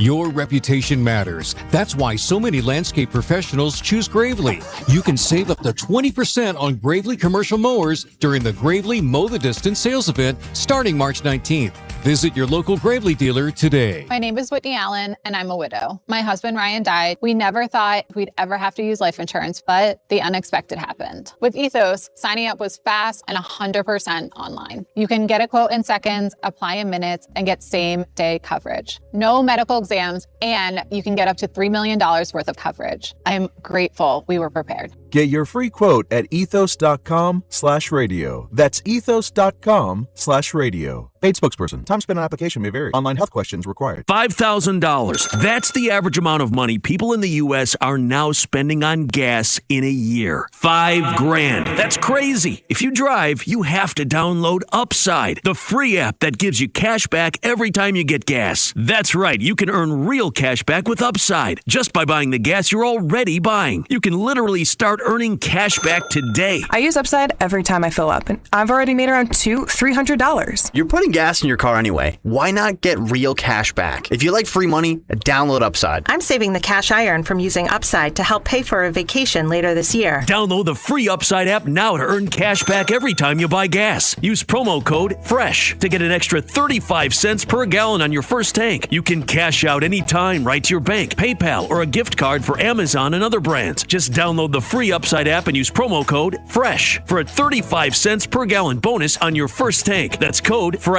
for a 35 cents per gallon bonus. Anthony Plumbing, Heating, Cooling, and Electric. Visit AnthonyPHC.com today. For 75 years, Kansas City families have trusted Anthony for comfort, safety, and dependable service. Thank you for trusting us with your house keys. Anthony, in your home for 75 years. You're listening to 96.5 The Fan from the DM Injury Law Studios. Mike's got this. Car, truck, or motorcycle wreck? Remember, Mike's got this. 816-888-7500. Mike's got this. Hey, it's Scott Parks, and we've launched Beyond the Pitch KC, a podcast on how Kansas City landed the world's largest sporting event, presented by Commerce Bank. Visit commercebank.com/soccer26. Subscribe on the Odyssey app or wherever you get your podcasts. Back here on a Fan Club Friday, brought to you by Jay Rieger & Co. We got McKenzie Nelson from KSHB 41 hanging out with us. You're going to be at the Big 12 tourney tonight. That's what you're telling us. Mm-hmm. I'm guessing are you going to be in the arena, or are you going to be doing stuff around P&L? I'm going to be at Power and Light. So I'll be down there at 5 o'clock and 6 o'clock doing some live shots, previewing the KU game, and just like being there for the atmosphere, stuff like that. So I won't go to the game, though. I'll have to go back to the station, watch it, and then be in the studio at 10. Sucks. Okay. Highlights, you know? Not quite as fun. Are you excited to not maybe have to talk about the floor after the games tonight? That, of course, was the big story last night. What was your take on it overall? We've given our opinions, and we can get into it. But what was your feeling, going into the tournament, that they were doing this glass LED floor, and then now the fact that they're switching it back to the hardwood? Well, first of all, I thought it was ugly, the glass floor. It was just like not nice to look at. You know, when they showed what the floor was going to look like to media a couple of days beforehand, they would put the logo of the team in the middle, and it was like a normal hardwood-looking floor, that color wood. Then it's been gray, and I'm like, ew, like, why? It just is not appealing. So I did not like that, but then, like, hearing everybody complain about the floor being slippery or whatever they want to say, I am glad that Brett Yormark decided to, like, make a change, as opposed to, like, oh, we'll figure it out next year. We'll do something different. So I am glad, to see that last night they started ripping up the floor and they're going to put hardwood down, and hopefully everybody can just stop complaining about it. But I'm sure people will complain about the hardwood floor being put down now too. I'm going to be keeping it. That first slip tonight, I'm going to be all over it. It's like, if the floor would have been put in days ago, they wouldn't have slipped. It's such like, oh my God. Well, it's tough because I don't mind a commissioner trying stuff because yes. Exactly. I don't want the Big 12 to die. Exactly. And I think if you just stay the same forever, you'll die the way the other conferences died, and I'd prefer not to be. I like the way he puts them out there. Yeah. He took a risk, and it failed, obviously, in this circumstance, but he was willing to switch back. Like, I've seen a lot of, I think even the Kansas City Star maybe had a column today, and some national writers, and they're like, we don't need, just give us our basketball. That's all we need. Oh I understand the Big 12 tournament is great, but take that same logic to baseball or any other sport. We'd have nothing. We'd have no innovation in any of these sports. Like, that to me is a bit of an old school mentality. I'm fine with trying new things. This one failed. It was embarrassing for the conference. They quickly pivoted, or I don't know if you can use the word quickly. They pivoted, and here we are. It's going to be fine. I still think that LED floor thing, we could be sitting here 20 years from now, and it's actually a thing. But Brett Yormark today was on the Pat McAfee show, and he acknowledged, he's like, I told the owners of the LED floor, I still think it's cool.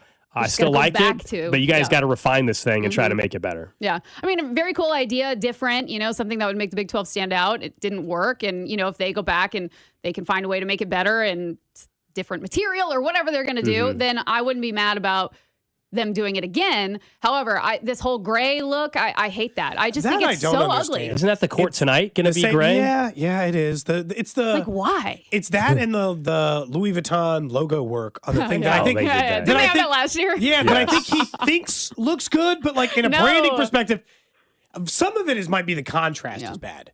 Maybe I wouldn't care as much if it was that like honey oak colored of basketball court and it was like black lettering or something. Maybe it would stand out but this like gray tone. Yeah. And that's the problem. He's working with black and white color scheme. Right. That's the Big 12's color scheme. But like sometimes less is more. Like stop trying to do too much and just have like a classic floor. Like I don't know. I get the innovative, side of it and, keeping the Big 12, in the news, stuff like that. But, I mean, this isn't really the way that, you should be doing that. By the way, weekend predictions are brought to you by Circa Sports. It's sports betting the way it should be, circasports.com. They're actually going to be a part of us being out for some games next Thursday and Friday at International Tap House. Yeah. You can check out more details. We'll continue to tell more about that. Alex and I'll be there next week. But, who do you guys actually like in the games tonight, by the way?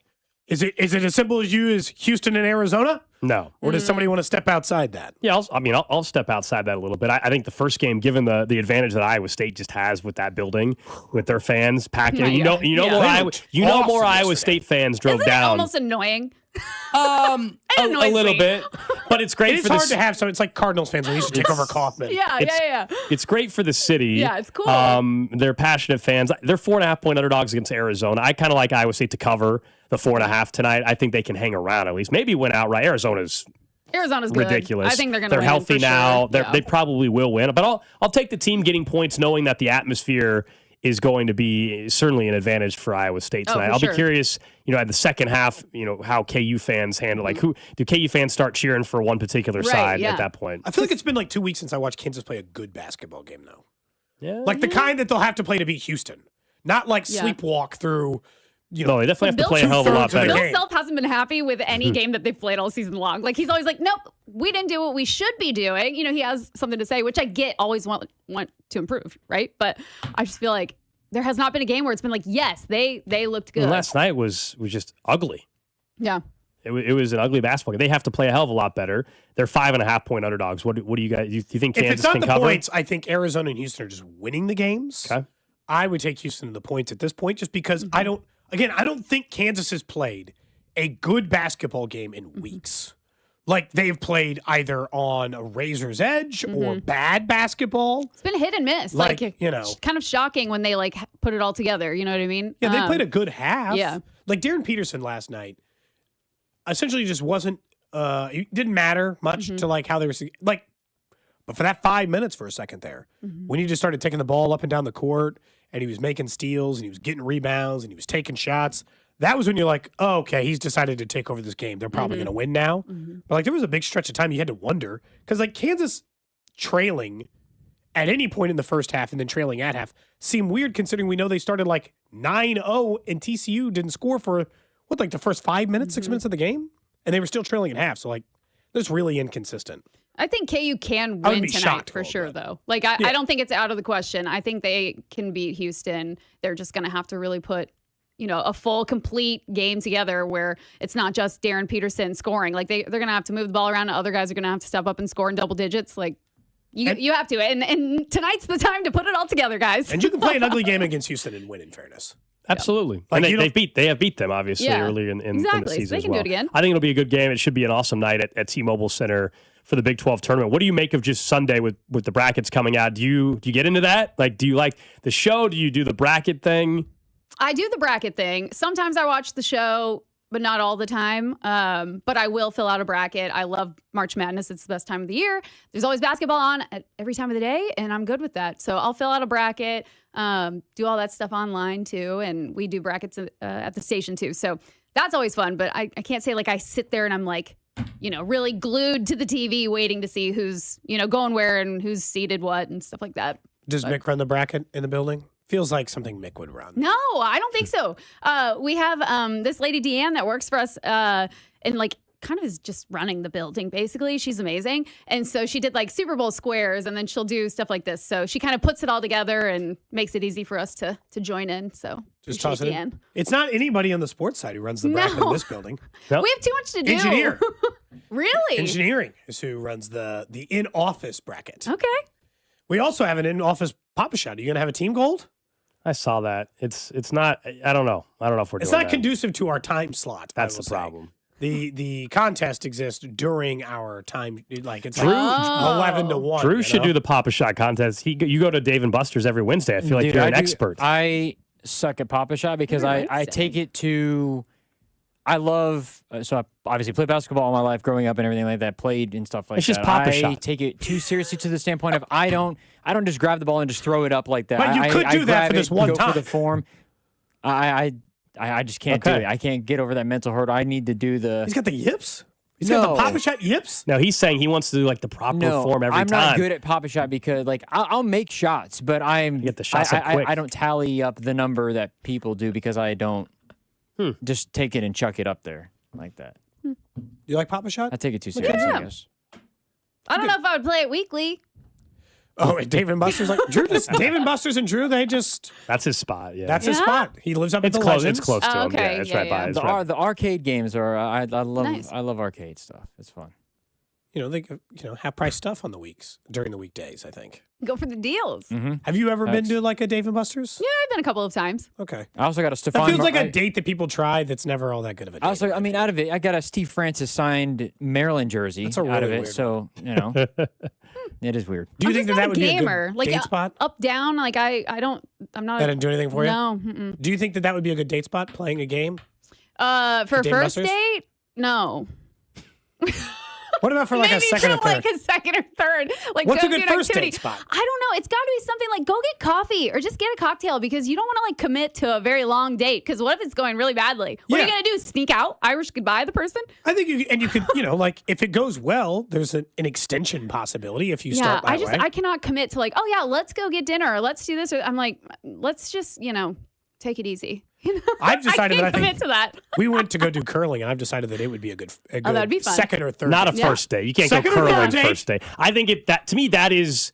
I think that's like much. I think that's like a fourth. Like that. I think that's like further in. down. Yeah, I don't think you want to do that on the can't first test or their second. athletic ability in date one, right? But you don't have to like go against each other. You're just sliding a stone down. They do like hour-long ones where they train you to do it and then put you in a short game. What if you're like incredibly competitive and it just comes off as like an ick? Well, then they might as well know it. Get it out there. They might as well because I don't know if someone wants to see me curling on a first date. They might be like, "What is wrong with this lady?" Like, but I'm highly competitive. It wouldn't be like off-putting if somebody else was, right? Yeah. I think it would fun. hypothetically be a good match. Yes. That if two people were competitive and it was okay to be so. What was your first date with your wife? Do you remember? Oh man, it's been so long. I don't. It was probably we were teenagers. Yeah. We were like 18, 19 years old. So I'm sure it was like a movie or. So you didn't have to talk. Yeah. Yeah, I'm sure. I told him. I Believe think it or not, we went on a told date. him We were in movie. the 8th grade together. Oh wow. I think So we haven't been together that long, but we were together like back in middle school. Wow. Tell me if I'm wrong. I think a movie's a horrific first date. Oh, it is. You're not Absolutely talking. is. You're not talking. Or first couple days, you're not talking for 2 hours. Right. How do you know if you want to go out again? Yeah, Like you- based on if he picked a good movie to watch? Like I don't know. Yeah. No, it's like putting yourself. It's a perfectly fine thing to go out and do. Yeah. I think it'd be an awful first. Yeah. date. Absolutely. You cannot do it for a first couple dates. Yeah. Yeah. And then if you commit to dinner, that's like a longer date. You know what I mean? Like, and then if you sit there, like, wow, what if there's like a multiple course thing, and then you got to get dessert, and lot then you're of just sitting times- there like, Yeah. I a don't lot of know. times it's run into where it's like get drinks, but there happens to be a menu, and then you're like, are you hungry? And you end up ordering something Yes. anyway. Then, okay, But that cool. means it's going good, I guess, at that Yes. point. if Yeah, that because at that happens. point you'd be like, Yeah. not really hungry. yeah. You'll Yeah. figure out like I'm Like, good. I'm Don't actually need any just gonna have snacks. this drink, and then like, Oh, you're like, I'm gonna have to get out of here. You only want one drink? Oh, okay. I got And it I now. got this one. It's fine. Yeah.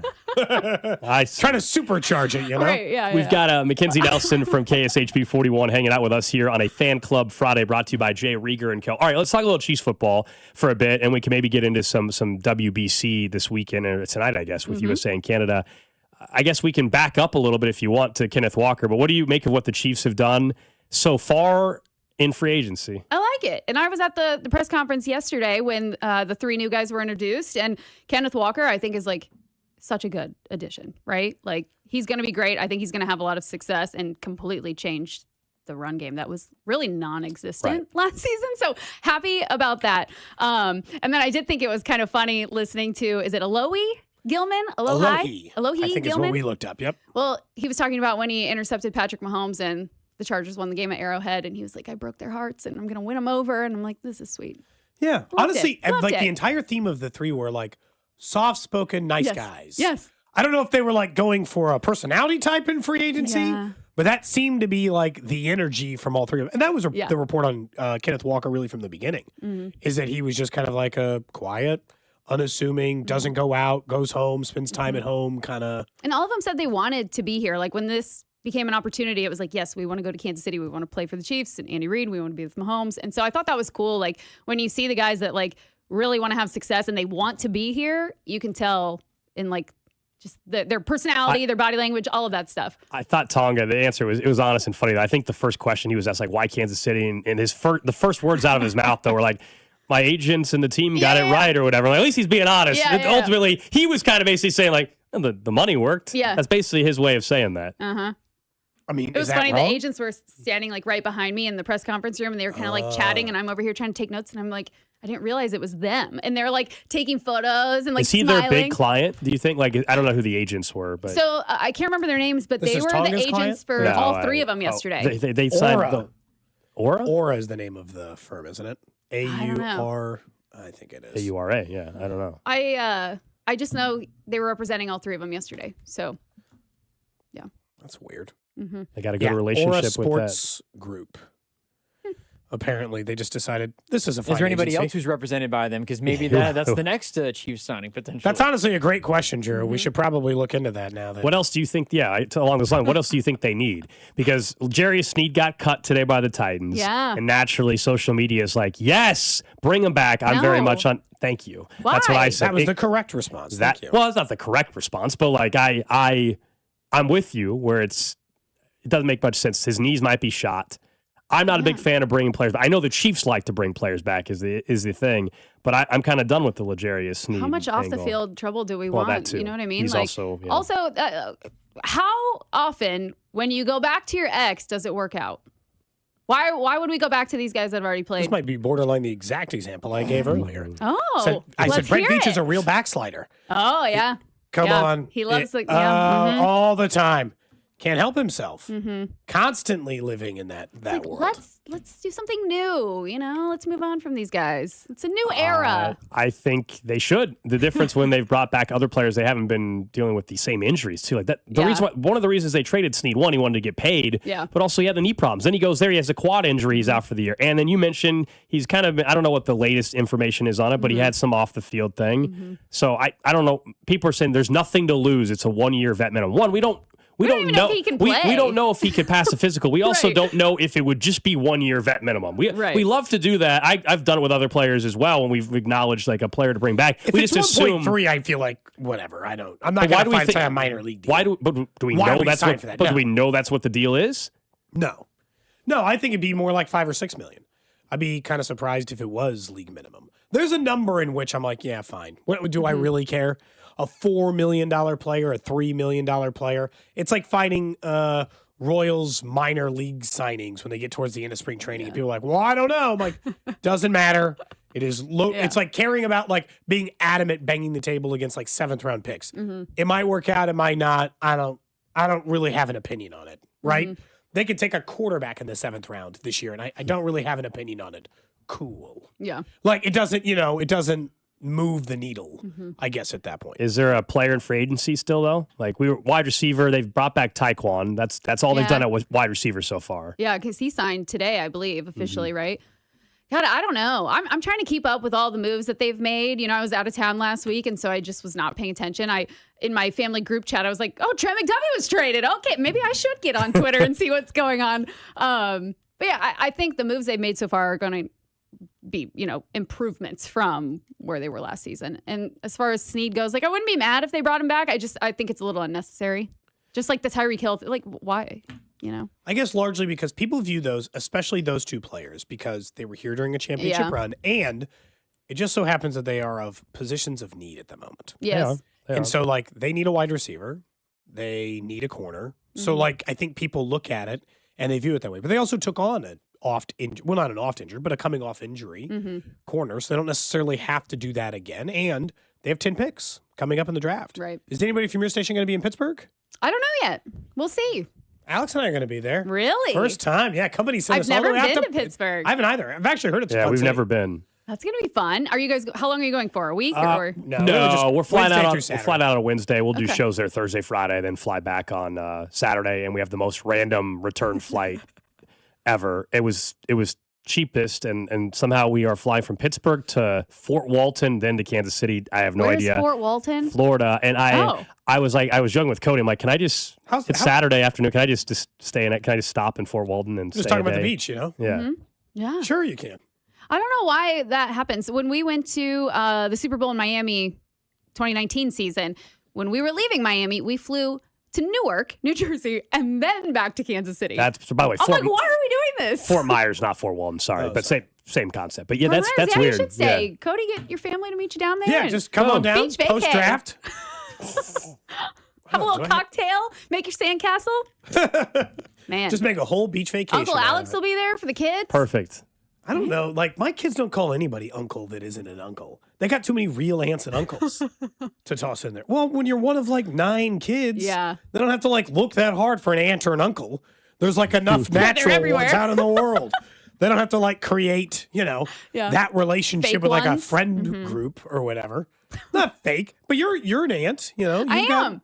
I'm also an aunt to my best friend's 2 sons. Do they I call mean, you we're aunt? not related, obviously. Yeah, they call me Aunt Kiki. Does your niece call you Aunt Kiki too? Mhm, yeah. Interesting. Is McKenzie too much for I think when she was little little, kids? yeah. But I'm Kiki. So whatever. Were you Kiki at any other point in your life? No. That's specific to the. I've always been Kenzie, Ken's, Mac. Nobody really calls me Mackenzie unless I'm in trouble. And then it was Kiki because she couldn't say Kenzie. And here we are. Aunt Kiki. You've got all kinds of different nicknames. I do. Cover Yeah. a large grouping. Mhm. That's fine. Certain people call me certain names. At work, people call me Mac. My family calls me Ken's or Kenzie. They don't call me Mac. What should we call you? I don't know. I guess you have a lot We've of names always to said- choose from. We've always just said Mackenzie. Yeah. It's a lot of pressure. Yeah. To choose You have the to right pick one. the nickname that's going to work best for you guys. I don't think I want to be a call part me. of the work nickname. I'd like to be in the family circle or the friend circle. You got to call me Ken's then, or Kenzie. Ken's yeah. or Kenzie. There you go. I was like, I don't want to be in the No. work grouping. I'd like to be in the friend grouping. Yeah. Even though Sometimes this I is a forget at work workplace. they call me Mac. I'm like, oh, yeah, that's me. Okay. Like, oh, hi. Yeah. I was never called Mac growing up, so it's new.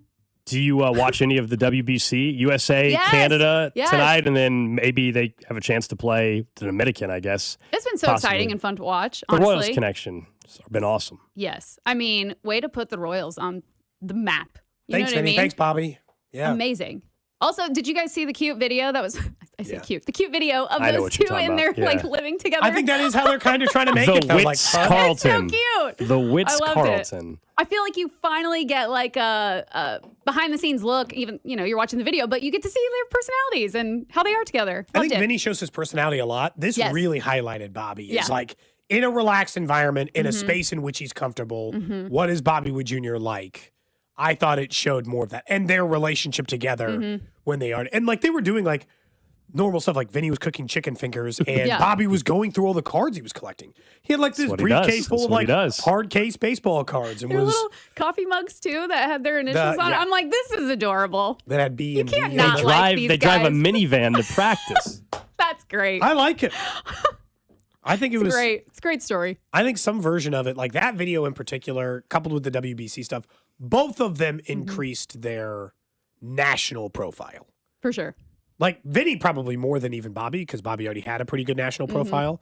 But Vinny because of the World Baseball Classic and the 3 home Yeah, he was on the runs. Pat McAfee show. I mean, it's great for both their individual brands. I think it also brings more excitement for Royals fans heading in. Not that just because Vinny hit 3 home runs, I think he's going to suddenly hit 60, but just The excitement's building. Yeah, there's right? more Yeah. excitement for the season. They got some of the right young stars in the game. We haven't even mentioned Michael, who's playing for or was playing for Venezuela and Salvi's Salvi. playing, right? Yeah. For Venezuela. They Yeah. might also become like a fan favorite for people outside of Kansas City. Like because Yeah. fun and likable and the WBC, like they might very well end up being the team people like root for along the way that isn't their team. Like, oh, you know what? I hope those likable Royals go a little way because they're not in that category. We're not used to that in Kansas City here lately because they were that for 14. They became the enemy in 15 quickly because that's just the way the sport Look at the works. Chiefs. Look at the and Chiefs. the Chiefs have been the enemy for a decade. Right. Well, the first year, I think people actually did root. I actually think that first You're probably season, right. people even elsewhere in the country, East Coast, were actually thinking the Mahomes thing was a cool story. Then once they went to 2, they're like, oh, wait a second. We don't like these this guys. Yeah. Mm-hmm. It happens quick. Haters. That's what it is. Nobody likes people who win, McKenzie. They don't like people who are That's good. because they have issues, okay? They should appreciate just everyone. It should the end of the show just be everyone should get more therapy. Yeah, the final 60 seconds. Everyone go to therapy and stop being a hater. Final 60 seconds. McKenzie's life advice. Go ahead and go. Yeah, you can, whatever advice Get you therapy, have. that's one. 60 yes, seconds. definitely go to therapy.